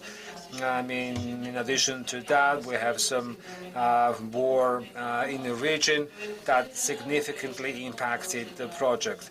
Afterwards, based on the decision of the government and the World Bank, program was extended up until end of 2027. So this is a kind of deadline, I suppose, to complete the project. The project itself entails constructing 4,500 kilometers of infrastructure that will cover 720 urban units.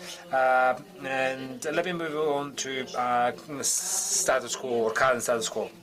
Presently, we have constructed roughly 2,000 kilometers of infrastructure. We have almost completely covered, West Georgia, on 1,300 kilometers at the moment either are being built or being designed, which means that at least by end of this year, additional 1,300 kilometers will be added to existing infrastructure.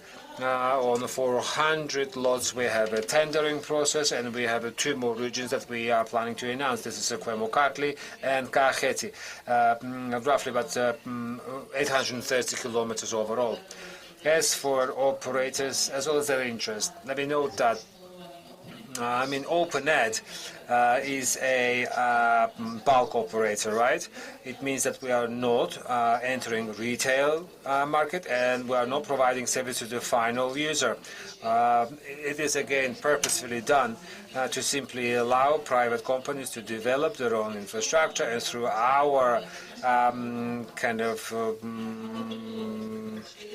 infrastructure provide services to the final users.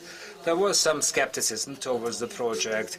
On every event, I do mention that from 2021 we had one user, one of our favorite, let's say, users, company from Georgian region, Guria. Let me use this opportunity and thank association and the UCHA, because with their help, we had a close communication with a small and medium-sized kind of telecommunication operators association, and gradually number of users have increased. People believed that cooperation with us is beneficial for them, and today we have 21 operators as users, including 3 mobile operators. That is very crucial for us. Although, let me mention that small operators are not less important. I see SkyTel representatives, and we have very close cooperation with them. So why OpenNet? So why to choose? We are neutral. We are not profit-orientated, and the tariff that is set by COMCOM or recommended by COMCOM is it can be called as a social tariff, to be honest, because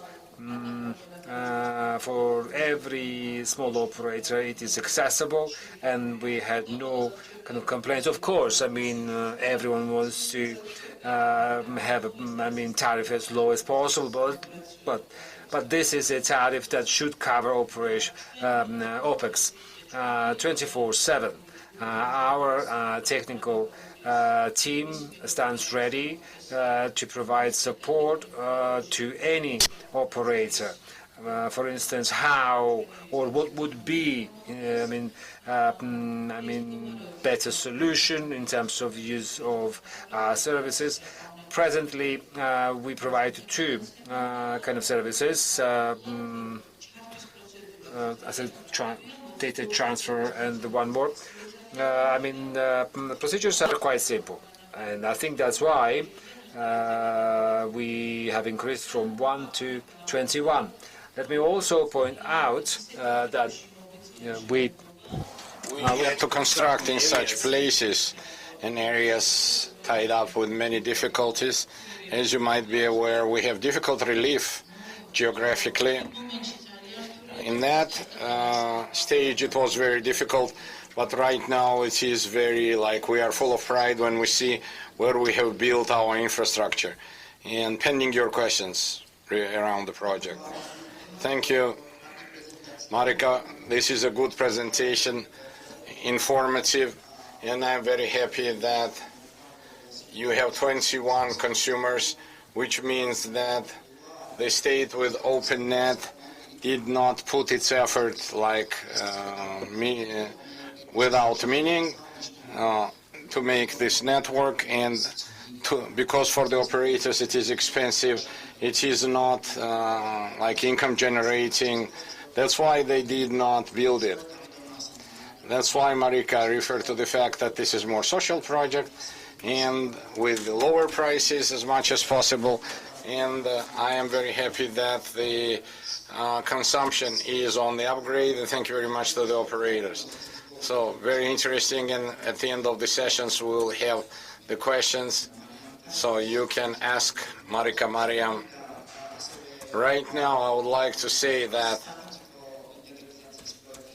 the internetization of the state is one component of the law in Georgia. The second is to develop the digital skills. The regulatory commission is in charge of that. It is not working on this direction, but media literacy, Mariam Dakhundaridze, by whose leadership all this is done. So we would like to ask her to tell us about this project. Hello, Eka. I would like to salute you all.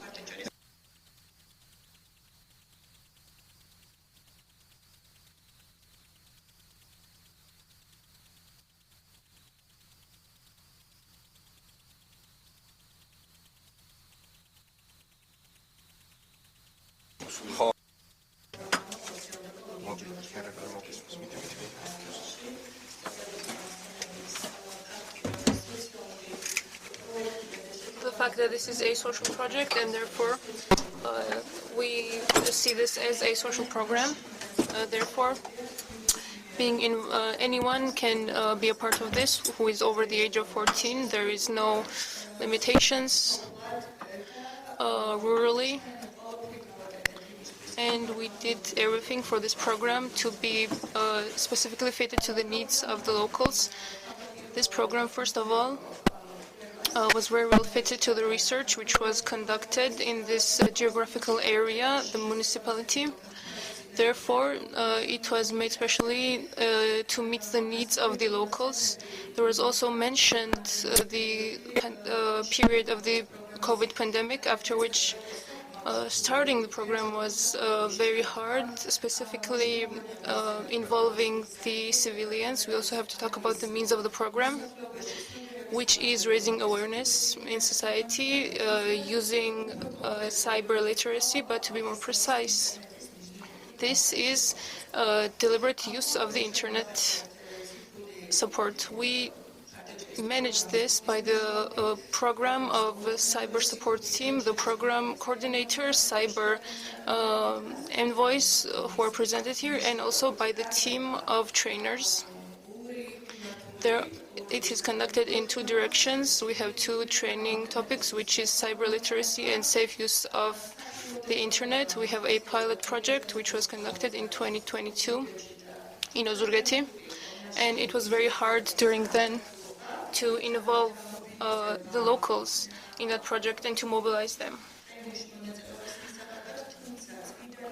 But year after year, it has increased so much, the interests from the locals, that this is the 5th year now that the number of beneficiaries who are part of the trainings is now more than 11,000. Interest doesn't stop. Our efforts are also not enough to mobilize the people who would like to be in here. They actually contact us themselves, and we would also like to mention the academic society's involvement, especially teachers and students, higher grade students. I would also like to thank the Ministry of Education, which after conducting this program has supported us from day one. As you know, locally, rurally, it is very hard to research infrastructure, training infrastructure, and we always had opportunities to conduct these trainings on the basis of schools. But between beneficiaries, there are local entrepreneurs, disabled people, everyone who has a wish to raise their awareness and knowledge about cyber literacy. Also, it is crucial to mention local municipality support and involvement into conducting this project, and also the team of OpenNet, which always supports us. For our team to be working on the field and conduct the training modules, which, as I mentioned, are conducted in the rural areas. Thank you very much, Mariam, for the brief overview. And I would also like to mention, I'm really happy. I remember the first time we were conducting this in Guria, how hard it was, because the people did not even know why they should come here and what they were supposed to listen to. There were no requests even, and we are doing this to raise interest. When you build infrastructure, there has to be demand, because government network needs to be taken care of, since tariffs are so little. If there's no help, if there's the efforts, this was done specifically for the people and for the operators, and cumulatively what you said gives us high hopes, and we think that it's a very correct decision to conduct this project. The main thing is what the representatives of the private sector think, telecom operators as well, about our project, and we have conversation with Ucha and his operators about the challenges that they face, what they would change, and I would also like to ask Ucha and Telecom Operators Association chairman to talk to us about what he would like to say about this project. Thank you, Ega. I would start by saying thank you, because I can openly say that this project is not only for us, but I think for mobile operators it would be very hard, because the higher SLA and higher quality, I'm not talking about price, I will get to that. It is a means to make long-term decisions and to plan the development of that, which our members are doing, have been doing right now in Georgia for 2 years. Expectations were bad because up till 2002, before the new management came in, no cent was put in this project, and we lost some progress. There's nothing we can do about it now, but as of today, we got 2 prices. The alternative before that was 30 lari, and that was the good case. I will not name this operator, but we would get some kind of charity. Thankfully, the given has changed. We can say that the 10 and 40 is the average price on the market. And what we have left is to merge our 2 points of XP in Tbilisi and the reservation that Georgian operators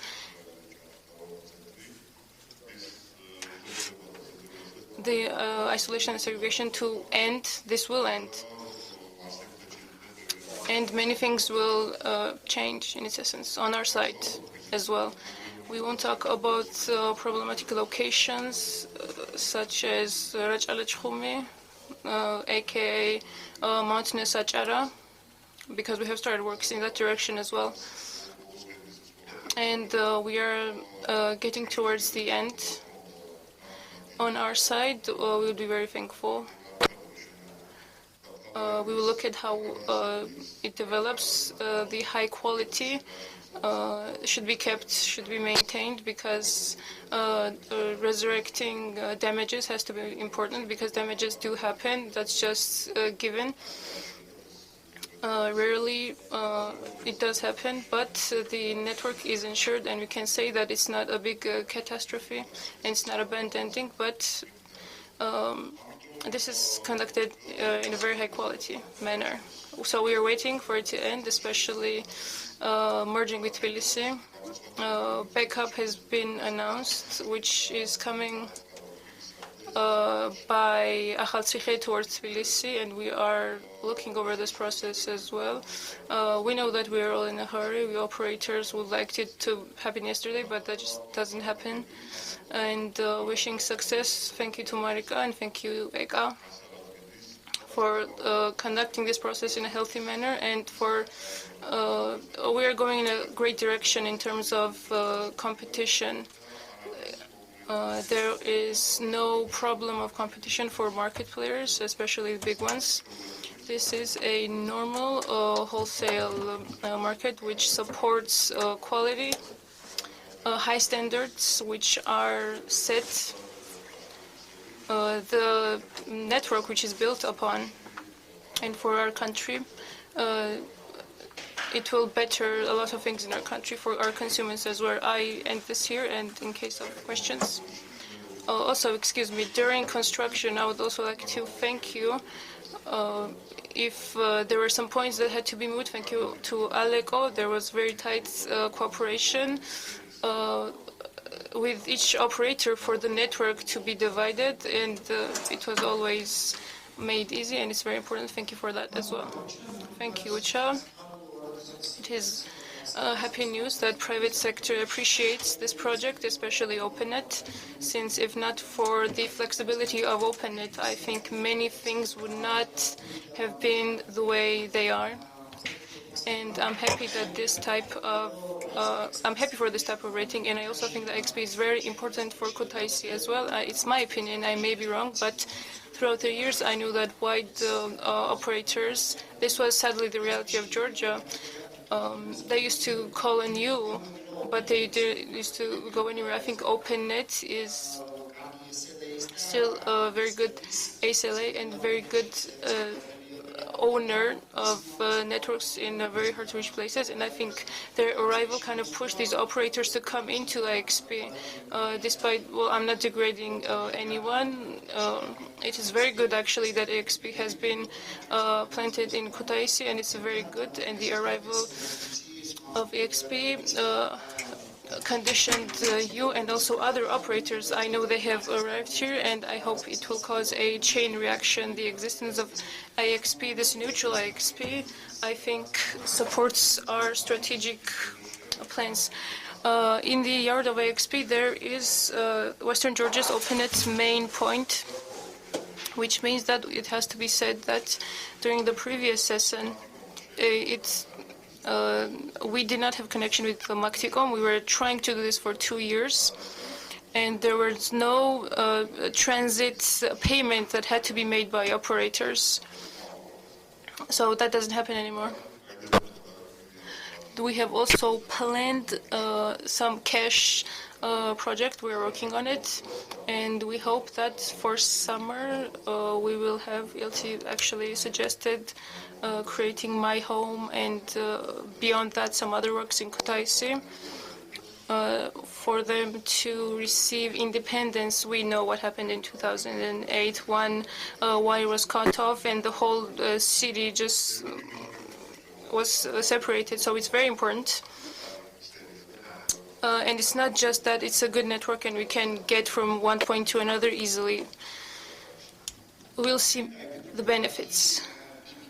Yes, I think it's a good PPP, private partnership project, if everyone thinks so. I would also like the audience, if there are any questions. I think Merab has a question. So I won't be more academic. As you all know, Mexico is a EU project which came from you. And there are trainings being conducted there as well. So I have a kind of a trick question. So it turns out that people who are in our training, 70% of them are women. So how do we include men into these projects? How do we make it more appealing for men? I hope you can see this topic in a more innovative way. Thank you, Merab, for the question. Yes, this is a trick question. Well, actually, it's not a trick question. In the beginning, I probably should have mentioned that one of the benefits of the program is that it is conducted in fully inclusivity, and the goal of our program was to facilitate the involvement of women.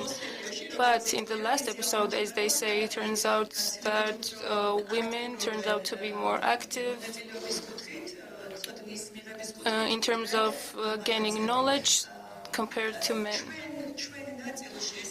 In our regard, I would say that since I mentioned including involvement of school society is high, and as you know, teachers, a high number of teachers are actually women. This conditions the number of women that are active in our program and their level of involvement.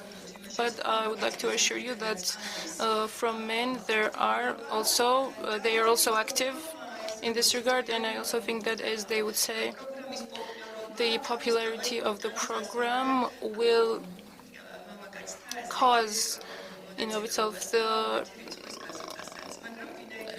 increasing number of men who are going to be involved. So our goal was to support the number of women who are actually included in this training. Marika, do you have any questions? How do we solve this problem? I can solve this problem. I have a good answer. So I think globally, this gender inequality, it was mentioned so much, and we did so much for women that now men have slowed down. This is a joke, of course. But the second topic is that this was you should conduct it when there's no football active and men will come. Otherwise, men do not come to these kind of projects.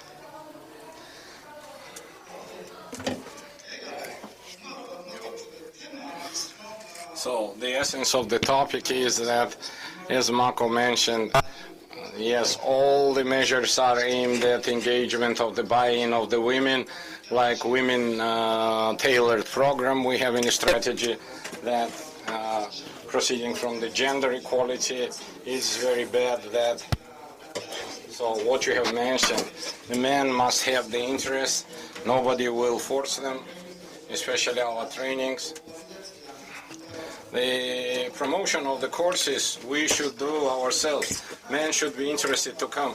And one more time I say, so don't coincide it with don't tell it with the sporting programs, and men will come.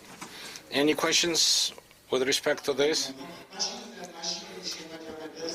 So let us transition to the summarizing session. Thank you, Ucha. Please, Ucha. And dear Vladimir maybe has stepped out. Dear Gabriela is asked right now. And Vahan also, who is waiting. Lado, please join us. Vahan, he is online from US. I cannot call him. He moved to California. So I will take 10 more minutes. I have tired you a lot. Thank you very much for bearing with us and standing by. I would like to, me and Lado, we are the people who have comments this point. It was together with Mamuka. So, Vahan, hello. Vahan, can you hear us? Saqamshidobis Ucha. Guess me training. ჩვენ გვინდა რომ გთხოვოთ რომ შეგვიჯამოთ, იმიტომ რომ როგორც მახსოვს საქართველოს ფორუმს შემოვერთით, როგორ შეაჯამებდით ამ ყველაფერს და როგორ შეაფასებდით თქვენი პერსპექტივიდან რომ გაგვიზიაროთ აზრები. დიდი მადლობა, უჩა, მოხარული ვარ რომ ბევრი ნაცნობი სახე დავინახე ამ ეკრანზე. არ მხოლოდ ნაცნობი სახეები, არამედ სამუშაო და პროექტები, რომლებსაც აწარმოებენ ინფრასტრუქტურისთვის, რომელიც ხარს უჭერს სახელმწიფო ინფრასტრუქტურაზე, ასევე AXP-ის წინწაწევაზე საქართველოში და ჩვენ მოხარულები ვართ, რომ ქსელის ოპერატორებს დავეხმაროთ ASP-ის თვალსაზრისით და ტექნიკურ საზოგადოებას ჩვენ რეგიონში, ჩვენ ასევე გვაქვს სურვილი სახელმწიფო სტრუქტურებიდან, მარეგულირებლიდან, სამინისტროდან, რომ ხარი დაუჭიროს ამ განვითარებას და ხარი დაუჭიროს ინდუსტრიას. ამას მაღალ შეფასებას ვაძლევთ ტექნიკური საზოგადოება და ეს საქართველოს მაგალითად ხდის სხვა ქვეყნებისთვის. ასევე მე ნახე იმ საუბრებიდან, რომ ძალზე საინტერესოა ქართულად იყო, მაგრამ მე რაღაცა ვათარგმნინე ქართული ენა და თითქმის ყველაფერი გავიგე. ამიტომ შემიძლია გავაკეთო ანალიზი იმისა, თუ რა ითქვა განსაკუთრებით ბოლო სესიაზე. მე ხედავ, რომ ეს არის ძალიან კარგი მაგალითია, რომ ტექნიკური საზოგადოება მოყავს ამ დისკუსიებში ინტერნეტის მმართველობასთან დაკავშირებით ეროვნულ დონეზე, მაგრამ რა არის ასევე ძალზე მნიშვნელოვანი, ეს გახლავთ ის, რომ ჩვენ ვიხილავთ ინტერნეტ მმართველობას და ხელოვნურ ინტელექტს, ხელოვნური ინტელექტის მართვის და ვთავთ ამაში ტექნიკურ საზოგადოებას. ძალიან მნიშვნელოვანია ეს, რომ გავიგოთ გამოწვევების შესაძლებლობები ქვეყნისა და ეს არის ძალზე მნიშვნელოვანი მცირე ქვეყნებისთვის, განვითარებადი ქვეყნებისთვის კავკასიის რეგიონში, სადაც ყველა შესაძლებლობა გაგვაჩნია მივიღოთ სარგებელი ტექნოლოგიური განვითარების შემდგომი ერისგან, ინდუსტრიული რევოლუციის რათა ჩვენი ქვეყნები წინ მიდიოდნენ ამ თვალსაზრისით და მიიღონ ყველა სარგებელი. ასევე ძალიან მნიშვნელოვანი იყო ჩემთვის გვენახა ჩვენი პარტნიორები ICANN-დან, IGFRC-დან, სხვა ორგანიზაციებიდან აქ აკადემიური წრეების მონაწილეები და მე ვაფასებ ყველა ძალისხმევას საორგანიზაციო კომიტეტის და თქვენი ბატონებო საქართველოდან იმედი მაქვს მალე შევხვდებით და ჩვენ წვლილს შევიტანთ არა მხოლოდ სპონსორებისთვის IGF-ისა, არამედ პირდაპირ capacity building. We are planning to come on the second quarter of 2026 to Georgia with our on-site training courses, and we will inform you accordingly about that. Thanks so much, Madhava. Thanks, Vahan. Thanks. So yeah, we have some plans from September, so we'll contact you soon about meeting of the network operators. Thanks a lot. ეხლა მინდა გადავიდე ქალბატონ გაბრიელასთან, რომელიც ჩვენი სტუმარია ICANN-დან. From ICANN and ask her by a couple of words to wrap up the forum and to tell us what will be her advice, her wishes to improve this dialogue. დიდი მადლობა. მე დეტალურად ჩავიწერე ბევრი რამ. But I will summarize what I've heard. So first of all, one thing I think I've heard throughout the really entire day is that how important it is that government and private sector works together. They need to work together to actually move forward because both have something to offer. First of all, the government can do meaningful legislation. It's important that it's meaningful, that people actually can use it, because that will create competition, which I understand is needed in Georgia, and it can actually also boost innovation if it's a good legislation. Because you can't stop innovation and you actually need to work with it in a meaningful way.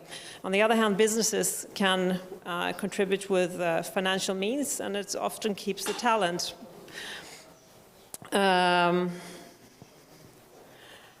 So when it comes to internet matters, it's also very important that you keep the multi-stakeholder principle alive, because it affects all sides of all sectors of life. So it's very important to have a multi-stakeholder dialogue when doing internet-related legislation. And very similarly, on an international level, I've heard the same thing, I can basically say. First, we heard that we heard from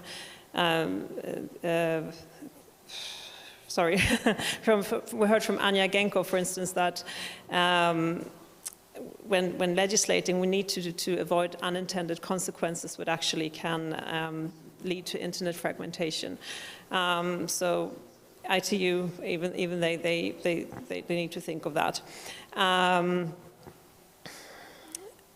Cooperation is always needed, both again and cross-sector and cross-community, and internationally, because that makes us think out of the box, as we heard here. It forces people to think in different ways, and actually in the end it can create peace. So for me it was really interesting to see this Georgian insight. This is a different insights than I'm used to. Interesting to hear also what this region is facing, what challenges it's facing. And so I heard that the Caucasus region has a harder geopolitical position than the Central European region. I'm from Central Europe. I always hear the Central European region has the hardest geopolitical position. So that was really interesting for me. So for me, it was really interesting to get a Georgian perspective on these very important matters. And if you want to improve something, no, I think this is my first time, and I'm very happy, so I cannot come with anything. Thanks a lot. Thanks a lot for your assessment, for these kind words. And გადავიდეთ ბატონ ლადოსთან.